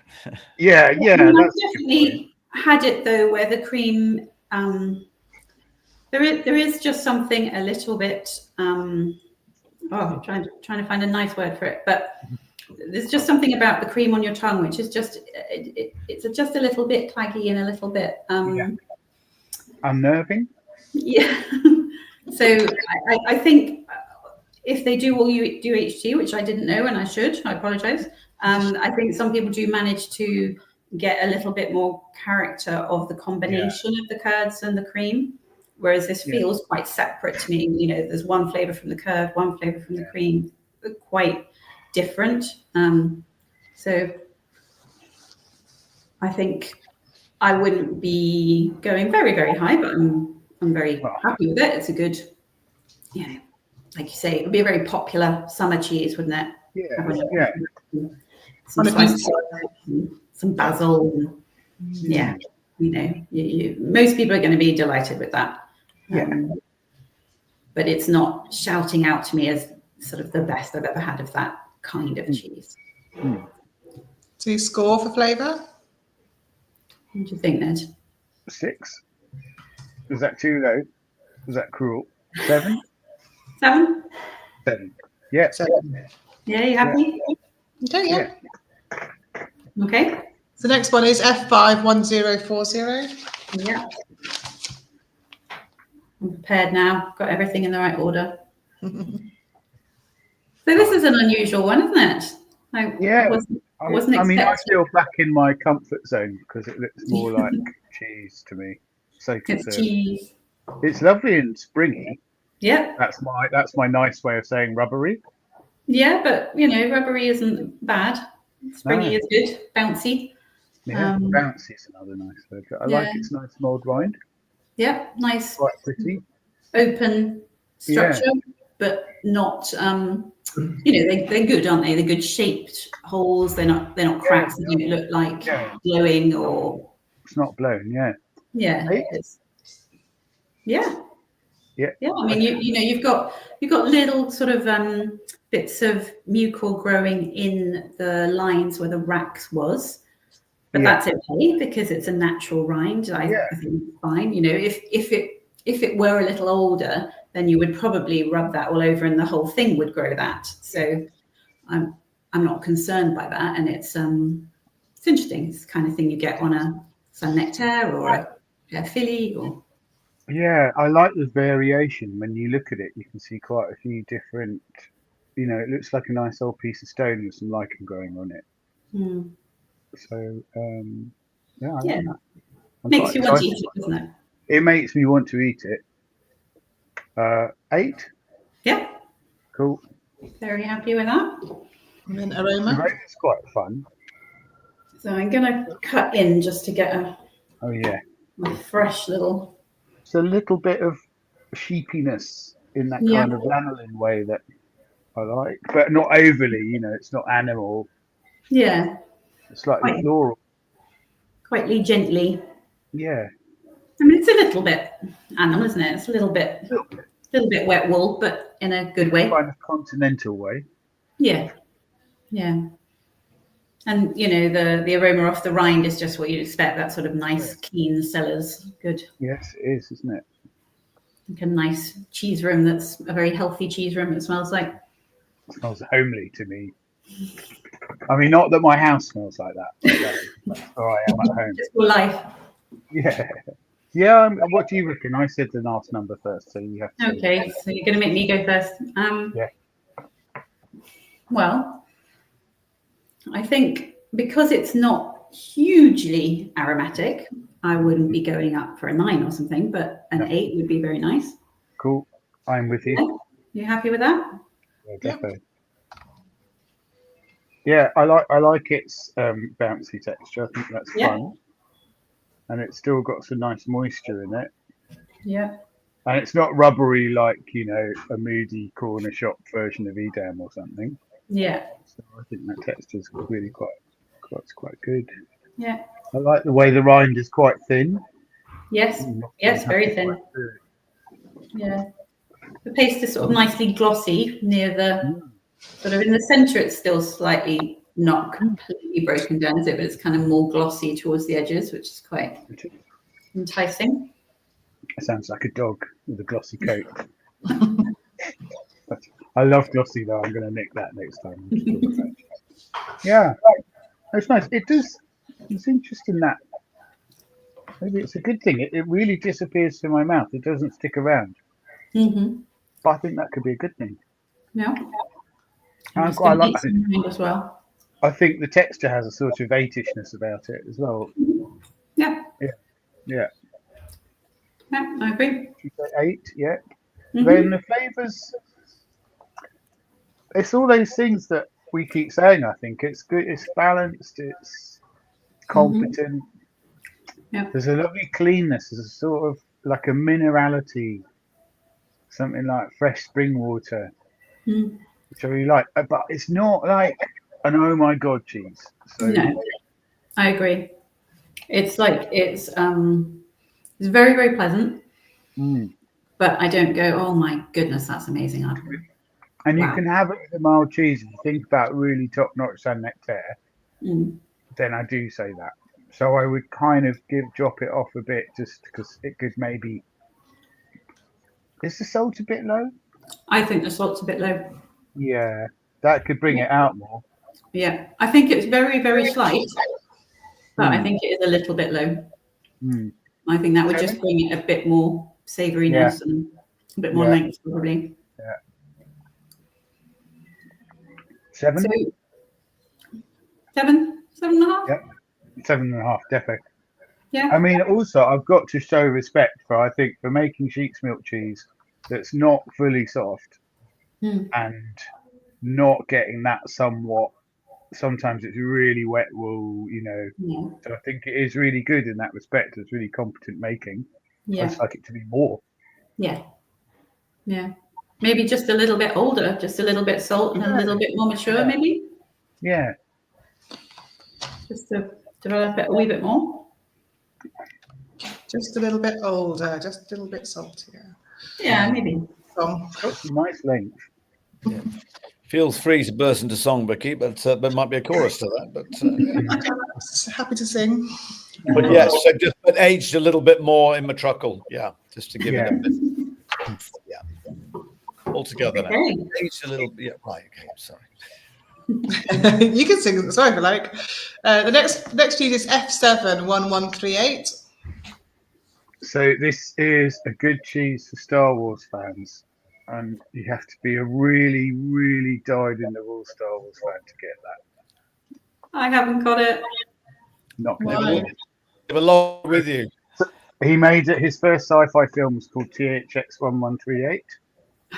And in Star Wars, the first one, Princess Leia is in cell number 1138, which is his jokey little reference to Massive Geek here. That is geekery. Nice Star Wars nerdery, that in the first class, Ned.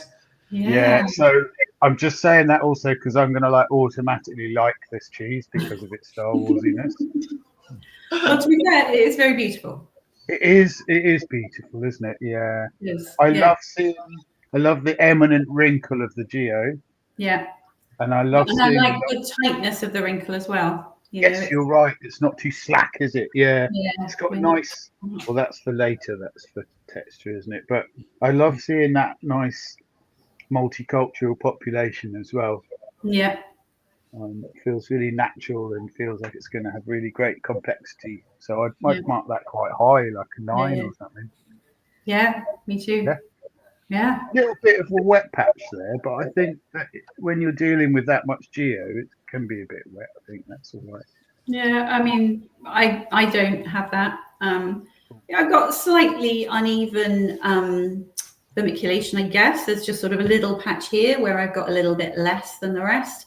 But I'm being properly picky. I think it's it's a good cheese. It's clearly been made and matured very well, hasn't it? You know, it's got the right drainage. It's got the right surface moisture. It's really a very well-made cheese, I think. You can tell, can't you? Definitely. Well, uneven vermiculation is the best thing you've ever said. Ever. That's wicked. So yeah, a 9, do you think? Yeah. 9. Great. Yeah. Does that slightly ashing, but again, I'm not too worried. You know, there's a bit less ash there and a bit more there. But... Yeah. Well, do you want to say 8.5? No, I don't really. I was just saying, I guess, why it wasn't a 9.5. You know. Yeah, for sure. Yeah.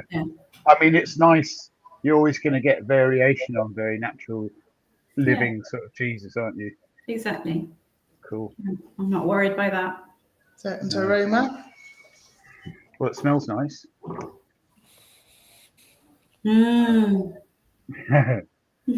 It's all sort of warm and pretty, isn't it? Yeah. Cozy. That's lovely. It's nice. It's a little bit of goat, but it's not really eminently goaty. Yeah. Quite fresh. It's not billy goat. No, it's not billy goat, is it? It's a nice, clean goat. It's properly behaved goat. Exactly. It's a well-behaved goat. I like that. I like the zesty. It's like that little bit of freshness to it. It's really nice. I said the aroma is beautiful. First this time. Sorry, Ned, what did you say there? You have to say the number first. Oh, I have to say the first. Oh, okay. It's 9.5 too enthusiastic. I'll go. I'm with you. Yeah. It is. It's warming, isn't it? It's heartwarming. Yeah. It's really, really good.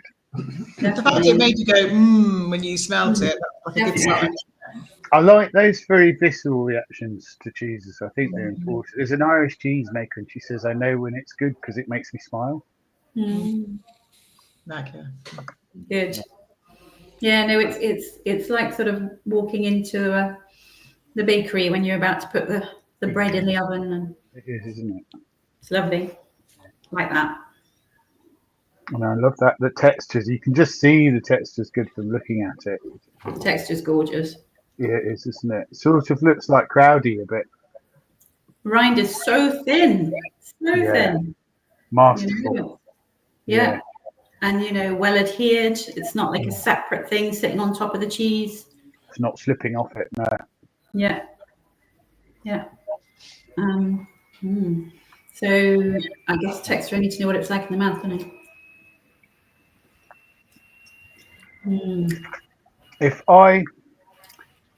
It's a tiny, tiny, tiny bit grainy. Grainy? Yeah, only a tiny bit. I'm almost like. You know what I mean? I like it. Yeah, I mean, I like it too. Yeah, I might be just seeking for something to. It's like I've fallen in love and I'm trying to like. Trying to find fault. Yeah, exactly. It's weird psychological. Can't be that good. No, it's not a therapy session, Ned. Come on. It's mouth filling, but not at all claggy. Mm. But it's still really like mouth coating, and it feels like, you know, it doesn't dissipate too quickly. Is that a generous log in the size of it? Is it a bit bigger than? I consider these to be quite short. Mhm. Yeah. And not that that's a fault. It's interesting. They're short and chubby. Yeah. Yeah. Right. Yeah. If you think of a ragstone, it's longer and a little bit Yeah. thinner. Yeah. It's quite But I think the diameter is fine, Yeah. isn't it? It's perfectly Yeah, manageable. It's working. Perfectly made. Absolutely. Everything you've said about it, you know, this sounds really Yeah. beguiling. Yeah, it Guiling is. is a good word. It's a good word. I'd give that a high score for texture too, then 9 or 9.5. I would as Yeah. well, yeah. Yeah. Happy with either of those. Let's say 9.5 then. I take it back about the graininess. And the text, the flavour is It's beautiful. well nice, yeah. No, Yeah, yeah. Yeah, it's lovely. I mean, it is goat, isn't it? Yeah. Yeah, but it's Or clean. goat. It's so clean, yeah. Yeah. Salt's really great. Yeah. But clean is lovely, but can be a little bit dull. Yeah, It's exactly. not at all. No, it's refreshing. Mm. I would love, you know, if someone is shy of goat's cheese, I'd give them this Mm. to start them off. Yeah. Really, really, really good. I'd go another 9.5. Yeah. Not It's really rounded, isn't it? It's rich. Yeah. It's, got a lovely length, with just sort of clean, milky, mineral kind of length. So 9.5 for taste as well. Yeah, yeah. Wowzers. Perfect. Lovely It's nice cheese. when you get a good cheese to judge, isn't Good it? cheese. I mean, not they've all been good today. I'm not saying that. Just, Yeah. it's nice to have something to talk about. We're Yeah. 3 in, 2 to go, aren't we, Bix? Yeah, so you've got about 15 minutes to do. Are we 2 more. okay? Yeah, So it should be fine, yeah. So the next one is F71204. Okay. This one? It's mighty cheese. It's a So it's a mighty. bold cheese, isn't it? It's sitting on your board there. Tree stump of a cheese, yes. It's colossal. It is unusually large. Yeah. I mean, that's great. Doesn't put me off. Intensely intriguing. So I don't know if you would agree or not, but the sort of bigger vermiculation Yeah. makes me worry slightly that when I get in there, it's going to be a little bit slip rindy, a little bit Yeah. separate. It might not be, but that's my sort of thought when I see it is, oh, I'm slightly worried that's going to be a bit baggy. I know what you mean. Also slightly uneven, like the bottom is a slightly lighter colour and it's sort of smeared and it's a bit more mucor growing there. And then the top is actually drier. I can feel it's like it feels like it lacked. Maybe it didn't get lacked a couple of turns or something. Yeah. To be fair, mine isn't really like that, I wouldn't say. But the bottom and the top are a bit different. You can see just a little bit different. Yeah. So yeah, I think the turning hasn't kept it exactly even on mine either, even though the sides do look quite even, but the top and bottom definitely do look a bit different. It's wetter on the bottom than the top. Yeah. Yeah, I've got that as well.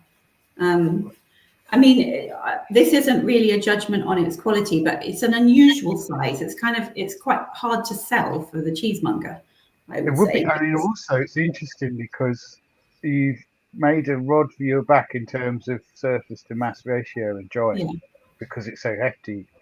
Yeah. Which is cool, you know, bold. Yeah. I mean, I enjoy it so big. I mean, I still think it's quite high. Would you say a sort of 8? Yeah, I think it's attractive. Very attractive. Oh gosh. You know, if I walked into a shop, I'd be like, "Oh, what's that?" Okay. Perhaps that's why it's so big. I mean, it's very pretty, and yes, like you said, if you went into a shop, then you would be excited by it.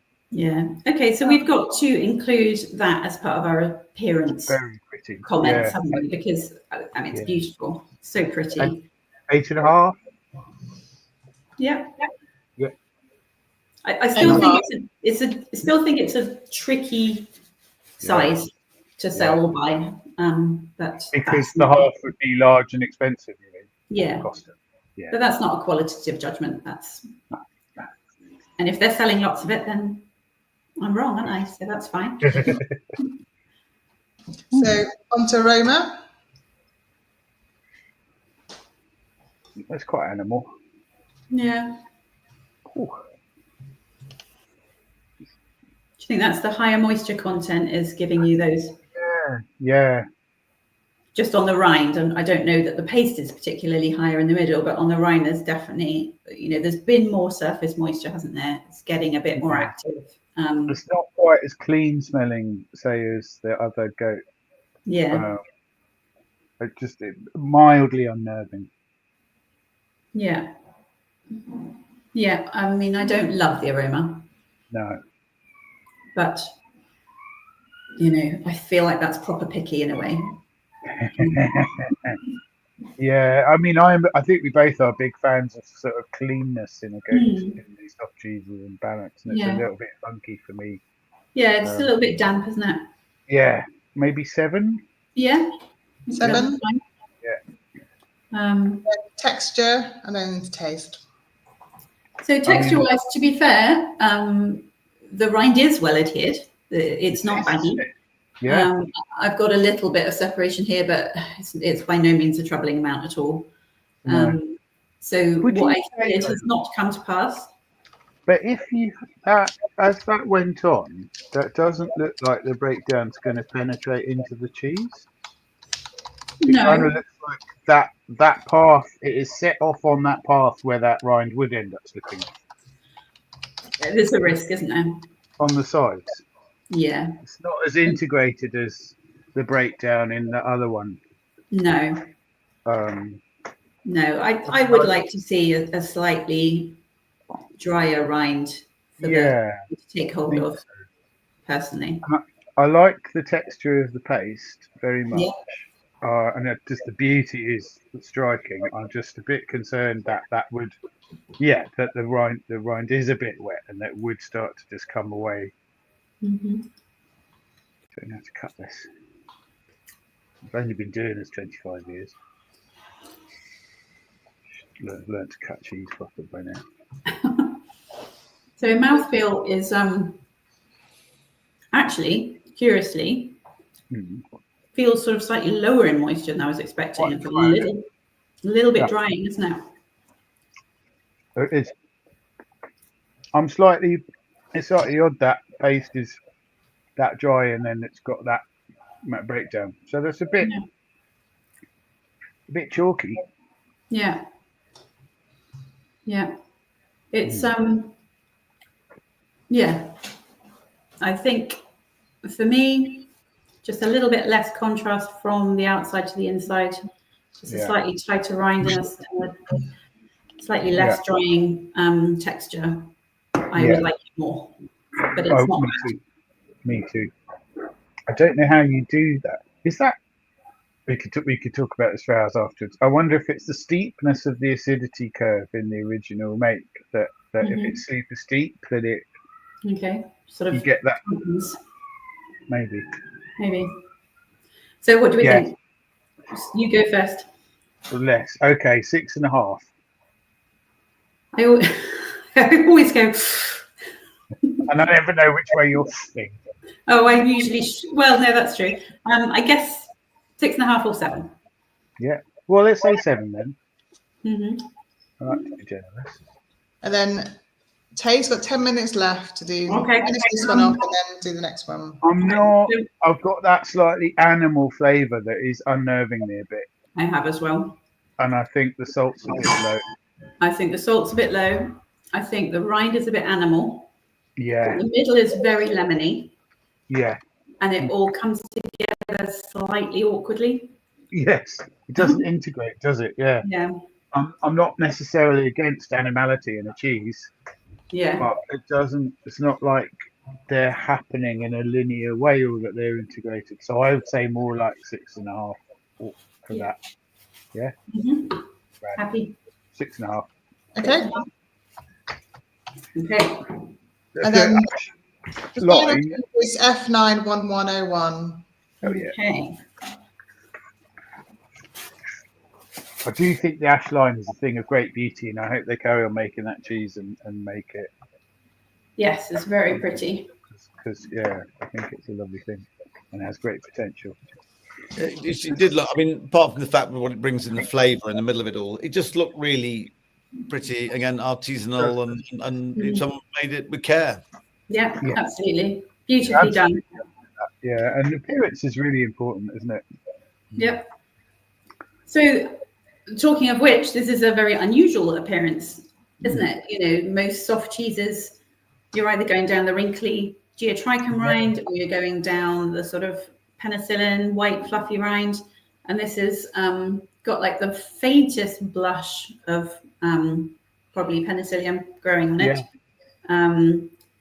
But it's like it's at its very beginning, isn't it? And yeah, like it could be really young. It doesn't seem to have any geo. Doesn't seem to have any geo, which is No. unusual, isn't it? And it looks like a long, which would have geo. Yeah. Lots of geo. I'm quite excited by it. I'm kind of assuming, if this is intentional, that it's had a very light wash. Okay. And not enough. Knock it back, and then. Yeah, and not enough to really make it pink. I mean, I don't know. Is it just, you know, is there no geo added? Are they just not looking for that sort of wrinkling at all? There are people that don't like it and don't want it on their cheeses. Mary Holbrook never wanted it. Really? Yeah, she wouldn't let her cheeses go to the dairy until they were old enough, because she said they always want to get geo on it, and I don't want to have it. So it's a little bit hard to mark, isn't it? I think it is quite hard to mark because it's very unusual. I think it's pretty. I think it's enticing. I think that sort of lovely light blush is sort of curious. Yeah. If I said anything, it would be that that's a little bit inconsistent on the edge. So there's bits where there's that lovely little blush of penicillium, but then bits that aren't. Mm-hmm. But it's got. I mean, it's certainly a 7.5, 8, maybe. Yeah. Which one? 7.5. Yep. Yep. Yep. It's aroma. Well, it's yeasty and yogurty, like fresh yeast, you know. Yeasty, yogurty, fresh. Yeah. Nice. Yeah. Nice. More restrained than some of the others we've smelled. It is. Wow, it's very young. This is another thing where I would love to know what the intention was, because I could look at this and go, this is young. Yes.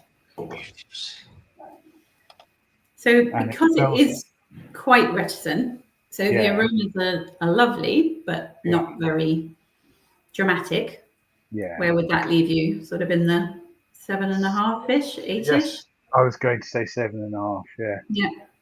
Yeah.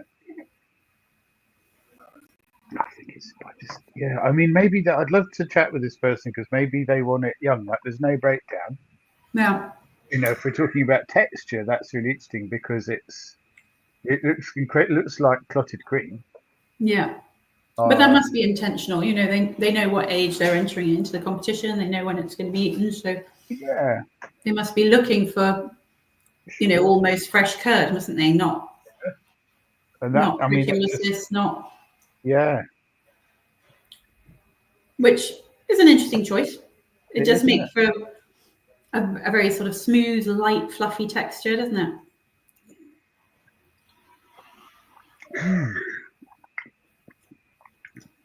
I'm going to go ahead and say an 8 for that texture, because I think it's really nice. Yeah. It's nice. It's opening my eyes to the possibility of a really, really young, long cheese. Yeah. So flavour. Yeah, but this is the thing, it's very young. It's I'm not sure that it's doing any of the things. I mean, Like I can taste the beginnings of a yeasty wash rind flavour, but I can't. But it's not well developed. Is it tending to any bitterness for you? I'm usually really sensitive. Yes, there is in the finish.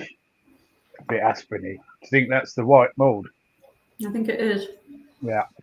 Does it need the geo to because that tends to ameliorate the bitterness? Mm. Yeah. That would be my only drawback, because it's fresh, it's clean, it's you know, a little bit yogurty, a little bit single creamy. Yeah. But then I feel there's just a little tendency to bitterness. There is. I think. Yeah. There is a bit aspiriny. Mm-hmm. I mean, if this is what it's meant to be, I think it's a really fascinating endeavour. 7. Mm-hmm. I'm happy with that. Yeah, cool. 7. Oh, I'm quite intrigued, Mm. and I like being intrigued. Absolutely. Right. So that's all of the cheeses. Thank you ever so much for your time and your expertise and your Star Wars nerd tips. Thank you, Vicky. The winning cheese was F71138. So that'll go through into the Supreme Final tomorrow, which will be at 1:30 till 3. We have 4 super judges judging all the cheeses that have won today. And in second place, it was F51040. And then in third place, just pipping it, was the last one, 591101. That's brilliant. So thank you so much for your time, and thank you to Miller's Crackers and Butlers and everyone else who sponsors us. So really good session. Thanks, guys. And just show us off your cheesemonger's softback version now behind you, please. Thank you very much, Ed. A cheesemonger. There you go. That's it. You've got updated and bang up to date. Yeah.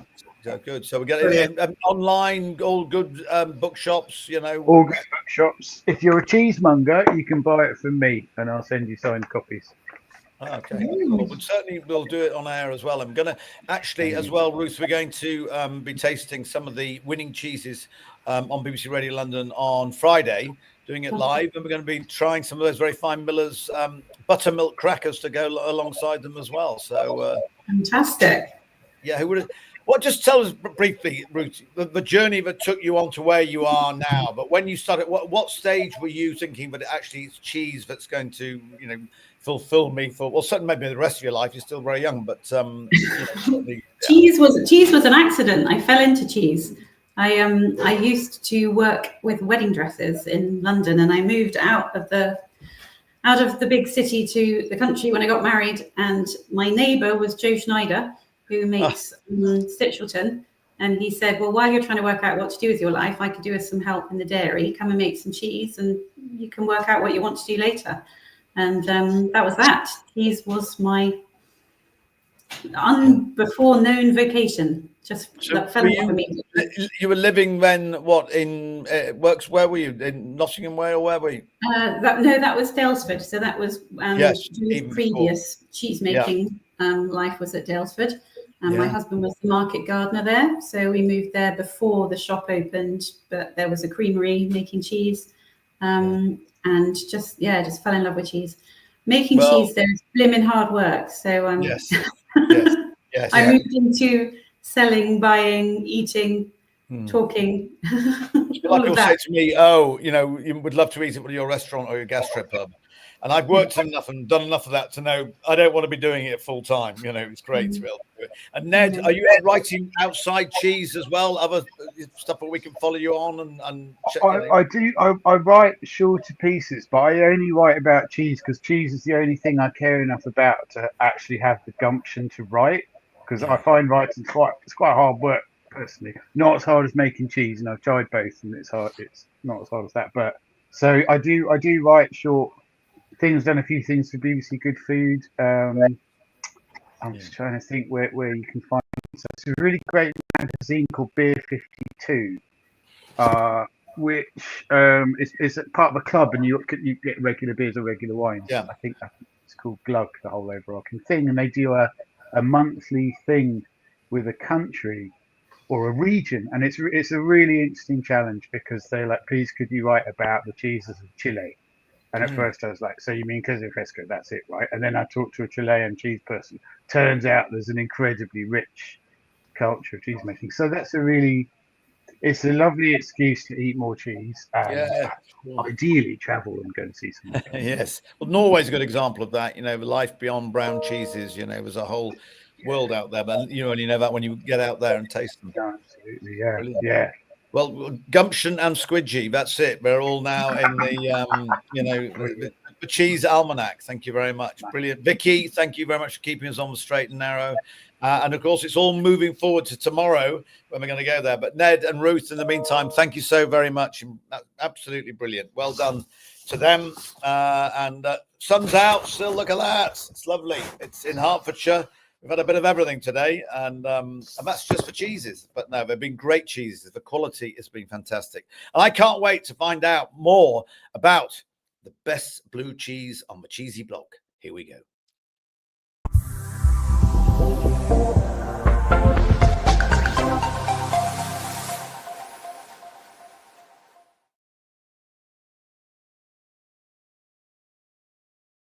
Here we are. How are we all? You all right? Very good. Perry, all the success. Afanur 3 times. That was brilliant. I'm so sorry I couldn't be with you, but it did look an amazing event. Well done to you. Afanur of the year, if anyone didn't know, but for the 3rd time running. Brilliant. Well, not running, but you know what I mean. Yes. Oh, you're on mute. You've muted yourself. How can you do that? That's not good, Perry. Otherwise, we'll have to speak to Simon for a minute. And are you back with us? No, there. Okay, you do your technical bit. We've got the Ferro in the house. Simon, yeah, just tell us about the origins of the name, firstly. I don't know, but obviously you can tell from my accent. I'm from down south, so I'm from Essex originally. My family are all still down there. I think it's Italian. I have searched slightly into it. Not even Ferro. Grazie mille, Ferro. I would think it's Sicilian. Yeah. Oh, well, there you go. Mia moglie è siciliana, so my wife's from Palermo. So Deborah Dolce. So life is sweet. Is that better? That's better. Back with us, indeed. I'm back. You're just going to have to hang in there a minute. I'm just we're on Simon's genealogy track as well. Sorry, go ahead. Yeah, Terry. I'm a northern boy, so I know Alswick and all where you are as well really well. I was actually at school. We used to drive past it on the way to Sedbergh. So I know, and it's just a great part of the world. So how long have you been there, lived there? Up by work. So yeah, I've lived in Long Preston. So I'm about 10 minutes from work, and I've lived up there for about 3 or 4 years. But I was commuting for a long time before that anyway. So I've always lived in North Yorkshire for a lot of time. But yeah, about 10 years. Yeah, no, great.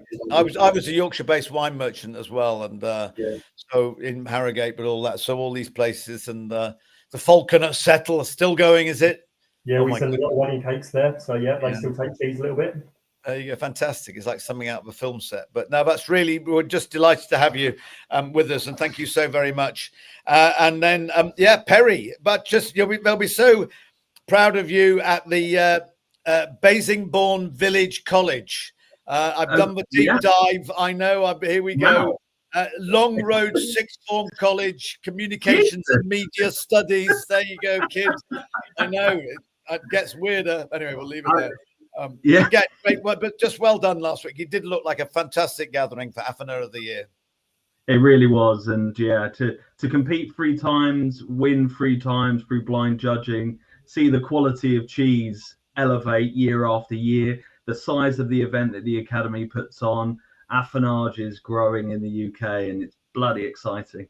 Yeah, it really is. It just shows how, same cheeses, how differently they end up. And it's just, that's really, and I think that reflects maybe the industry as well, where, and you're a good example of that, but also the roller coaster nature of the industry. You've had some great highs, but you've had a couple of very tough lows. But I think it's great that the support, hopefully, you got from the industry. I'm sure you did, because, it is that type of community.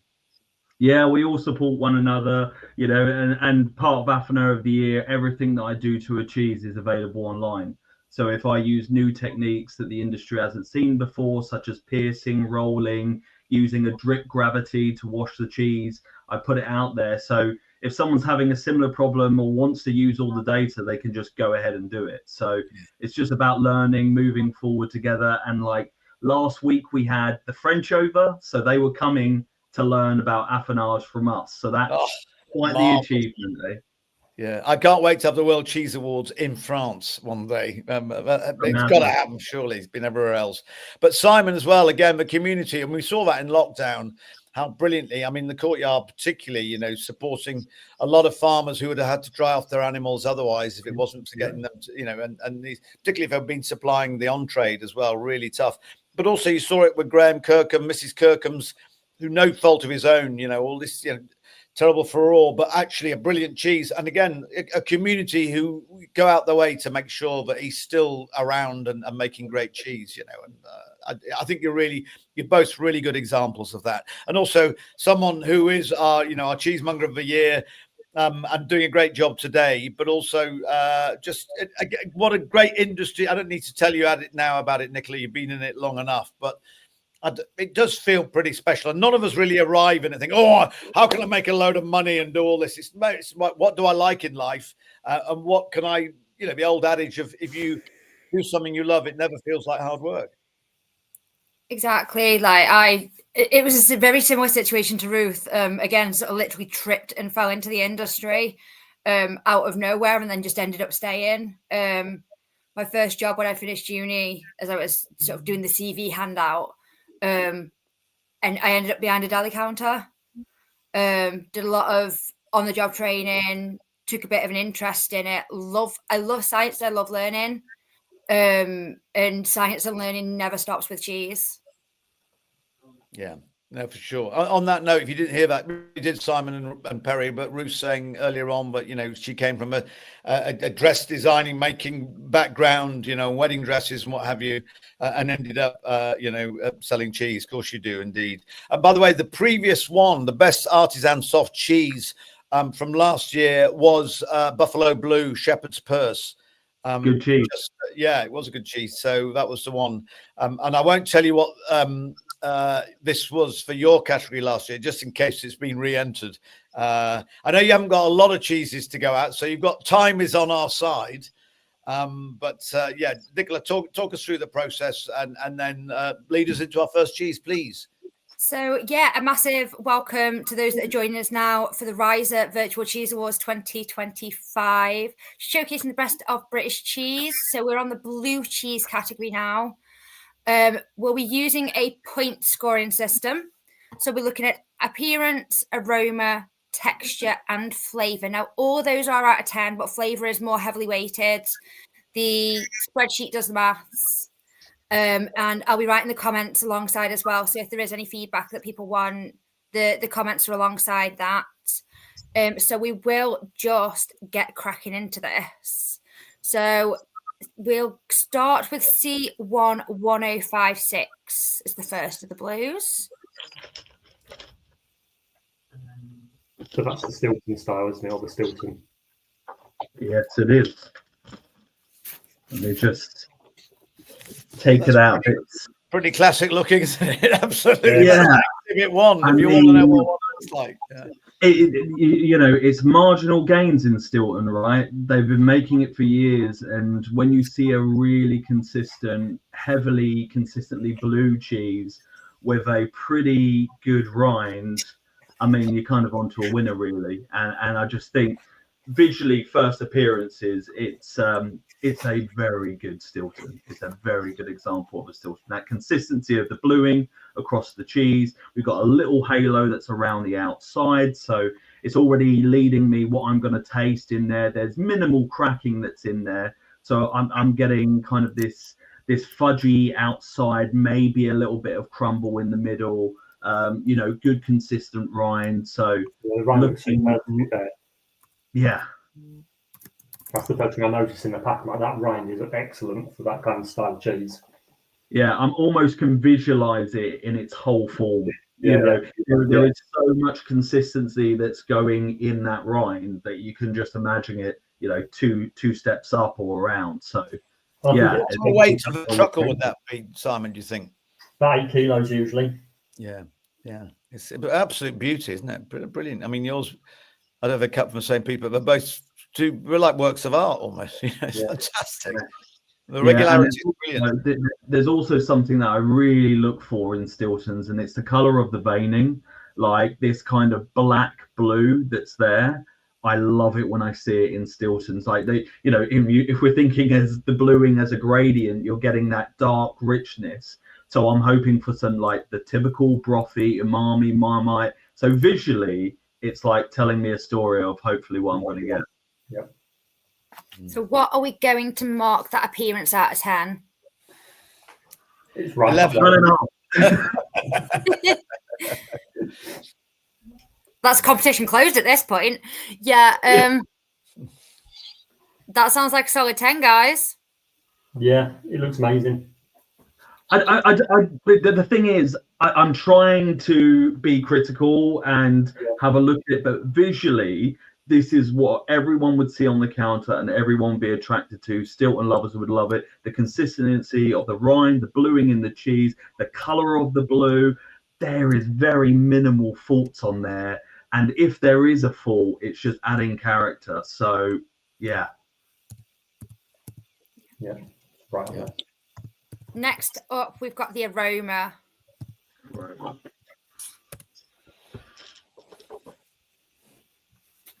And it's lovely to cut as well. Got that like fudgy, little bit of pushback on it.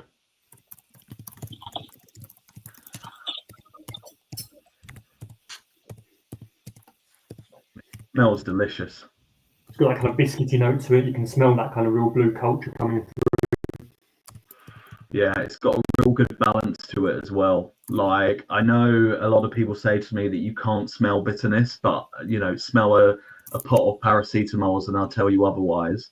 But you can just tell that bitterness, hopefully it will translate to flavor, is really well balanced in there. So that umami, savory kind of note that's in there, with just that touch of biscuits and as you were saying, digest, it's just really perfect. Have a little smell of the rind actually and see what we can. I mean, that's really good as well. Considering the cheese, there's like the ammonia with this style of cheese would usually be quite high. Yeah. At the moment, the ammonia is a really good balance within that cheese as a whole profile. I think that's really I totally agree. It's there, but it's not full frontal. You get a touch of it. That's aided breakdown of the cheese and what it's going to become. So it's a really good smelling, looking cheese at the moment, which is really great. Straight off the bat.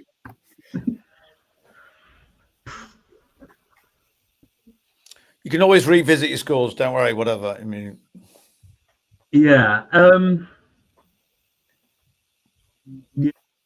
So 10 would kind of put it in the classification of the best smelling Stilton I've ever had. It's not that, right? And I can't really give them any comments to downgrade it that much because it's really, really pleasant.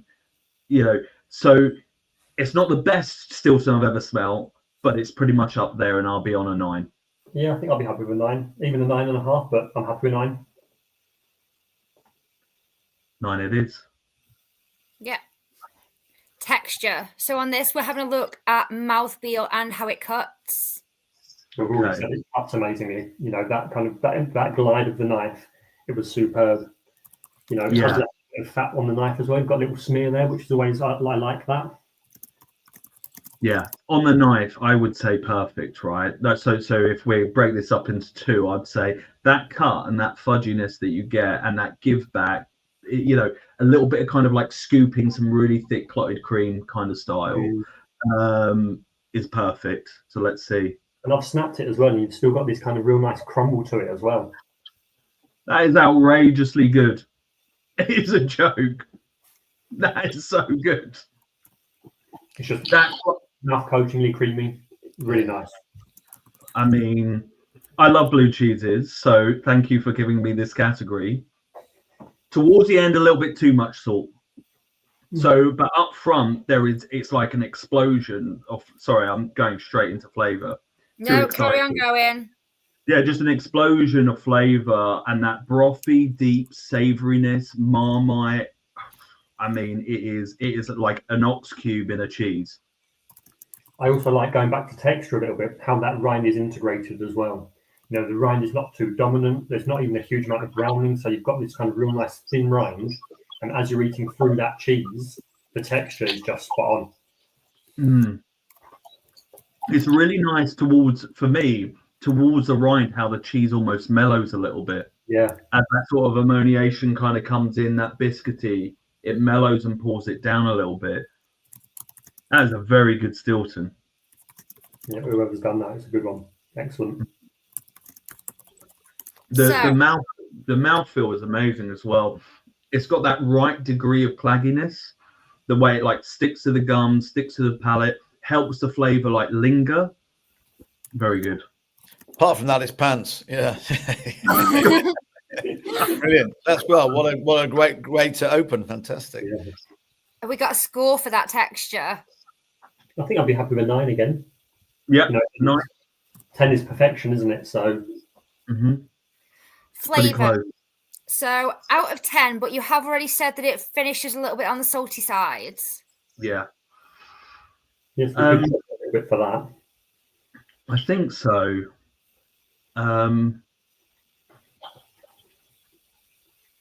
Yeah. Even with that salt, it's still very well balanced, though. It's very well balanced, but it does dip into, for me, that slight burn, which I would, yeah, it's very that sauciness is like quite table salt, and it actually helps the cheese because all that big brothy kind of flavor that we're getting. But that is a markdown, and I would be happy with 8.5. I think. Yeah. Yeah, I'll go on 9 again, but I might happy to bring it down if you're not happy with that salt level, Perry. Yeah, I just think the more I eat it, it's lingering a little bit too much. I was probably in the same area, but it could be that I'm hyper focusing on it now. But yeah, I'd love to have that with a glass of port. I mean, it's still not a bad score, to be fair, for the first cheese of the class either. It's an amazing score. It's a really I mean, I suppose 5 is like okay, right? And 10 is like the best cheeses we've ever had in our life. Yeah. Yeah, I think they're doing pretty well. So if we want to move on to the next one, so we're on C21058 for the next one.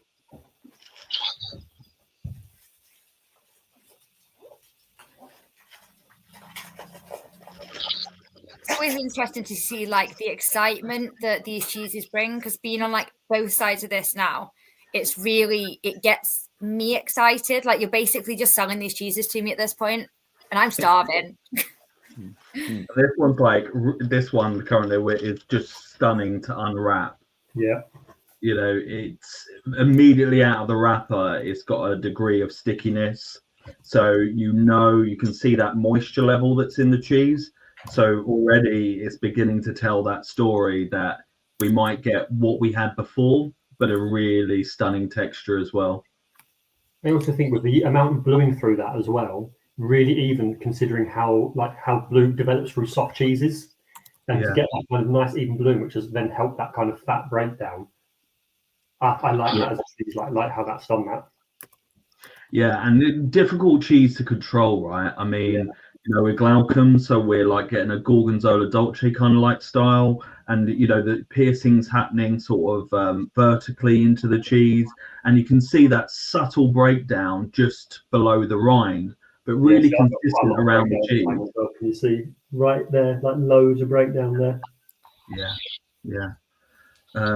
So really lovely looking, and the rind, obviously with the moisture, some of the molds have been kicked back a little bit, but actually, well established for this style of cheese. You could see this style of cheese ended up having that kind of pinky brown rind if it is the style. So I think mine's just got that kind of nice kind of powdery white kind of rind going on, which may have been knocked back, but I think it looks lovely, Yeah.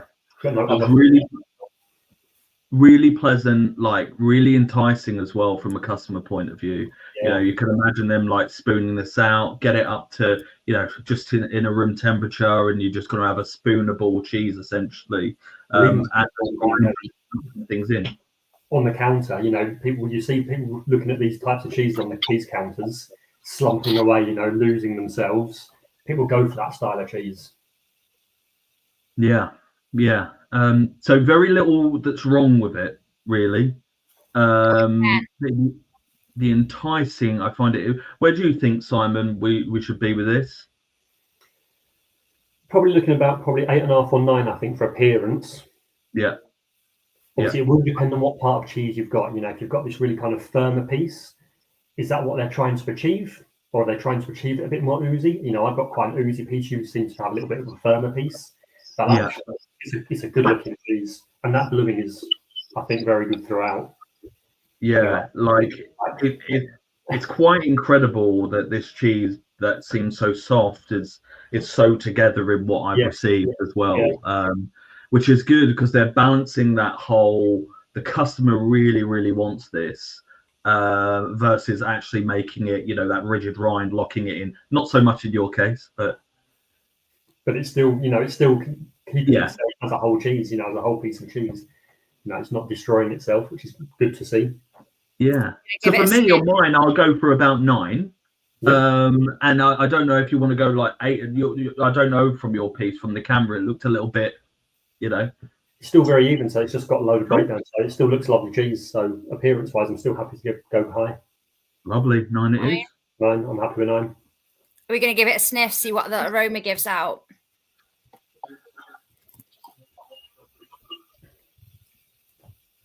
Really solid on that biscuity note. Seems to be more refined.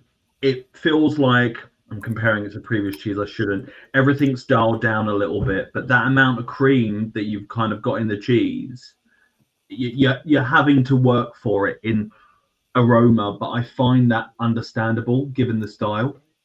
Yeah, so the aroma's not kind of jumping out at you. I always think, can you smell it here or here? Here you're kind of searching for the aromas, but the aromas you are getting are great. You know, we are searching for them, but it doesn't mean it's bad, you know.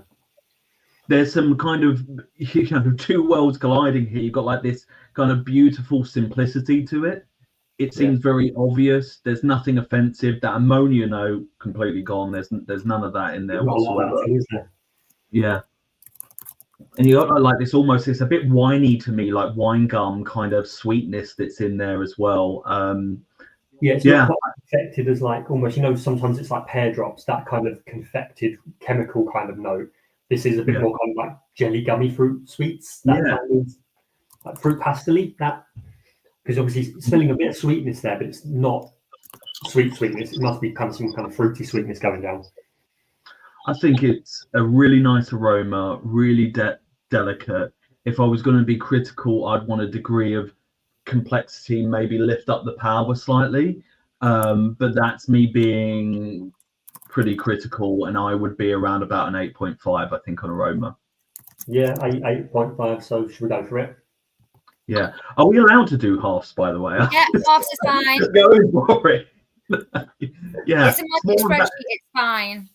Charlie Turnbull tried to do a 3/4, which is very. We asked him how many L's there are in pillow. I do think as well that with aroma, like a piece of cheese like this, we are smelling a cut face. And when was this cut? You know, none of us have cut the cheese to kind of sniff inside. So, texture. Well, it's a soft blue cheese. The texture's got that real kind of gooey note to it in my piece, especially. That's wonderful to cut. It's a handful, but in a good way. And like we kind of mentioned before, visually, you can see that level of like rigidity that's in it. Yeah. As well. But it is fully broken down. Even near that rind, you've got this kind of real nice kind of soft cheese throughout.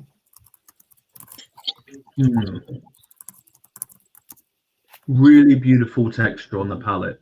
You know, really delicate, light. The melt on it is amazing, as you would expect from visually seeing it. It just washes away lovely. So far more delicate than the previous cheese. I'm finding with the blue, where the blue vein is, you're getting some, you know, the hard lines that you can get throughout. So actually it's a nice texture contrast almost in the actual cheese as a whole. Yeah. I think I'm struggling with that slight inconsistency with the nodules being, you know, kind of minestrone soupy. You know, you've got that kind of you got that kind of like liquid, beautiful breakdown, and then you just have those nodules of blue just floating around that you need to work with. I am not as happy in that world, I don't think. I think it's left in your mouth behind rather than being a consistent kind of, it's all gone at the same time. And I find this with like chalky soft cheese as well.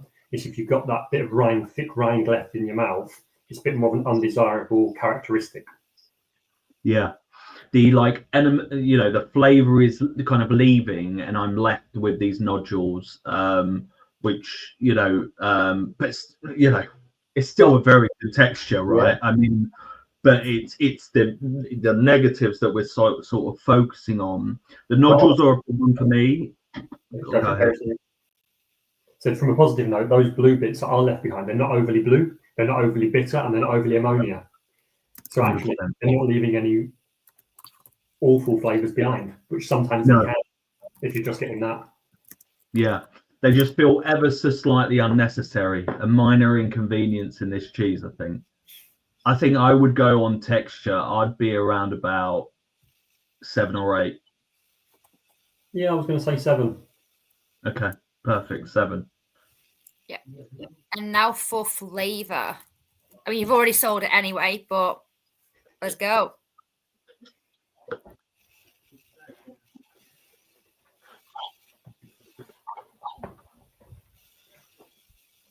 I think with this cheese, you could have that bit more of that kind of blue character coming through.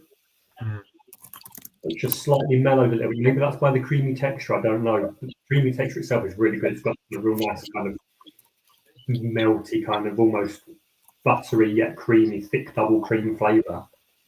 But the blue is dominant in my opinion, which is weird because those blue parts are quite big. Yeah, it's definitely got that cultured cream kind of vibe to it on the flavour. I find that what is interesting to me is actually the degree of challenge I think it has at points. There is a degree of spice that I'm getting, like a little prickly, not like overly. And I was kind of anticipating with the delicate aroma, the delicate texture, that we wouldn't get as much of a challenge. But I'm looking at it and like this kind of feels more and more to me as I taste it like a blue lover's blue, like I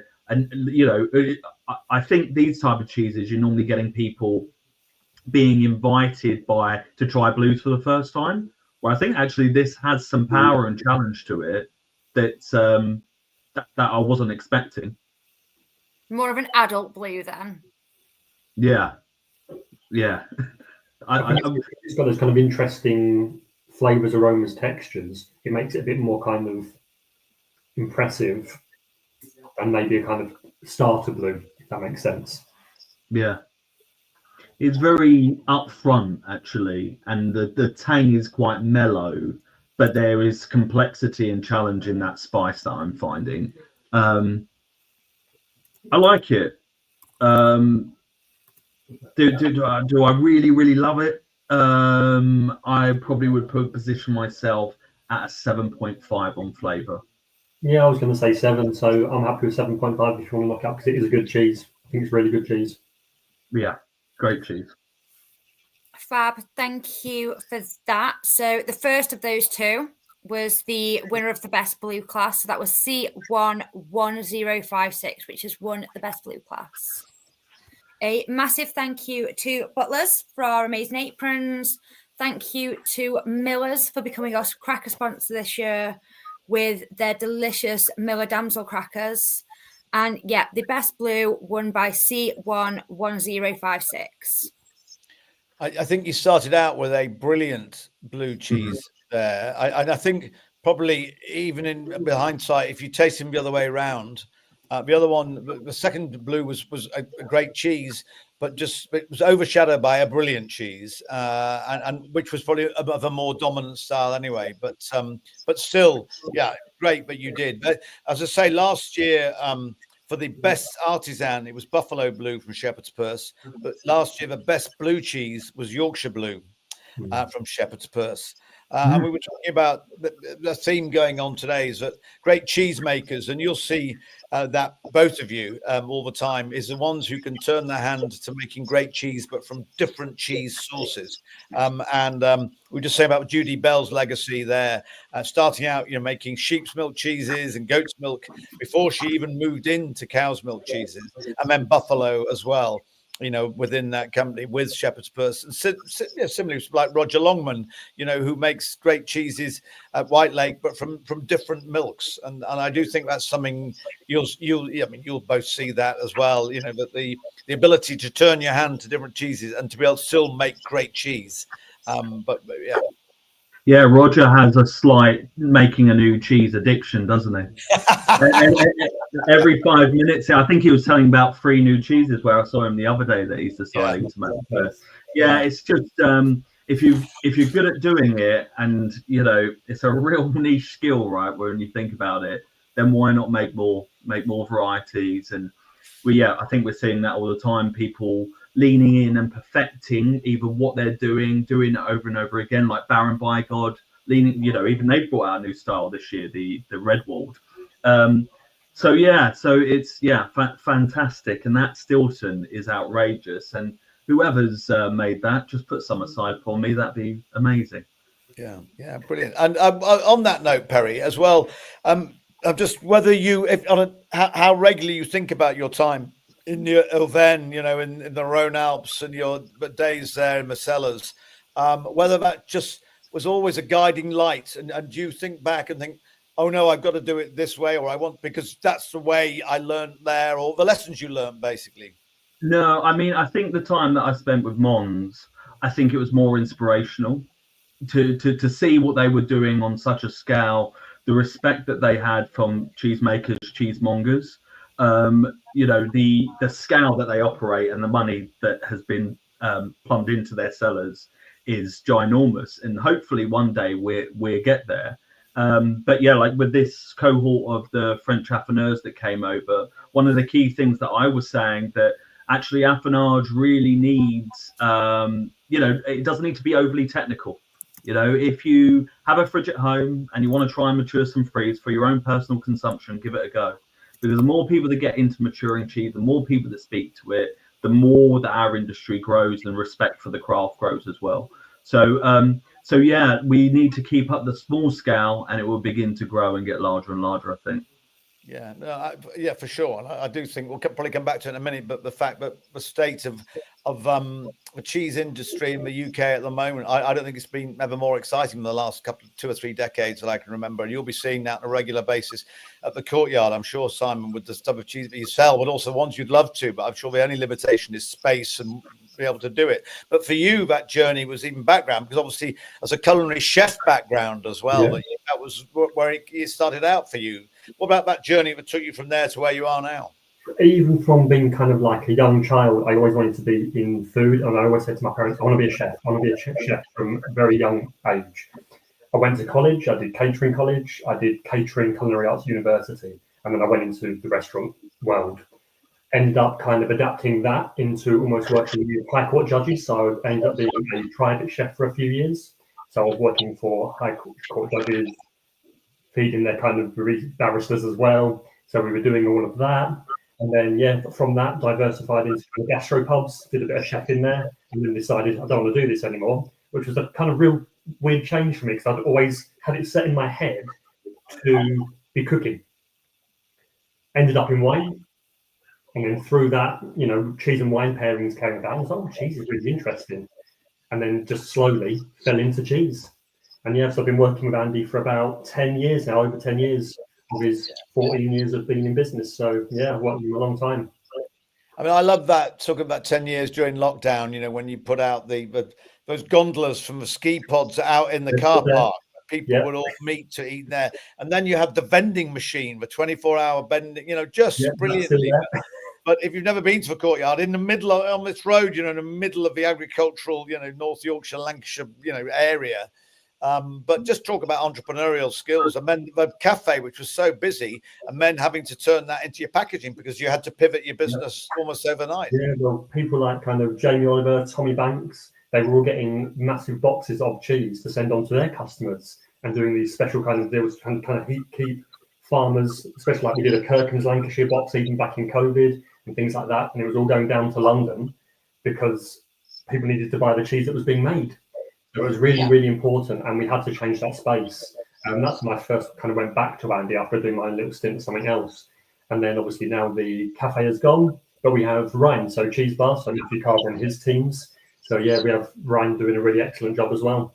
Yeah, so, yeah, just fantastic. And also, you know, Andy, you know, and bringing up a young family and amongst it all who were absolutely steeped into it as well. But also, I mean, your travels, I know you were in Cyprus as well for a while. Where you were, so I lived in Cyprus for about 18 months, 2 years, again, cooking. So I was one of the leading hotels of the world over there. So I was doing chefing there, learned some very, very basic kitchen Greek, which was really interesting. I was a lot younger back then, about 20 years ago now, coming up to blimey. And then, so then after that, obviously Milan, I've done a few kind of harvests and a few visits elsewhere in the world, so New Zealand and bits. So, yeah. Yeah, on the Venice side, I was really intrigued by that. What was your time spent there? Who were you with and what were you up to? So I was a manager of Majestic Wine. So I was running one of their shops. I was in the Harrogate shop doing my training and then moved to the Huddersfield shop. Then we went over to New Zealand to go and meet Brent Maris, who makes the Ned and all the Morisco wines, and Joe and Jackson Estate. So those guys. So I met all those, and it was harvest time. So you kind of get your hands involved. You kind of see what's going on.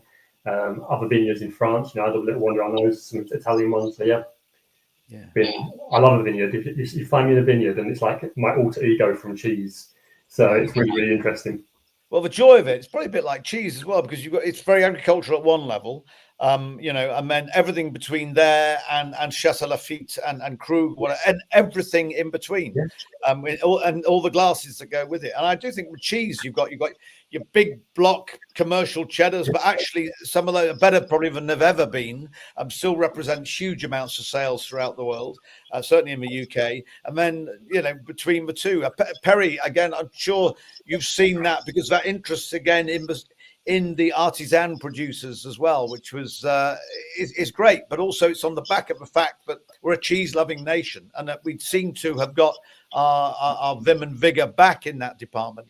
It seems I think you know, you're briefly talking about COVID. I think prior to COVID, I would see maybe a lot of people saying that they source all their things from British farms or whatever, and it seems that now the customer is demanding it. They're demanding to know where you got your cheese, where you get your meat, where you get whatever.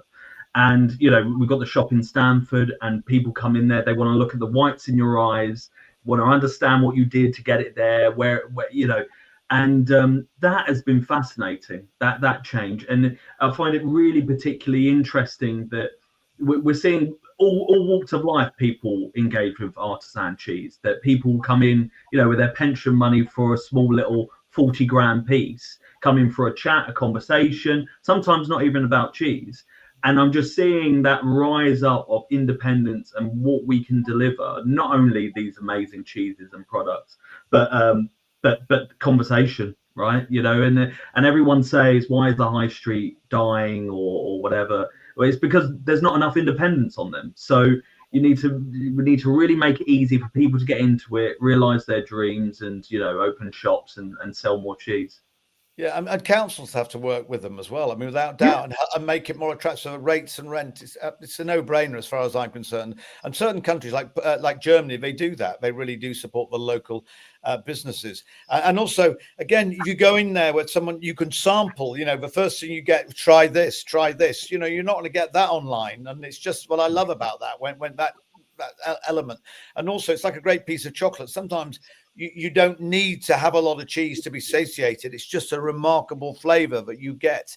And it's a bit like good quality meat. Sometimes eat less, pay more for it, but know where it's from. And also, you know, it's doing you good, but it tastes bloody marvelous as well. So I think one of the interesting things, Simon might be able to say the same, but in our shop, that the young are loving artisan cheese. I mean, you know, our shop's a lot to walk into. I imagine Simon's as well. You know, it's an assault on the the nasal senses from, and you know, kids just come in and absolutely love it, and we're getting return customers where, you know, the kids dragging the grandparents in and things like that. So the future is very bright for artisan cheese, I think.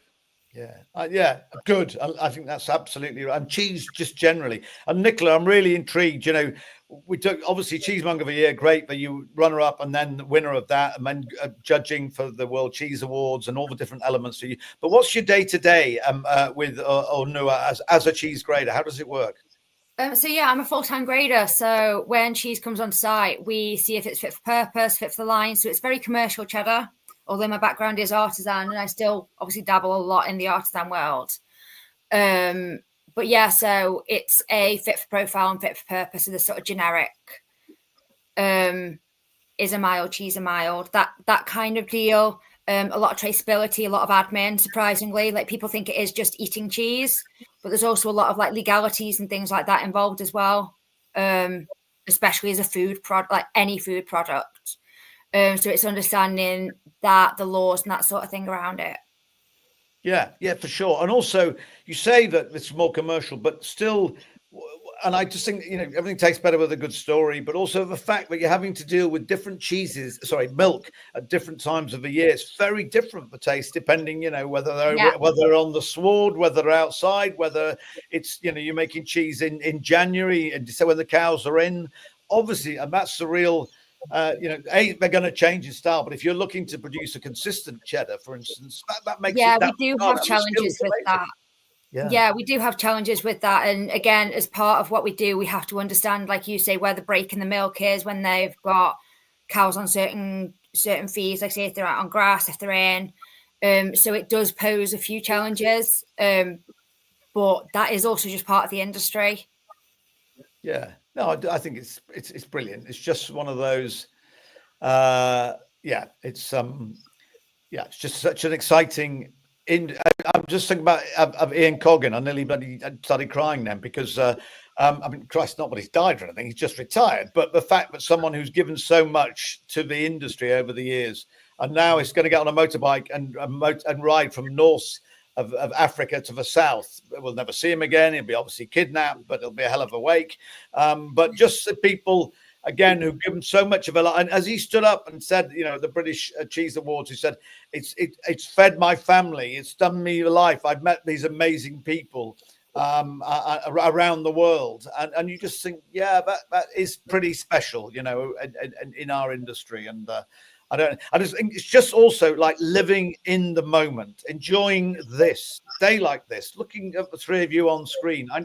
It's just, I think we're all as where we are, and it's united through food and drink, but the love of it, and the key ingredient is love. And you know, it's a cliche, but it's true. And I think and you end up graduate with people who you want to work with, but also the customers who come back to you and want your advice. You know, it's like going to a great fishmonger and saying, what have you got today you recommend? And we are getting that back. But it's just taken a while. So I've gone off on a bit of a tangent, but you know, it's very lovely to see you. And we're coming back for best artisan cheese made from your own herd, not yours, but someone else's. So that's what you come back and judge at 4:30. So we're not going to get rid of you that easily. So go and have a little lie down and you know, make a couple of mil on the stock exchange. Yeah, but well done. And it's joy. Simon, fantastic. But the Sicilian in you will out and welcome the Sicilian in Orswick. You know, that's like one day, not an oxymoron, or as you might say in that part of the world, a poxymoron. But there you go. And Perry, good to see you. Well done, Affaner of a Year.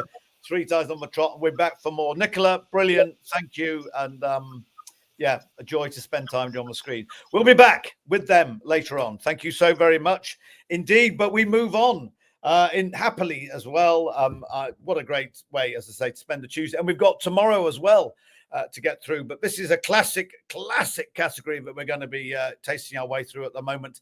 Nicola just alluded to it because it's the industry that she's working in, because we want to find out and taste some of the best cheddars on the cheese block.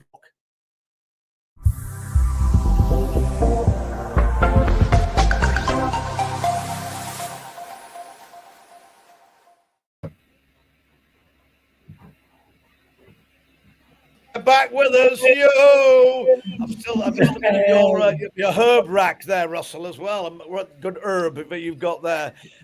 Nice selection of herbs in West Yorkshire. Yeah, fantastic. And Paul, I'm really Clemency Hall. Quality. I can't see the top of a bit. What else was above on your? Just got Rowcliffe. Yeah, yes. So Rowcliffe banner. Yeah. Heavyweight branding. There you go. Yeah. And, no, brilliant. The matinee film got for Silver Fox. That is Verheesman is with us, and the Haggart of a Hagrid, the brilliant, the Viking warlord that he is, and lucky Morris to have him absolutely. And Vicky, God help you, because you got to keep us all in control. Oh, The altitude is wearing on, and this isn't cider, I tell you, or Scrumpy. It is apple juice. But it's having the same effect. Over to you, a vision in it's same apple juice, vision in blue. There you go. This is the 2000. And my wife's called Deborah Dolce, and she is from Palermo, so Debbie Sweet. So she says it's Christmas. I am singing carols, and that's me, Barden. So these are from the apple trees out the back. But I obviously got a bit fancy. I call this the Premier Crew because they were the best looking apples. Welcome to my rather pathetic world. Sorry about that, Vicky. I've digressed. No, you could digress and talk about Italy and cider and apples and everything. That's absolutely fine.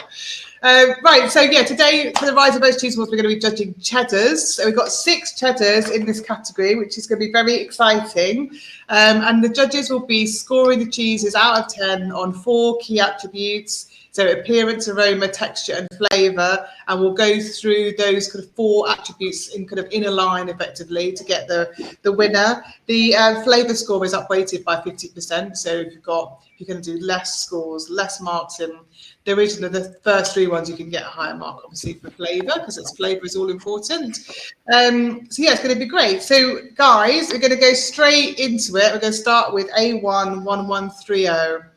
Okay. Okay, so this is going to be a great category because we've got traditional cheddar and we've got creamery cheddar. Yeah. So there's a nice difference between them. So the traditional cheddar is going to be nice and silagey, great umami notes in it, very marmitey. Whereas the creamery cheddar is going to be more of a clean, heavy hitting, deep, sweet, crunchy notes. So it says traditional mature cheddar.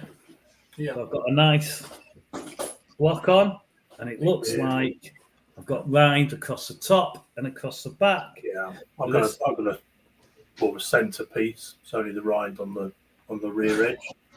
It's quite open texture. There's quite a few fissures in this one. I don't know what yours are like, Russell, but I sort of moving around, it does open up a bit, but then it is a traditional cheddar.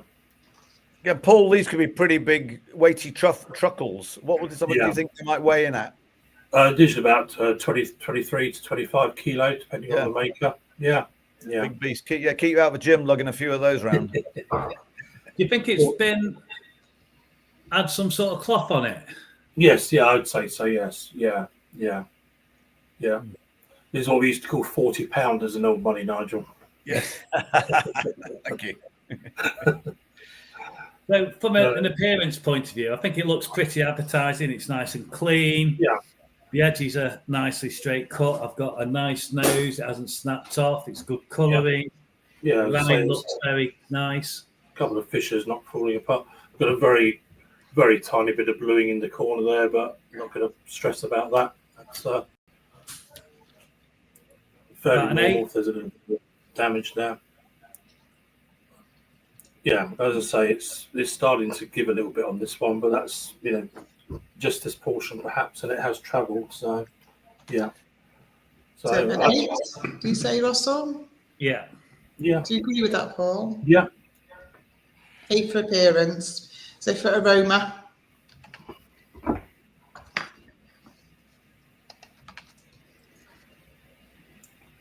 So I took a bit from the nose, but you still get that sort of aroma of the cellars quite faintly. Nice. I was hoping for it to be a bit stronger for it being a traditional. I think the aroma closer to the rind. Yeah, it's very different once you get closer to the rind. Yeah. So there's nothing unpleasant there. No, there's some sort of grassy, herbaceous notes coming through. Yeah, it's a steady 8 again from me. Yeah. An 8 for aroma. Good. Texture? Texture and taste you can do together if you want. Let's put it into a bowl. It's a little bit bitty, to be fair. I was going to use the word a bit curdy. Curdy. Mm. It's yeah, it's not as smooth as I was expecting it to be. So it's breaking down to quite a lot of very small pieces.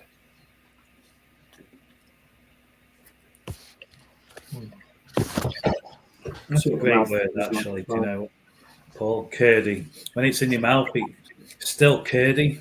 Mm. And I wouldn't really expect that from a mass-produced cheddar. However, this is a more traditional cheddar. Yeah. The appearances of that it will be. In the older recipes, curd was more prevalent than in today's society, where it's very hard pressed. So it wasn't as pressed as tightly. So this is a really good example of what we call a traditional cheddar, where the curds are a little bit looser. So when you bite into it, the curds do just fall about in your mouth. I'd have expected it to be a bit creamier though, and to hold together a bit better. It's actually it's crumbling probably more than you imagine. Then, Paul, that yeah, breaking up a bit. Yeah. I've never really had a cheddar. I've never really had a cheddar that falls apart that much. Yeah, but I have heard about cheddars that do. Yeah. Yeah, it's been unusual. But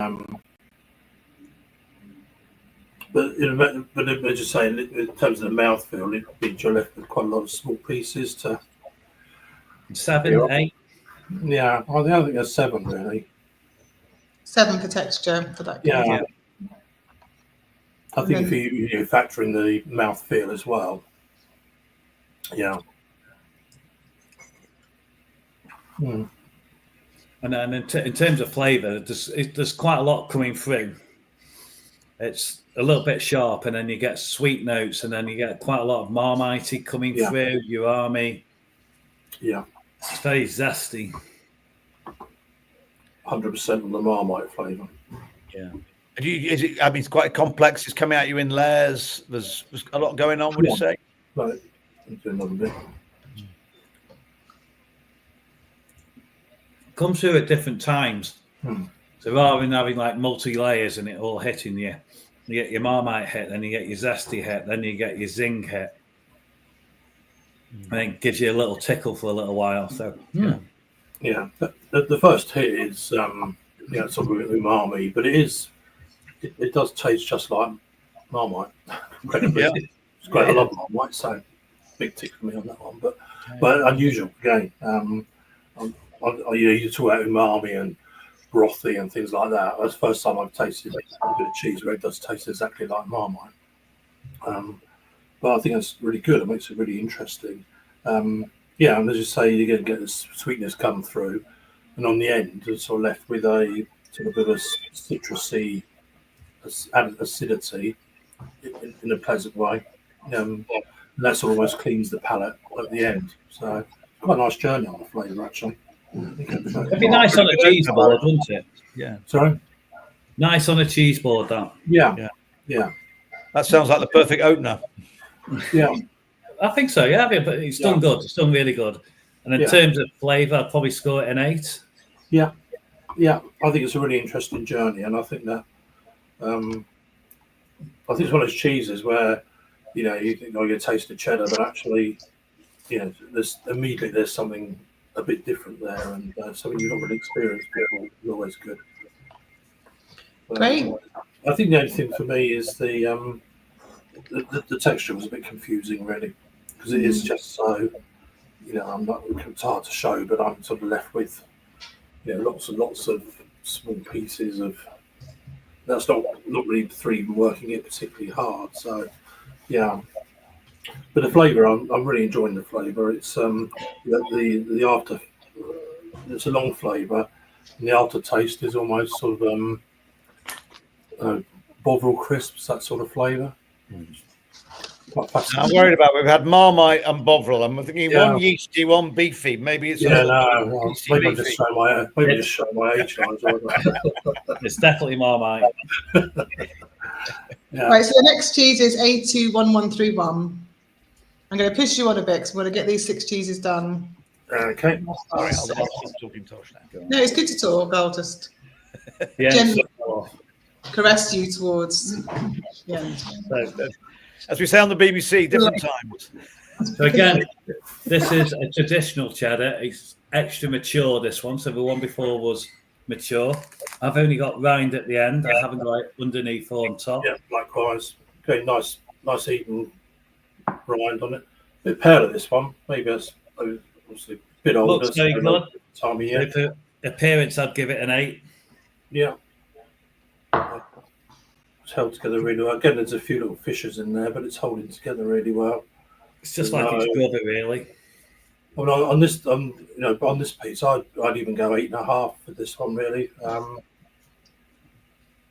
Yeah, because you got a bit of blue on that last one, didn't you? Yeah.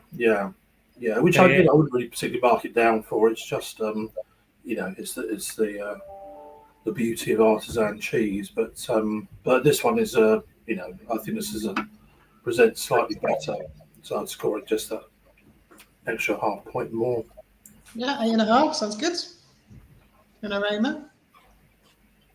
So this one you are getting more of those traditional cloth-bound cheddar aromas. So you're getting cellars, earthiness, a bit of mustiness, again in a good way. Yeah, it's just very, very typical of a traditional cheddar. Yeah. That grassy notes. It smells like the cow's backside. It's all that. It's absolutely what it says on the tin. It's a 9 for me on the aroma. Yeah, and there's a bit of a sort of alcohol coming through, but I think it's fermented, almost like from silage sort of.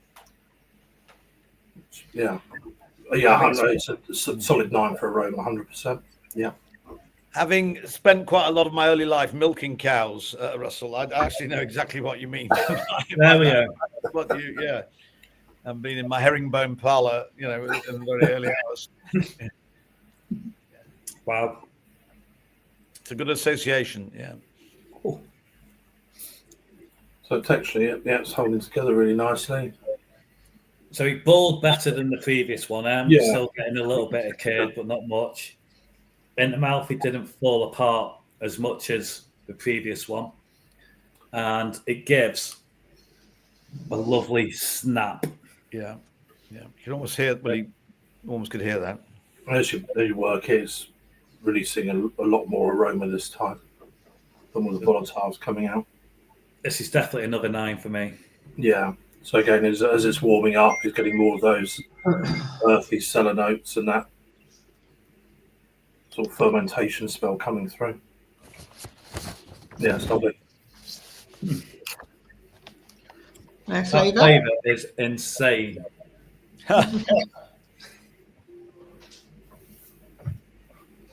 Wow. That is not holding back any punches whatsoever. Wakes you up, doesn't it? It's very sharp. It's very tangy. It's very, very Marmite and Bovril have just been emptied into it and stirred in. Wow, it's incredible. It's so strong.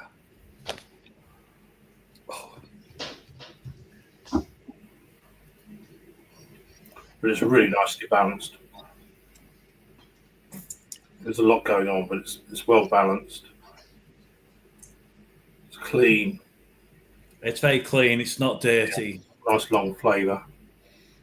And once you've swallowed it, you're getting a nice little tingling on your tongue and on the side of your gums. It's very nice. That literally transports you to the farm, doesn't it? It does. You can just imagine it being crafted in the vats, the cows being milked next door, and all that lovely flora just flowing in. Oh, nice. Incredible. Score for flavour? I'm going to go 9. 9?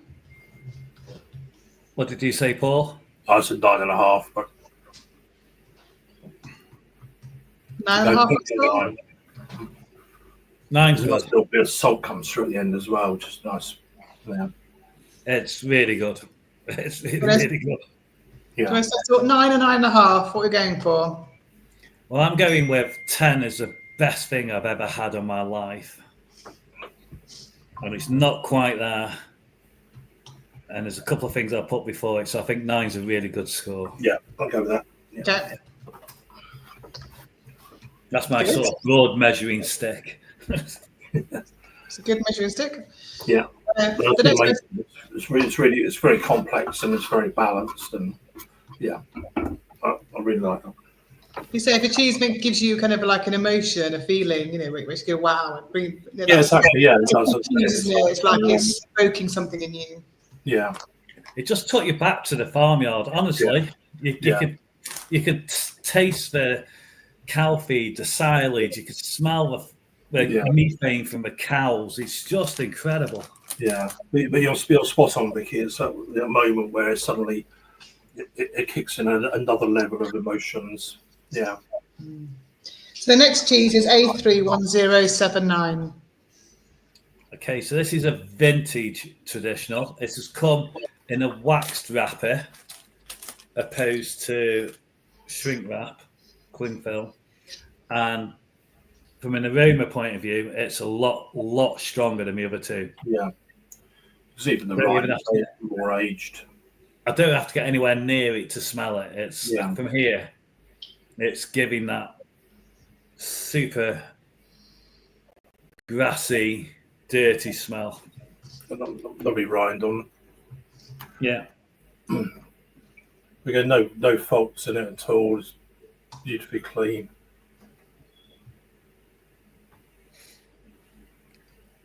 There's a couple of slight fissures, but probably where they should be. Absolutely, is what a vintage traditional would look like. So you can come through on the camera on that. You see quite a few calcium lactate crystals coming through on that edge in particular. So yeah, I'm excited to taste this one actually. So we're going with a 9. Yeah. Oh, it cuts nice and smooth. So 9 for appearance and 9 for aroma, or are you still debating aroma? Just smell a cut piece. It's 9 for aroma as well. Yeah. It's right on it. So it's, yeah. And it just snaps beautifully. Just so rugged, so flinty, that amazing texture when you snap a vintage. See if I can ball it.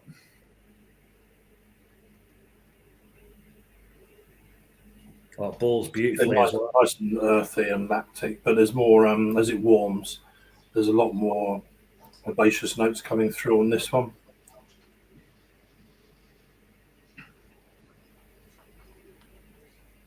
Yeah. Balls nicely.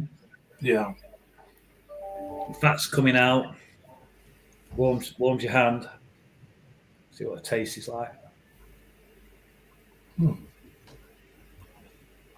Quite sweet.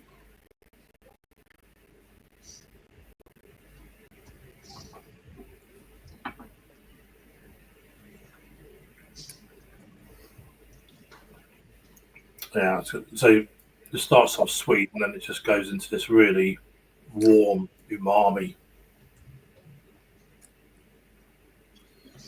Yeah, it sort of takes you 2 parts out, doesn't it? Yeah. Straight away, it's almost like toffee caramel dessert in your mouth, washing round, and swaps over, and then you get a dishwasher full of Marmite.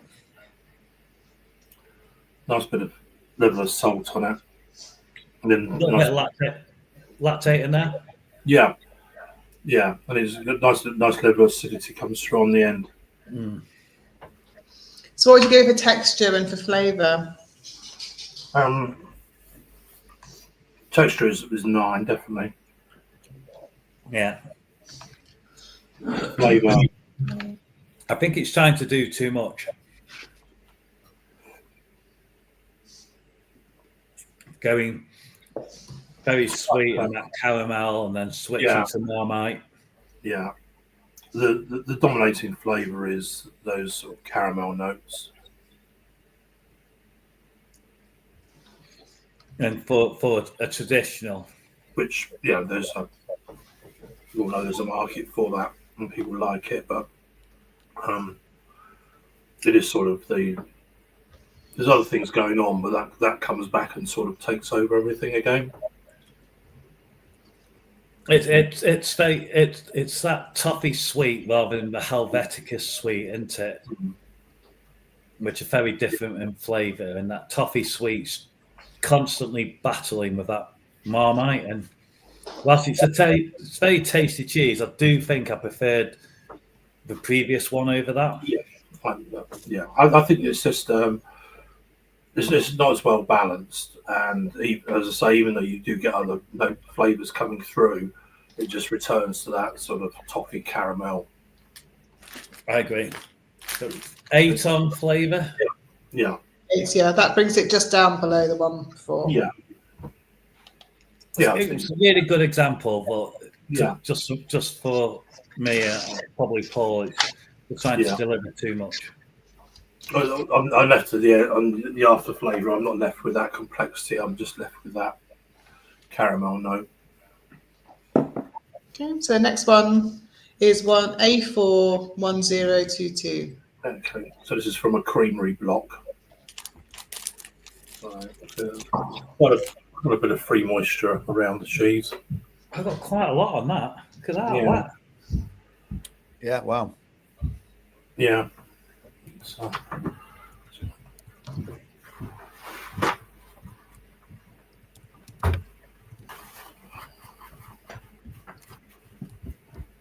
yeah, there's a lot.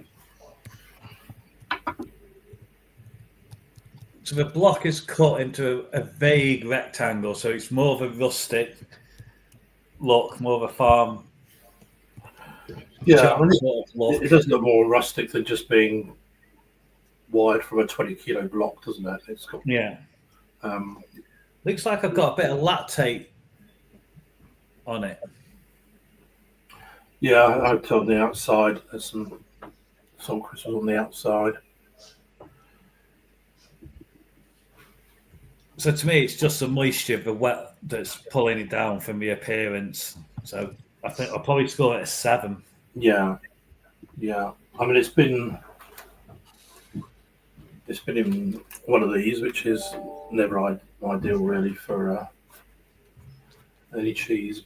But sometimes needs must. But even so, it's a lot of moisture, far more than you'd expect. Really. This is how it's cut. It hasn't cut in a straight line. It's started to flake off and flint off. Cricketer from Yorkshire, that is.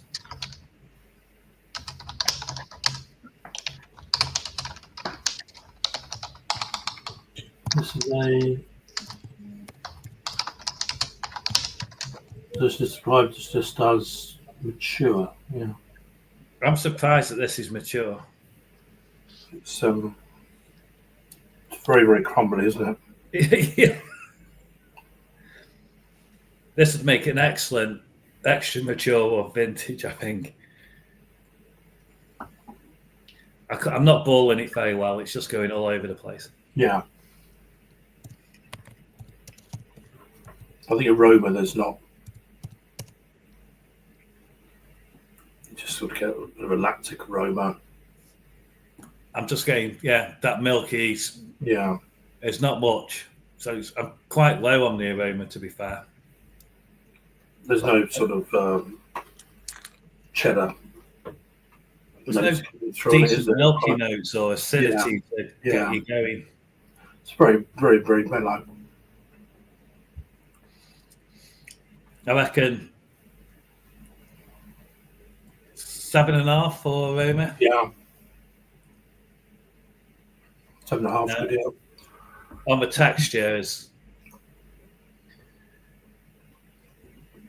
when you try to work it, it's very crumbly, falls apart. But actually, the mouthfeel is good.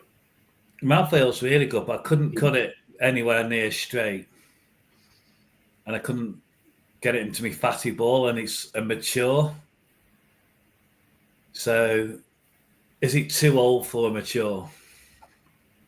And do we mark them down for it?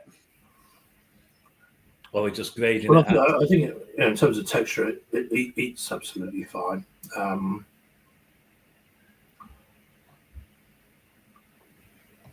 In terms of the flavour, it's a slow burn, really. So nothing really happened, and then suddenly get this sort of farmy note at the end. Just a bit one-dimensional, really. It's lacking acidity, it's lacking flavour, and it's just got that. Yeah. I didn't pick up any salt or. I think the texture, if it was extra mature, is fantastic. As a mature, it's a little bit too dry. It's losing its way, so it's drying out quite a lot. Hence, that's why it's moisture on the surface. So I'd score it down for texture, a point for being a bit too dry, moisture on the surface. And I'd score it down on flavour, just being a little bit too focused on a flavour. I mean, if you was to purchase it like that, the moisture would be very off-putting. Yeah. So I'll probably score it 8 for texture and 8 for flavour. Yeah. Yeah. But yeah, it has been in this vacuum pack, and we don't have one for them. So, yeah. Yeah. But the flavour is interesting because it's what you describe as a sort of typical sort of farmhouse cheddar, really, in terms of it having those sort of farmy, silagey notes at the end. But it's a little bit one-dimensional. It's not really picking up any sweetness or lactic or salt or anything else, really. It'd be nice to get a bit more acidity in there, wouldn't it, to push it through? Yeah. And it'd probably balance it out a lot better. It's not a dirty flavour, but it's, that's all I'm getting, really, is that sort of silagey, farmy back note. Okay. So we've got our last 2 cheeses now. So the next one is A51033. They've got 15 minutes to do 2 cheeses, which should be fine. This looks a bit exciting. Is this even a cheddar? Oh, it's got a red rind. Yeah, it's got a Plasticoat red rind. A bit of a dome shape to the top. Visually, you'd assume it was probably more something from a Gouda family, really. Looks like one of my colour combinations. I'd wear a shirt like that, wouldn't you? Go on, Paul. That's your disco shirt, isn't it? Or you wrestle when you're out there, clubbing in the wilds of Huddersfield. Yeah, this is when I'm stuffing my stuff on a Friday night in Wakefield. There you go. So it has got this amazing, really vibrant rind to it, which I really like. I assume it's a Plasticoat rind. Yeah. It's very different to any other cheddar that's out there on the market. It's obviously, it's clearly been in the storeroom. There's a bit of some mold on the outside, which is nice. Really interesting. But all my instincts are sort of saying to me, not what you typically see from a cheddar. Because I don't know. Aroma-wise, it's very Gouda-esque as well. You can just about see a sheen on the cut face. Yes, you can. And it's almost, my brain's almost telling me it's going to be, like Paul says, like a bit Gouda-y, Edam-ish on that texture. But from an appearance point of view, that's probably the most different cheddar I've ever seen. And I'm going to have to give. They're actually trying to achieve. They're just trying to have a bit of fun, make a statement. Obviously, because it's been aged as well, so it's not. Yeah, it has. Yeah. Yeah, Some yeah, you salt can on see it. the rind. It's got a bit of age on it, and yeah, I think it's really interesting. I mean, appearance-wise, I think it's got to be 9. Yeah, I love that. I love that color. I think that's really striking. It's getting people talking about it, isn't it? Yeah. If you're walking along your typical cheddar fixture, that's going to pop, isn't it? Yeah. Can you just put it up to the camera again? It's just to see. Again, it's really intriguing, as you say, because it does look aged as well, doesn't it? Like it's been hanging around and turned a few times. Yeah. Wow. Fascinating. I mean, we're all leaning into our screens. I mean, lots of people at home, I mean, Nigel Pooley going, have a look at that, that's a cheddar, surely not. It's incredible. I've never seen anything like this. And people are going to be talking about red rind cheddar. And whoever's come up with that idea is a genius. There you go, you see. Watch your space, Morrison's. Yeah. Let's have a smell. Yes, extra mature cheddar. Again, the aroma just screams mature Gouda, doesn't it? It does. It's got a lot of Helveticus in there. Yeah. So it's Old Amsterdam, those styles of cheeses. They're nice, but a bit surprising for a cheddar. Yeah, put that on a cheese board and say, "Oh, there you go. Well, this aged cheddar." And go, "Don't be daft." But that's great. Yeah, got us talking, as you say, Russell. It's got us talking. Yeah, it has. You put that on a cheese board and you say it's cheddar, they're going to laugh at you until you dive in. And even the aroma is not typical cheddar. No, it is very, very Netherlands. Good, really good texture. A little bit of free moisture inside, but it really holds together well. Seems quite soft when I cut it. This is where it gets interesting because it tastes like a cheddar. Oh, you're going to do me brain in now, isn't it? Yeah, no. That'll stew your noodles, definitely. That's clever. Wow. Okay. So what would you score it for aroma? I'd score it quite high. I would score it an 8 for aroma. But it is all the aromas of a Gouda style cheese as opposed to a cheddar style. But for what it is, it's it's very good aroma. But this is where it gets fascinating because in the flavour, you're suddenly switching countries back to the UK again.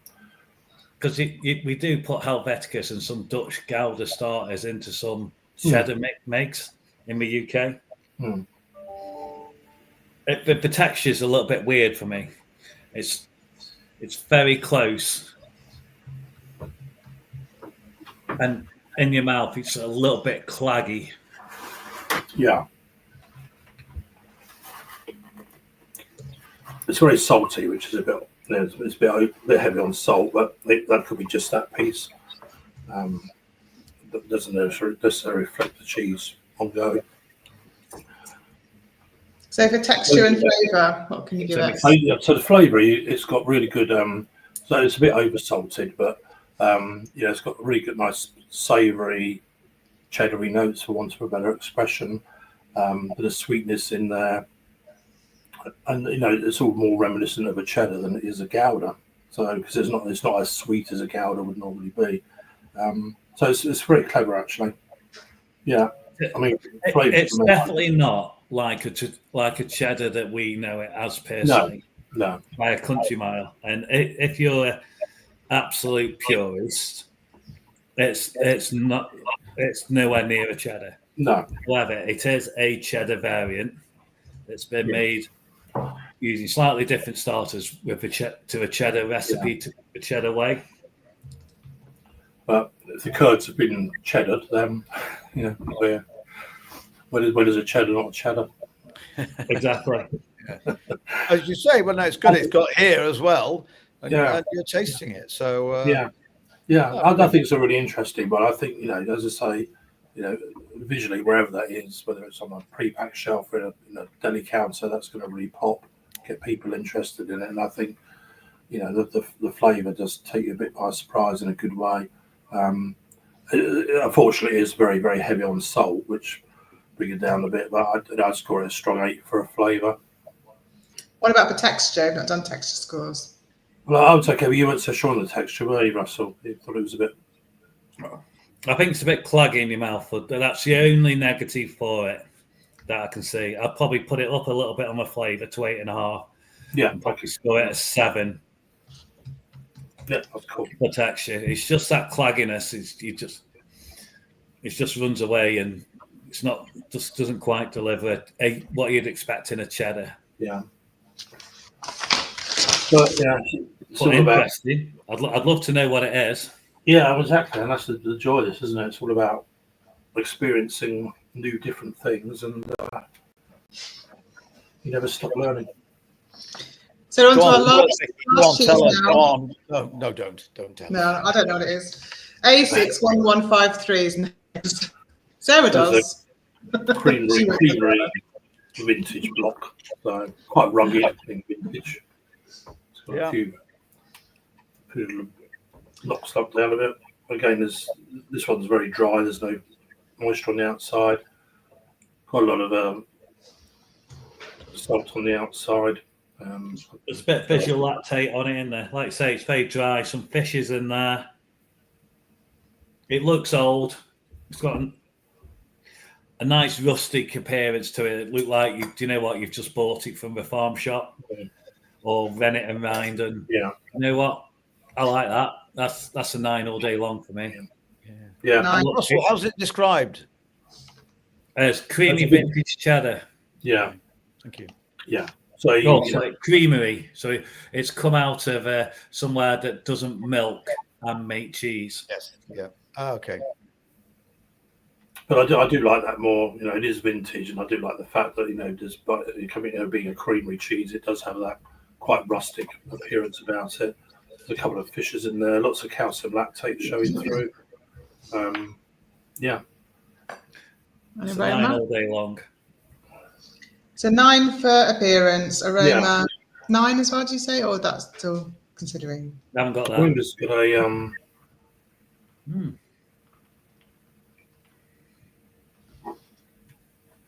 Yeah, I'm gonna come back to the aroma, I think.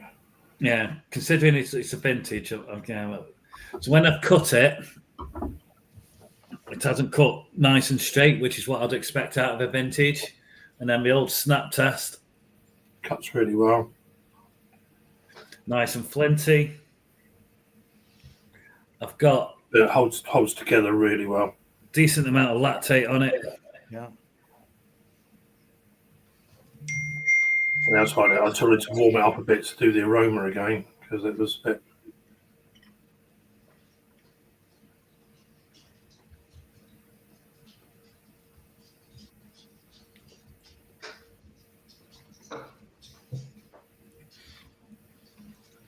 So boiled okay. Yeah. Thank you. Do you know what? For a vintage, I do think it's lacking a little bit of aroma. I expect a lot more. And when I get that traditional, I wanted to just warm it up and do the aroma again, but it's not there. There's a sort of a acidy aroma.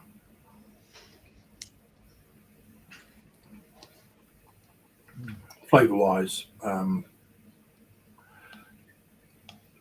sweet, lactic, umami, really nicely balanced. It's a bit more sweet than your Army Marmite, isn't it? It's more of a large block manufacturer sweetness. Is it a sweet dough or a sweet fruit sweetness? What type of sweetness are you getting? Is it more floral or is it more definitely floral? Yeah. Yeah. But there's a nice acidity comes through at the end as well. It sort of balances it out. Bit of salt, nice crunch from the calcium lactate crystals. It's a little bit toffee-fied as well, isn't it? Well, yeah, it reminds me of the other one, which was quite, it's not as heavy, but yeah, it is that very caramel orientated flavours, which I think for a vintage is a bit of a shame, really.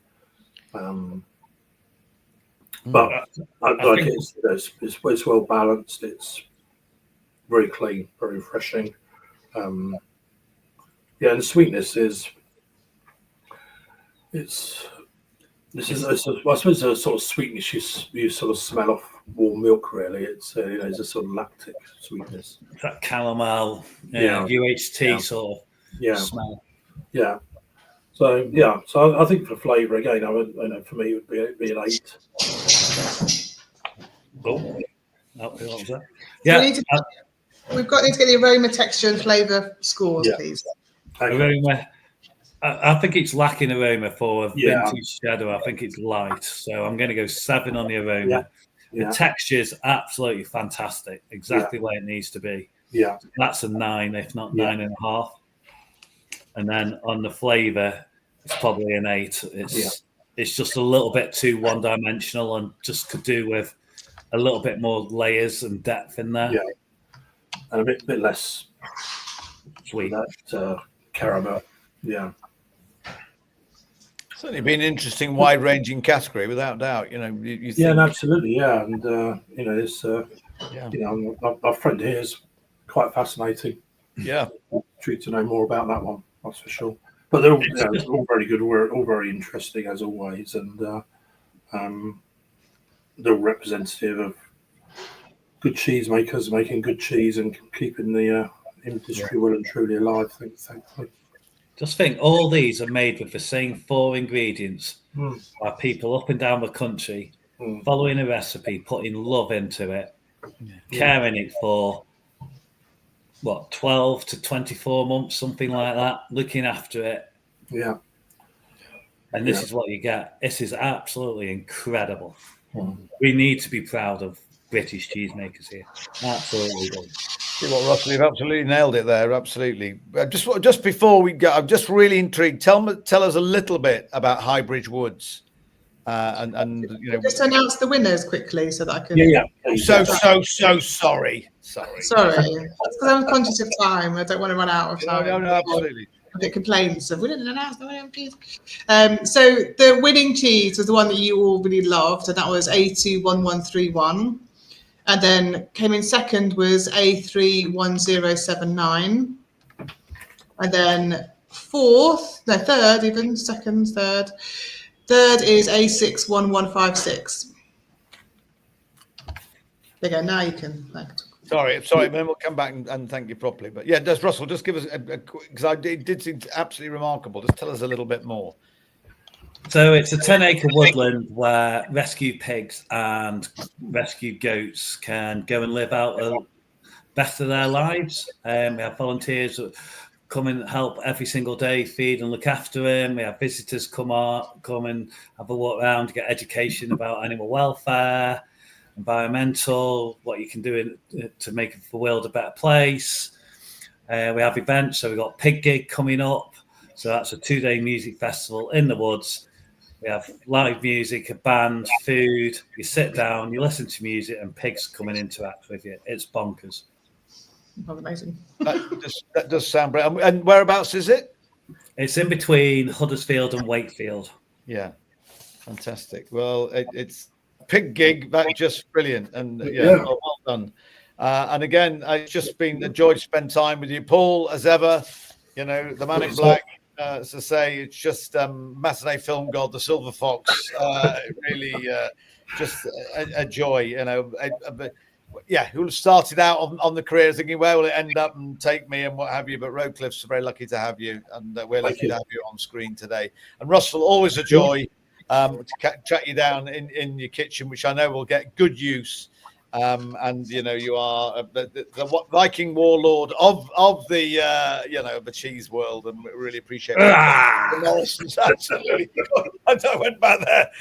Oh dear, nearly had an accident. And Vicky, brilliant. Thank you so very much moderating that you have. And then tomorrow, we're moving these forward. The winners from our categories are going to be. It's going to be a cheese off as well. It's going to be so exciting. And then we're going to be finding out about our cheese hero as well, all the different elements that have gone in. Young cheesemaker, new cheesemaker, a sustainability champion. Cara Bowen's going to be with us as well. We've got one more category just to get our laughing tackle round. But in the meantime, Paul, Russell, Vicky, it's been a joy. Thank you so very much. And thank you for everything you've done to our industry. We're lucky to have you. Thank you. Thank you. Thank you, Vicky. Guys. Okay, take care. Thanks. Oh, there you go, gosh. And then, yeah, what a great day. The sun is still shining. It is certainly here in Hertfordshire. So I'm loving this. And what a great way to spend a Tuesday. And then Wednesday, we've got to be finding out who's going to be all our category winners and our Supreme Champion Virtual Cheese Awards all these years on. Who would have thought from lockdown, this is where it's ended up and keeps on going and giving, and it works really well. So we've just spent Best Cheddar. And by the way, it was Montgomery Traditional Mature that won it last year. If you're in that part of South Cadbury in Somerset, do go to Teal's Farm Shop. It's fantastic. It's a brilliant food hall. I think it's the 303, whichever that big road down the West Country way is, but it's there in South Cadbury.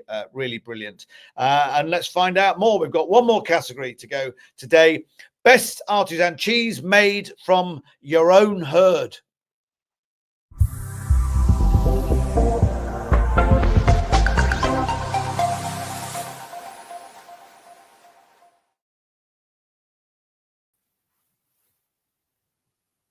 Well, hey, well done. Nicola, you will sleep well tonight. That's a fact. It's always moderating, not easy. You've got to have your wits about you, and you've got your wits in the shape of Perry James Wakeman, Appetite of the Stars, and Simon. It's a mixture of Southern now, Lancashire, Yorkshire border with a little bit of Sicily thrown in, Ferro from the Courtyard Dairy. So, well done. Great to have you back. Yeah, this is an intriguing category, 6 great cheeses. I will tell you afterwards who won it last year, but not at the moment because they might have re-entered. Nicola Green, Nay. Yes, actually had a married name. What was your maiden name? Beardmore. Beardmore, that's right, indeed. Which would have been very apt with Russell Haggerter, as it before, the Viking warlord we've just had on. But both are Perry and Simon are bearded up, so that'll do.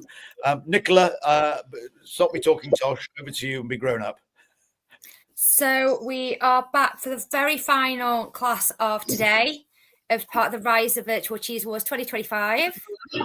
And we're just going to get cracking because we've got quite a few cheeses in this class.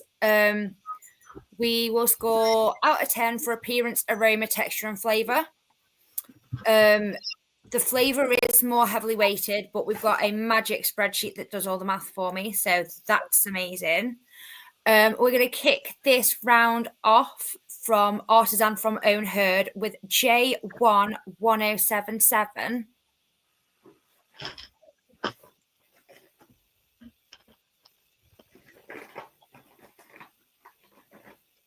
A little blue cheese, just after we judged loads of blue cheeses. Yeah. How cute is that? Yeah, very cute. Really interesting to look at, and very like plump. It feels plump as you picked it up, actually. Yeah, really nice, delicate rind, good bluing, good breakdown beneath the rind. Visually, really, really pleasant. Yeah. Thank you very much. Cheers. If you like some, how you sound? So, a score out of 10 for that appearance. I think with a cheese like this as well, you can quite often get that kind of real breakdown just under the rind where it's really quite curved. So I think to do that is really good as well. You know, to get that consistent there is a really good showcase of this cheese. Yeah, I agree. Weirdly focusing on the same thing. The curvature is like really well done, actually. Yeah. And as Simon said, susceptible to cracking and different kind of breakdown on the outside. So quite difficult to do. So really subtle, quite, as we were saying, a pretty kind of cute cheese apart from the bluing that's in the middle. I suppose that's quite manly. But yeah, like, I like it. I'm not like blown away by it, but yeah.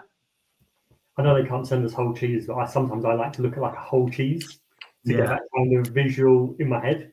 But I'd be happy with something maybe 7.5, 7 for this for an appearance. I think I'll be happy with 7.5. That'd be great. 7.5. Nice. Yeah. And aroma.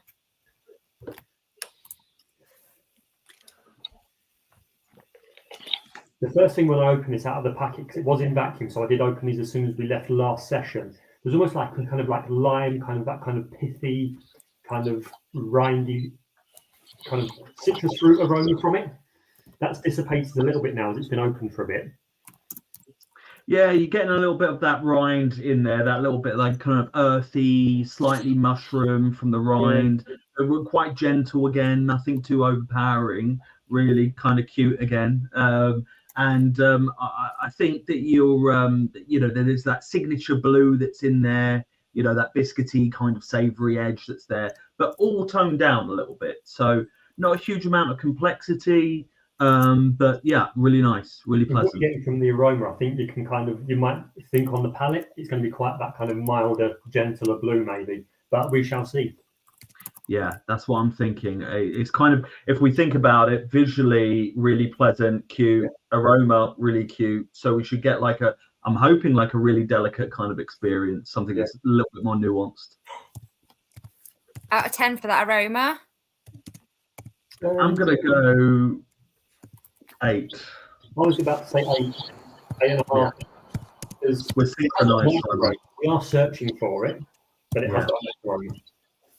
Yeah, it's that difficult argument between what they intended and what you've received, and I think the delicateness of the aroma and appearance is really important to the cheesemaker. So yeah. Are we popping that to an 8.5? Sorry. I'll stick with 8. Yeah. With 8. Yeah. Yeah, I'm happy with that. It cuts really nice. Like I feel like I could spread this on on some toast or something like that. It feels very spreadable.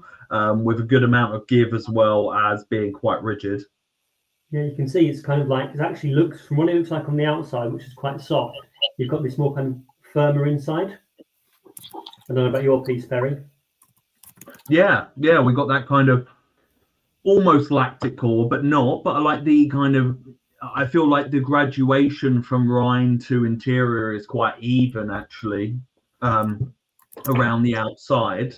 The flavor actually is quite delicate as well. In terms of the way it feels on the palate, it feels quite heavy once it gets on the tongue, but actually dissipates quite nicely. The rind is a little bit crystalline, so I'm left with a kind of crayon-y kind of finish, a bit sandy for me. Yeah. It has got that sandy finish, but it does bring that little bit of texture to it. And I see what you mean with that kind of palate. It kind of coats the roof of my mouth straight away. It does clean off quite nicely. So the texture is good. But I think, that rind to paste ratio, I feel like kind of it's left behind a bit. Yeah. I'm around about an 8, I think. Yeah, I'd say kind of 7.5 maybe, but 7.5, 8 is fine. Yeah. And now for flavour. So it's quite difficult because I find this cheese quite obvious. Like I actually don't think it's as delicate as I thought it would be. Actually, I'm finding it quite pungent in terms of that savoury note that's there, which is quite interesting when I thought that it was going to be quite light. I think it's also retained a lot of that kind of real like sharpness. It's not an acidity because it's not overly mouth watering.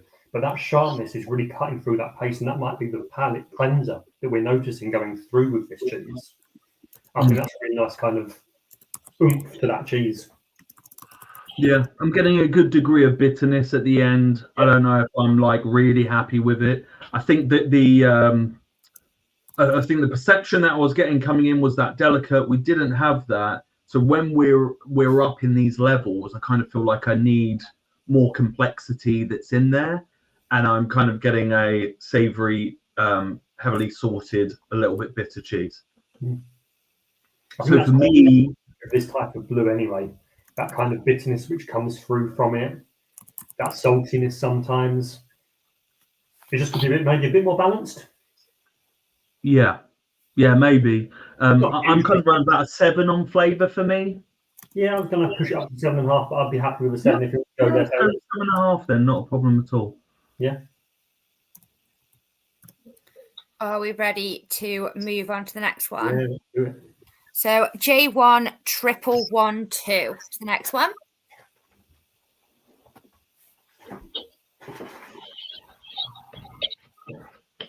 This category is going to be quite a mixed bag because we've obviously gone from blue to a kind of. Yeah, I completely didn't realize that the class was going to be so mixed, to be fair. Yeah. We've got different milk sources and different styles, really, which is quite interesting. It's okay, Simon. We're professionals. It's going to be Exactly. We can do this. You need some like lime juice or something on the side. fine. I've got some sparkling water that tends to help. Yeah, so really stunning looking cheese, really consistent. We've got that, plastic oak kind of type rind on the outside, but really well done. I mean, the hue of the cheese is really beautiful. There isn't a, it's hard to find the defining line between the cheese to my eye. It's just graduated all the way into the interior. Yeah, with the rind there, I find with mine as well, the rind is quite nice and thin. And this would suggest like an aged cheese. So you've got that kind of, you might get a bit of creep where there's no creep there. So pretty good kind of rind formation there as well, I think. Yeah, and I mean, you've got this nice little dotting of the tyrosine crystals that are in there. They seem really slight and like, really good actually. And there's not any visible cracking that I can see. Really good looking cheese. I mean, normal, you can see there I've got a bit of a dent and a bit of a crack, but that's perfectly normal in this style of cheese. Yeah. I mean, I'm kind of visually, I can't see a huge amount wrong with it. So I'd be like on a 9 to 9.5. Yeah, 9's good.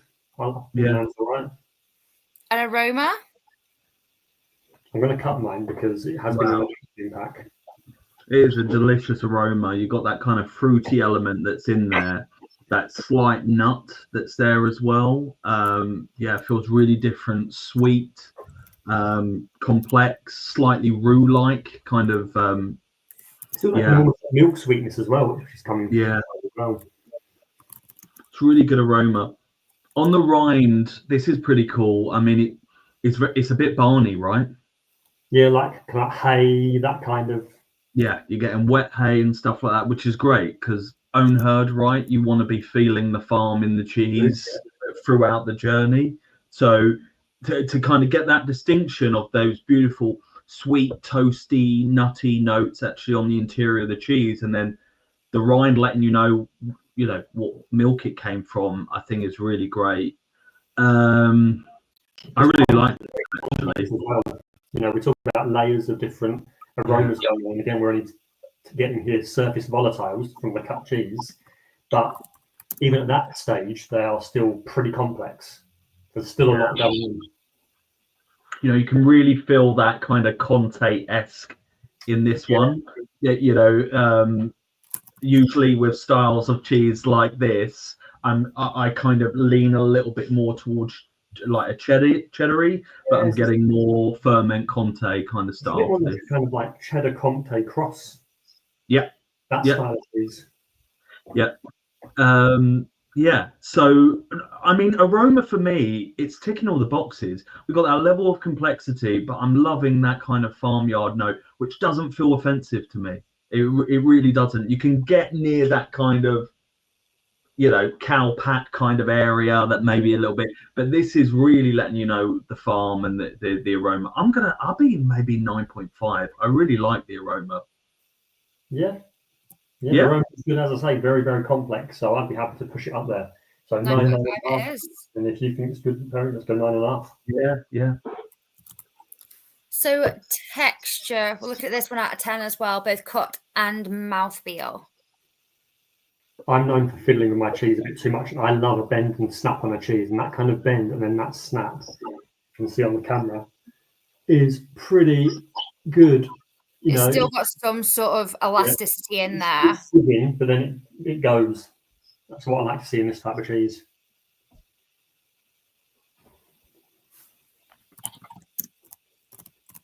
So it's got that pliancy in the texture with the snap that you kind of said. It hangs around a little bit too much. It feels ever so slightly too thick for me on the palate.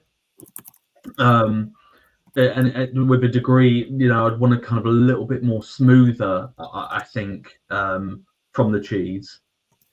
I think kind of as we're salivating through, you do expect that kind of to be going, but as you say, it's hanging around. Yeah. So you're not that nice kind of bit more of a cleaner kind of finish. So that texture, maybe kind of like cloyy, that kind of claggy feeling. There's an interesting moisture level in this cheese as well. Like it feels quite drying actually as well. It's lending to the flavor, but not so much the palate. It's probably my least favorite element of this, I suppose, the texture at the moment. And I'm not saying it's terrible, it's really good. I think I'll be around 7.5 to 8. Yeah, I said 7.5. So should we go 7.5? Yeah, sounds great. I also think now for flavour. Just as like an indicator of age as well, that kind of that aging and drying out. It does happen, but that seems to be a bit kind of, has it gone past? Yeah. The age profile that whoever's made it has tried to input, I don't quite know. Yeah, I find the flavour ever so slightly underwhelming. I don't know if you feel the same, Simon. It's a really, really nice, good cheese. I felt like it was going to have more, that it might be bigger. It wrestles in the sweet a little bit too much for me. That nut is very pronounced. And I think that might lead back to what you were saying, Simon, about the age and actually how dry this is. I feel like maybe like a couple of months ago, maybe that fruit, that fruit might have come in. I feel like this is maybe, every cheese is different, everything. 2 months a little bit too long. I also don't see if they were to age it any further, that complexity getting any more. No, it's just going to cheese. This could be a batch. This could be one certain batch within a different batches that they decided to put in that could be completely different. We don't know. Yeah. You did also say that how like complex the aroma was. Yeah. And I feel like sometimes the aroma can like lead you on to something, and then obviously if you're not getting that flavor, it doesn't need. Yeah. I do think the complexity of the aroma is more than the complexity on the palate. In my opinion. Yeah, I totally agree. It's slightly a letdown, I suppose, in terms of where it is. And yeah, you're quite right. If you continue to age this, it's going to continue to become more and more one-dimensional. I'm probably around about 7 on flavour. Yeah, 7 I'm happy with. I think if it was, because you can see it's from some larger format cheese. Splitting a whole cheese, that aroma is going to be amazing when it's first split. I just think with these kind of smaller cuts that we get for this particular competition, maybe don't showcase that if you're cutting from a bigger piece of cheese, and how long has it been out and things like that. Where's it gone to and how many steps of the transport. Just as a note, but yeah, 7 I think for palate. Fab. So we are actually just having a very quick change of judges. So Nigel's actually going to be joining us for this one, which is J11157. You've been subbed in, Nigel. 1157. Yes, here we go. Nothing personal, Simon, but off. That's it. Let's just hope you don't have to make a decision like in Italy when you had to choose an American cheese over an Italian one. That wasn't good, Simon, in front of many thousands of rampant Italians, where up till the penultimate cheese out of nearly 5,000, it was going to be a Parmigiano Reggiano that was going to win in Bergamo, so right in the middle of a Golden Valley. But there was one blue cheese that suddenly arrived from nowhere, and it would have won outright. It was a Rogue River Blue, fantastic cow's milk cheese from Oregon, wrapped in a Syrah grape leaf, and then coated with washed in apple cider brandy. If only everyone else gave it 9 or 10 or 10 or 10, apart from the Italian judge who gave it 3 today. So it went to a taste-off, or actually to the chairman of judges, which on the day was me. So in front of many thousands of biased Italians, I gave it to the American. And as it said on one of the next day, BBC journalists in league with Trump. Just conscious of time now. Sorry, Nicola. I know. I'm so sorry. Where we were. Move on. There we go. Yeah. So we've got like a soft, white rinded, bloomy rind cheese. Mine has had a little bit of damage. I've got some cracks on the outside, just where the cheese is busting out a little bit. Mine's crack-free. Yours is crack-free, so we'll omit that. The mold on the outside, the bloom rind seems quite flat. There's a lack of diversity that's going on in there. So I'm expecting a really simple flavor and aroma, I would guess. Yes, it's very uniform. It's absolutely. It's pretty much as you can see. And yeah, mine's been out my wrapper for maybe 3/4 of an hour. So, it hopefully there'll be a bit of action, but we'll out of see. 10? I'm just cutting into it as well. So yeah, so visually the rind and I'm going to be round about. It doesn't fill me with excitement. I'm seeing a bit of a lack of character, so I'm going to be around about 6.5 to 7. I'm slightly more optimistic at the moment from what I've seen. Yeah, I think it's. I would say a 7 or a 7.5, but I'm happy to go with a 7. Yeah. Well, you don't have the cracks in yours, so I'm happy to go 7.5. Let's leave it there for the moment, and then let's see where we go with it. Aroma. Let's give that a sniff. Mushrooms. Yeah. Great start. It's a little one-dimensional though. It was mushrooms and maybe some more mushrooms. Yeah. Oh, I've got some more mushrooms. No, it's actually no. I mean, it's fine. It's just I'm looking for a touch more complexity. Yeah, I totally agree. It is one-dimensional within the mushroom. That would be the flat mold that kind of is developing on top. It's heavily layered. I'm gonna be, because it just hasn't got. I mean, even if I smell the milk, the interior, I'm not getting a huge amount of the mushroom's overpowering. I'm not getting any milkiness or whatever that may be there. So I'm going to be around about 6.5, 7. 7. I'll give it 7. Yeah. Texture, both mouthfeel and cuts. We've cut into them already, haven't we? Yeah. The cut is really nice. Like really easy to cut. Knife glides through it really well. It's quite satisfying to cut. And it's you can just see how spongy. So we've got a bit of breakdown there, haven't we? Yeah, it's nice. There's a good contrast. Yeah, the cut is really nice, glides through, really satisfying getting through that kind of papery rind into the cheese. The mouthfeel is really silky.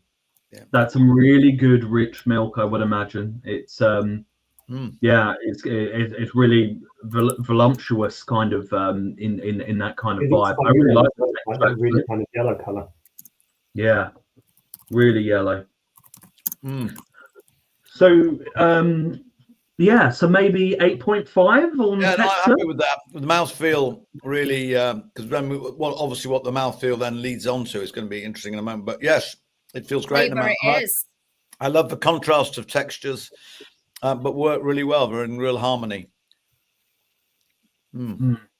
Is that rind really well integrated with that cheese as well? Because it looks nice and thin. Yeah. They're definitely two different experiences, but they actually work quite well together. Yes, Okay. I think you It's quite interesting. Yeah. I would go with. Go on, Nigel. I'll just go with Perry on that one because but they do work well. But they are. You definitely know which you're biting into. But I think it feels rather nice. Yeah. It's not problematic on the palate. You're not like getting that. When you get this amount of ooze, sometimes it could be liquid and it just kind of washes away, and then you're left chewing maybe a piece of leather. It's actually quite satisfying. That is. Yeah. The flavor is really, really clean. That like good quality milk where it's coming from. It's very rich, one-dimensional. It is like really good cultured butter. Yeah. Yes, it's well made. It keeps looking as it starts to ooze a touch. it's very attractive, dicing, and in the mouth, I love it. It's just not a great complexity. It's a very straightforward, honest cheese, but again, a bit like on the nose. It's definitely more in the mouth than there was on the nose might suggest. But yeah, it's great. I just would like a little bit more layers of interest. Yeah, I think you're right in the simplicity, but what they do it really well. Yeah, like in terms of that milk quality, that butter, there is surprisingly for the aroma that there's no mushroom really. It is just pure butter, and I quite like that for it. And I think I'll be around about an 8.5. Yeah, I would actually on the flavour, I'd happy to go for a 9 even. Just because I do think it's got and it keeps giving. It's longer. It's got a nice, long, interesting, creamy finish. So that salt is fantastic. The salt balance is fantastic. The salt balance is fantastic. Yeah. So, yeah. There you go. Simon, have to take our word for it. It delivered far more than it initially promised. So moving on to the next one now. We're on J11042. Simon, you can come back in now. Courier's delivered this one. Yeah, I'll seek solace in apple juice.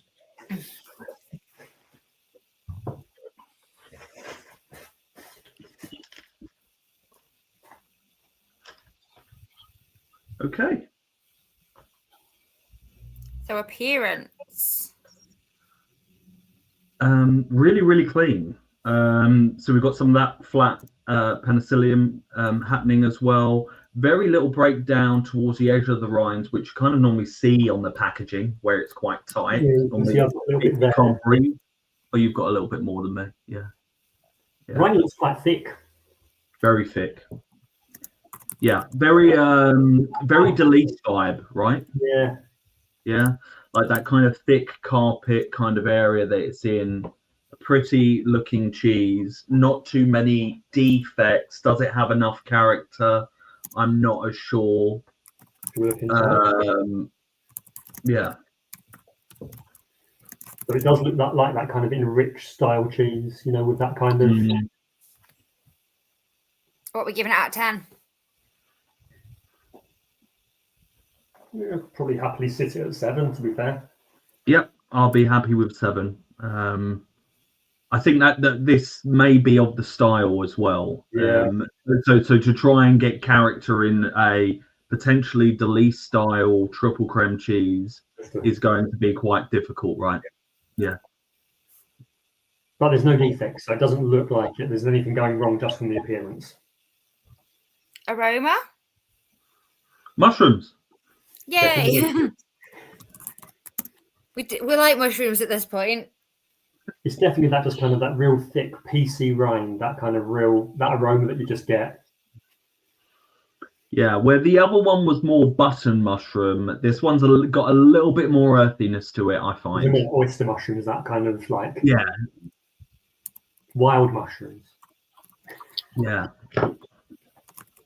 But once again, could be the size of the cheese, but really struggling to get that milk aroma that's in there. The mushroom is overpowering it a little bit too much. I feel like there was nothing really coming else from the paste. No, but once again, this is kind of like the design of if it is, we're trying to say triple creme cheese. Put my neck out there. I don't recognise this. So. Yeah, like 7.5. Do you think? Yeah, 7.5. Yeah. Kind of as a benchmark. You must be getting really annoyed with my halves. I never can go bang on there. It's fine because, like I say, the magic spreadsheet does it all. I don't even have to do math. It's great.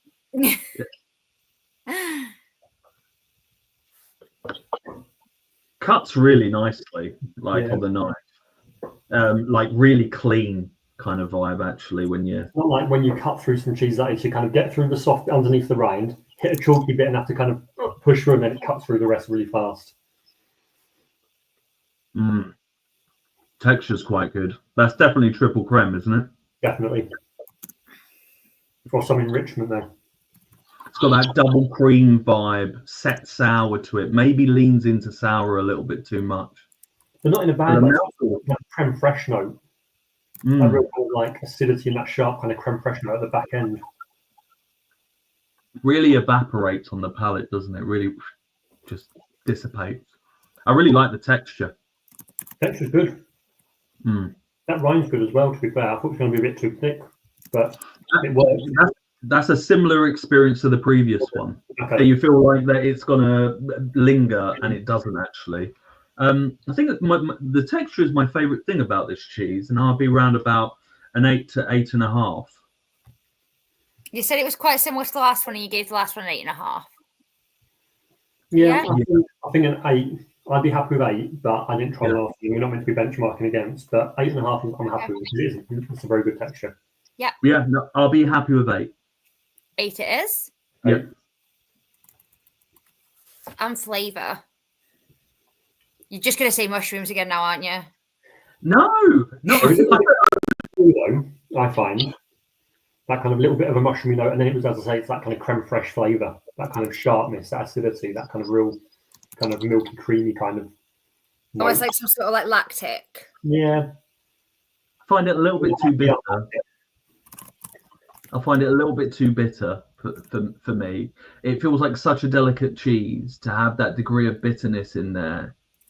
Feels slightly problematic for me that I'm getting. Is that coming more so from the rind though? But you would obviously eat it as the totality of that cheese. Yeah.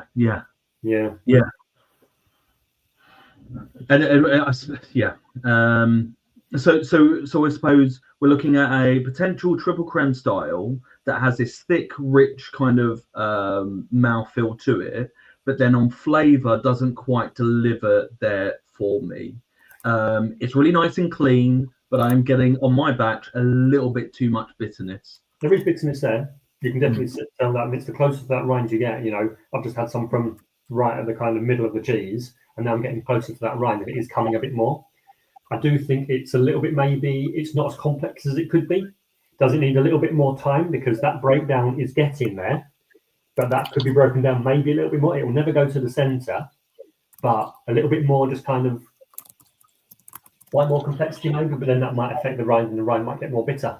So it's fascinating because that rind, like you were saying, that bitterness leans into a soapy kind of area for me. And it's fascinating to try it with the interior, because the interior actually does a huge amount to combat that. It does a lot of heavy lifting. I think a little bit more work on thinning out that rind and controlling that mold. I think you've got an absolute winner on your hands. Yeah. But today, I would say I'm probably on flavour around about 7.5. Yeah, I was going to say 7, so 7, 7.5. 7.5 it is. Yeah. Right, the next one is J21140.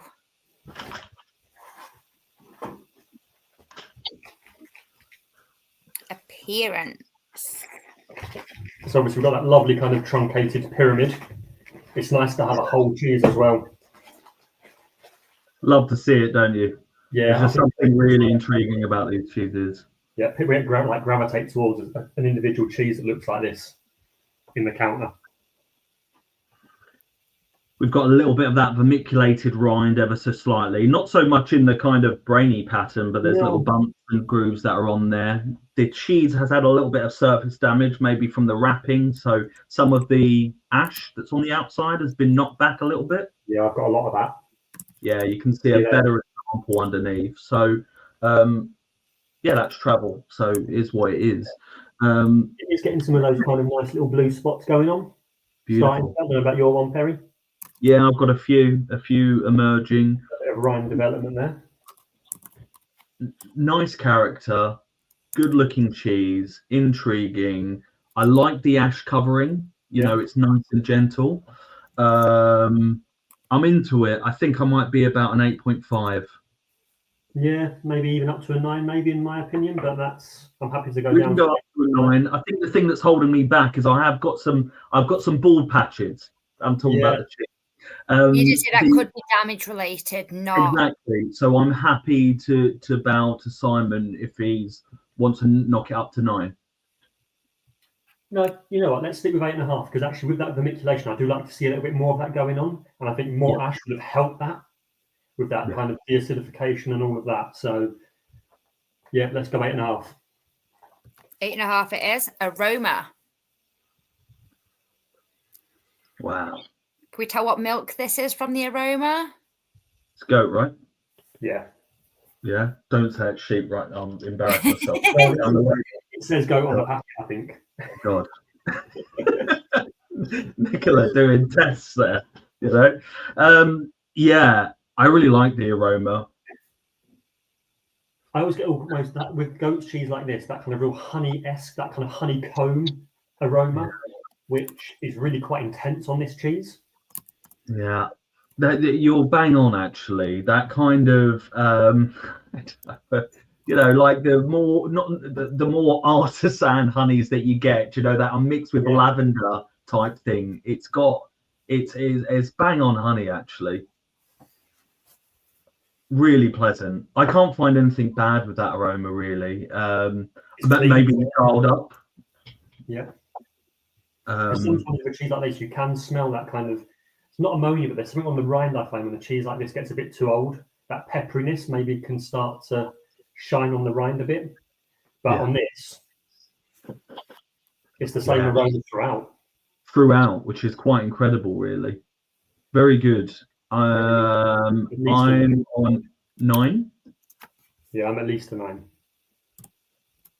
9 it is. Texture. Yeah, lovely texture to cut. I mean, visually you can see that mousse-like texture that's across the cheese. I mean, I'm really excited to try it. Cuts well, particularly when portioning these types of cheeses up. When you have like the more runnier styles, this is really nice to kind of cut down the cheese. And if you think how many kind of straight edges and corners it's got, you'd expect a little bit of kind of breakdown there. But actually, you're getting not very much, if any. So you get this real kind of moussey character, and that's just by a visual. You can see it's that moussey character. So I'm going to try a bit just to see what if it carries on the palate. It breaks really nicely, like little kind of like shards. Yeah, but you can see that you can see on my camera how that's cut. Those kind of flakes as you cut through it. That's thick and nice. You know, very dense.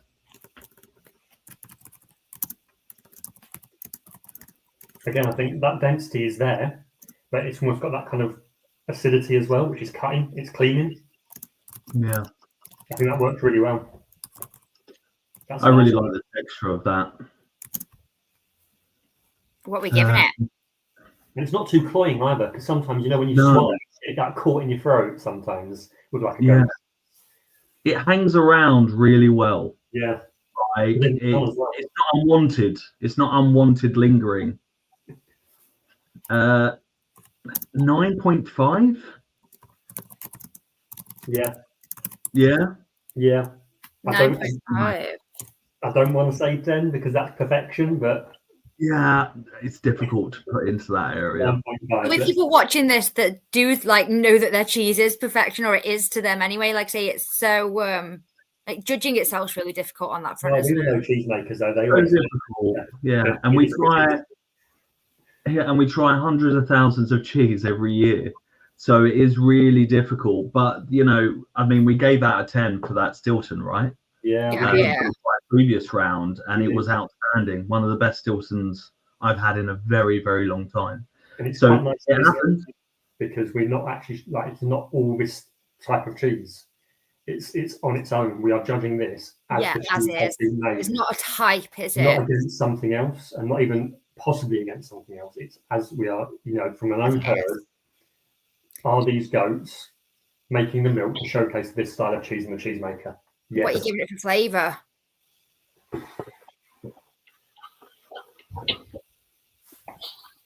Where are you on the flavour, Simon? I'm struggling a little bit with it, to be honest. I thought it was going to be far more brighter and more obvious. I find like it's more like cider vinegar kind of Yeah, But- it has got that. Mm, But I like that kind of that acidity. The acidity has got to come from somewhere in this type of cheese, and it's not like the kind of fresh acidity from like a young lactic. It's a bit more developed, and I like it. I think it's very good. yeah. Could you eat? I don't know. Figure on it. And it handles that goat really well, actually. It does. That's It's something not that goat. actually we're not talking about. That there's a little nod to it, but not in an insulting kind of way. It's very, very Moorish. It's lovely cheese. 9.5. Yeah, we in agreement? Yeah, 9.5. Yeah. Let's move on to our final cheese category. So J31087.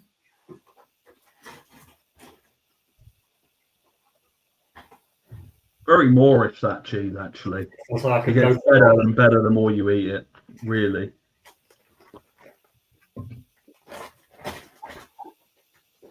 Ooh. nice little wedge. Lovely. What are we going for appearance? It's that classic because it is a sheep's milk cheese. It says on the packet. It has got that kind of classic kind of yellowing round the edge, almost that kind of like oily kind of as it's kind of open. It's oiling up a bit. Yeah. Cloth bound, right? We've got some little kind of Lines on the back. yeah, looks like it. That hue is kind of like perfect, actually, very even around the cheese. It has the right degree of character as well. Yeah, it really intriguing. I like it. It's and that, you know, showcasing that ivory color of the cheese as well is really nice. Yeah, I think Popping a the number colour on it? is excellent. I'd be happy with an 8.5, to be fair. Yeah, I think I'm 8.5 as well. Well done. Yeah. Aroma. Wow. Really quite biscuity on the rind. Nice bit of that kind of sheep lanolin kind of area, but not too much. I think it gets more the closer you get to the rind, but that would happen anyway. The rind reminds me of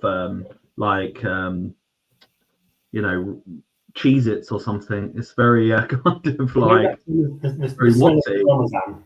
That's that kind of butyric smell on the rind, is what I get That's off of it a little bit. more refined than mine. Smells a little bit like What's It. Are we popping a number on it? I really like that. There's nothing not to like. I think it nods to the milk. I think that savory element is there. I really like it. I think I might be 9. Yeah, I was going to go 8.5, 8.5 for myself, but Should we go 8.5 then? we'll go 8.5. Yeah. I'm happy with that. So now for texture.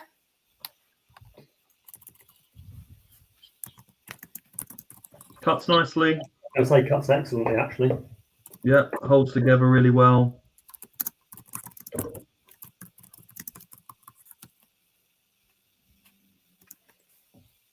And mouthfeel. It's actually more grainy than I was expecting. Yeah. Not kind of like, you know, that unnoticeable granular roux. It's a little bit more chunky than that for me. Like I'm getting kind of, you know, quite distinct 1 mil pieces just kind of lingering around. Is that is it dried out? Yeah. Could it have been a bit younger? It's got that kind of.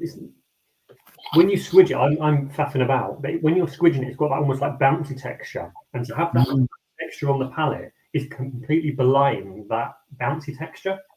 I agree. That's a good observation. What we're giving But I mean, look, I mean, as soon as you put it in your hand, I mean, it just it almost crumbles like feta. And it's not a crumbly cheese Yeah, and I mean that's the experience that you're getting in your mouth. Yeah. So then I suppose the job for us to work out if it actually helps the cheese, and I don't think it does. I don't think it does. I think if we add the flavour, I really like the flavour, It's and really the sweet. smoother texture. So texture for me, I might be around about 6.5 to 7. Yeah, I think 7 would be fair with it. I think Yeah. so. And now for flavour. Flavour's nice. Yeah, Real nice balance of sweetness. really nice. And has that really kind of nice farmstead kind of letting you know subtly where the milk's from. It has almost got that kind of like haylage flavour again, that kind of barnyard flavour right in mid palate. Yeah. Salt's a little bit too much. It's a bit briny. Bit briny, bit saline, yeah. But okay. I think I'll be around about a 7 on that, I think. I do actually think that salt level, if that was a bit lower, there's a constructive criticism, that sweetness would shine a bit more. And it also might have stopped it drying out so soon in the maturation. Like the free moisture. Got a number?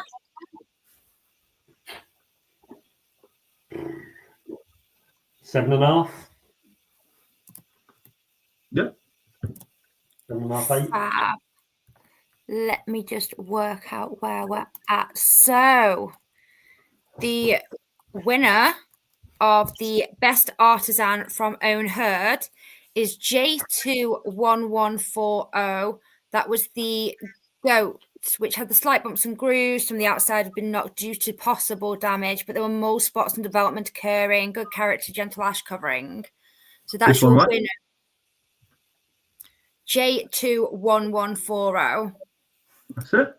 So a massive thank you to Butlers for all of the aprons. A thank you to Millers for our cracker sponsor this year, providing us with the delicious Miller's Damsel crackers. And a massive thank you to the judges. No worries. And thank you, of course, Nicola, and well done. Yeah, Perry and Simon, brilliant. Thank you very much for lending us your palettes. We really do appreciate it.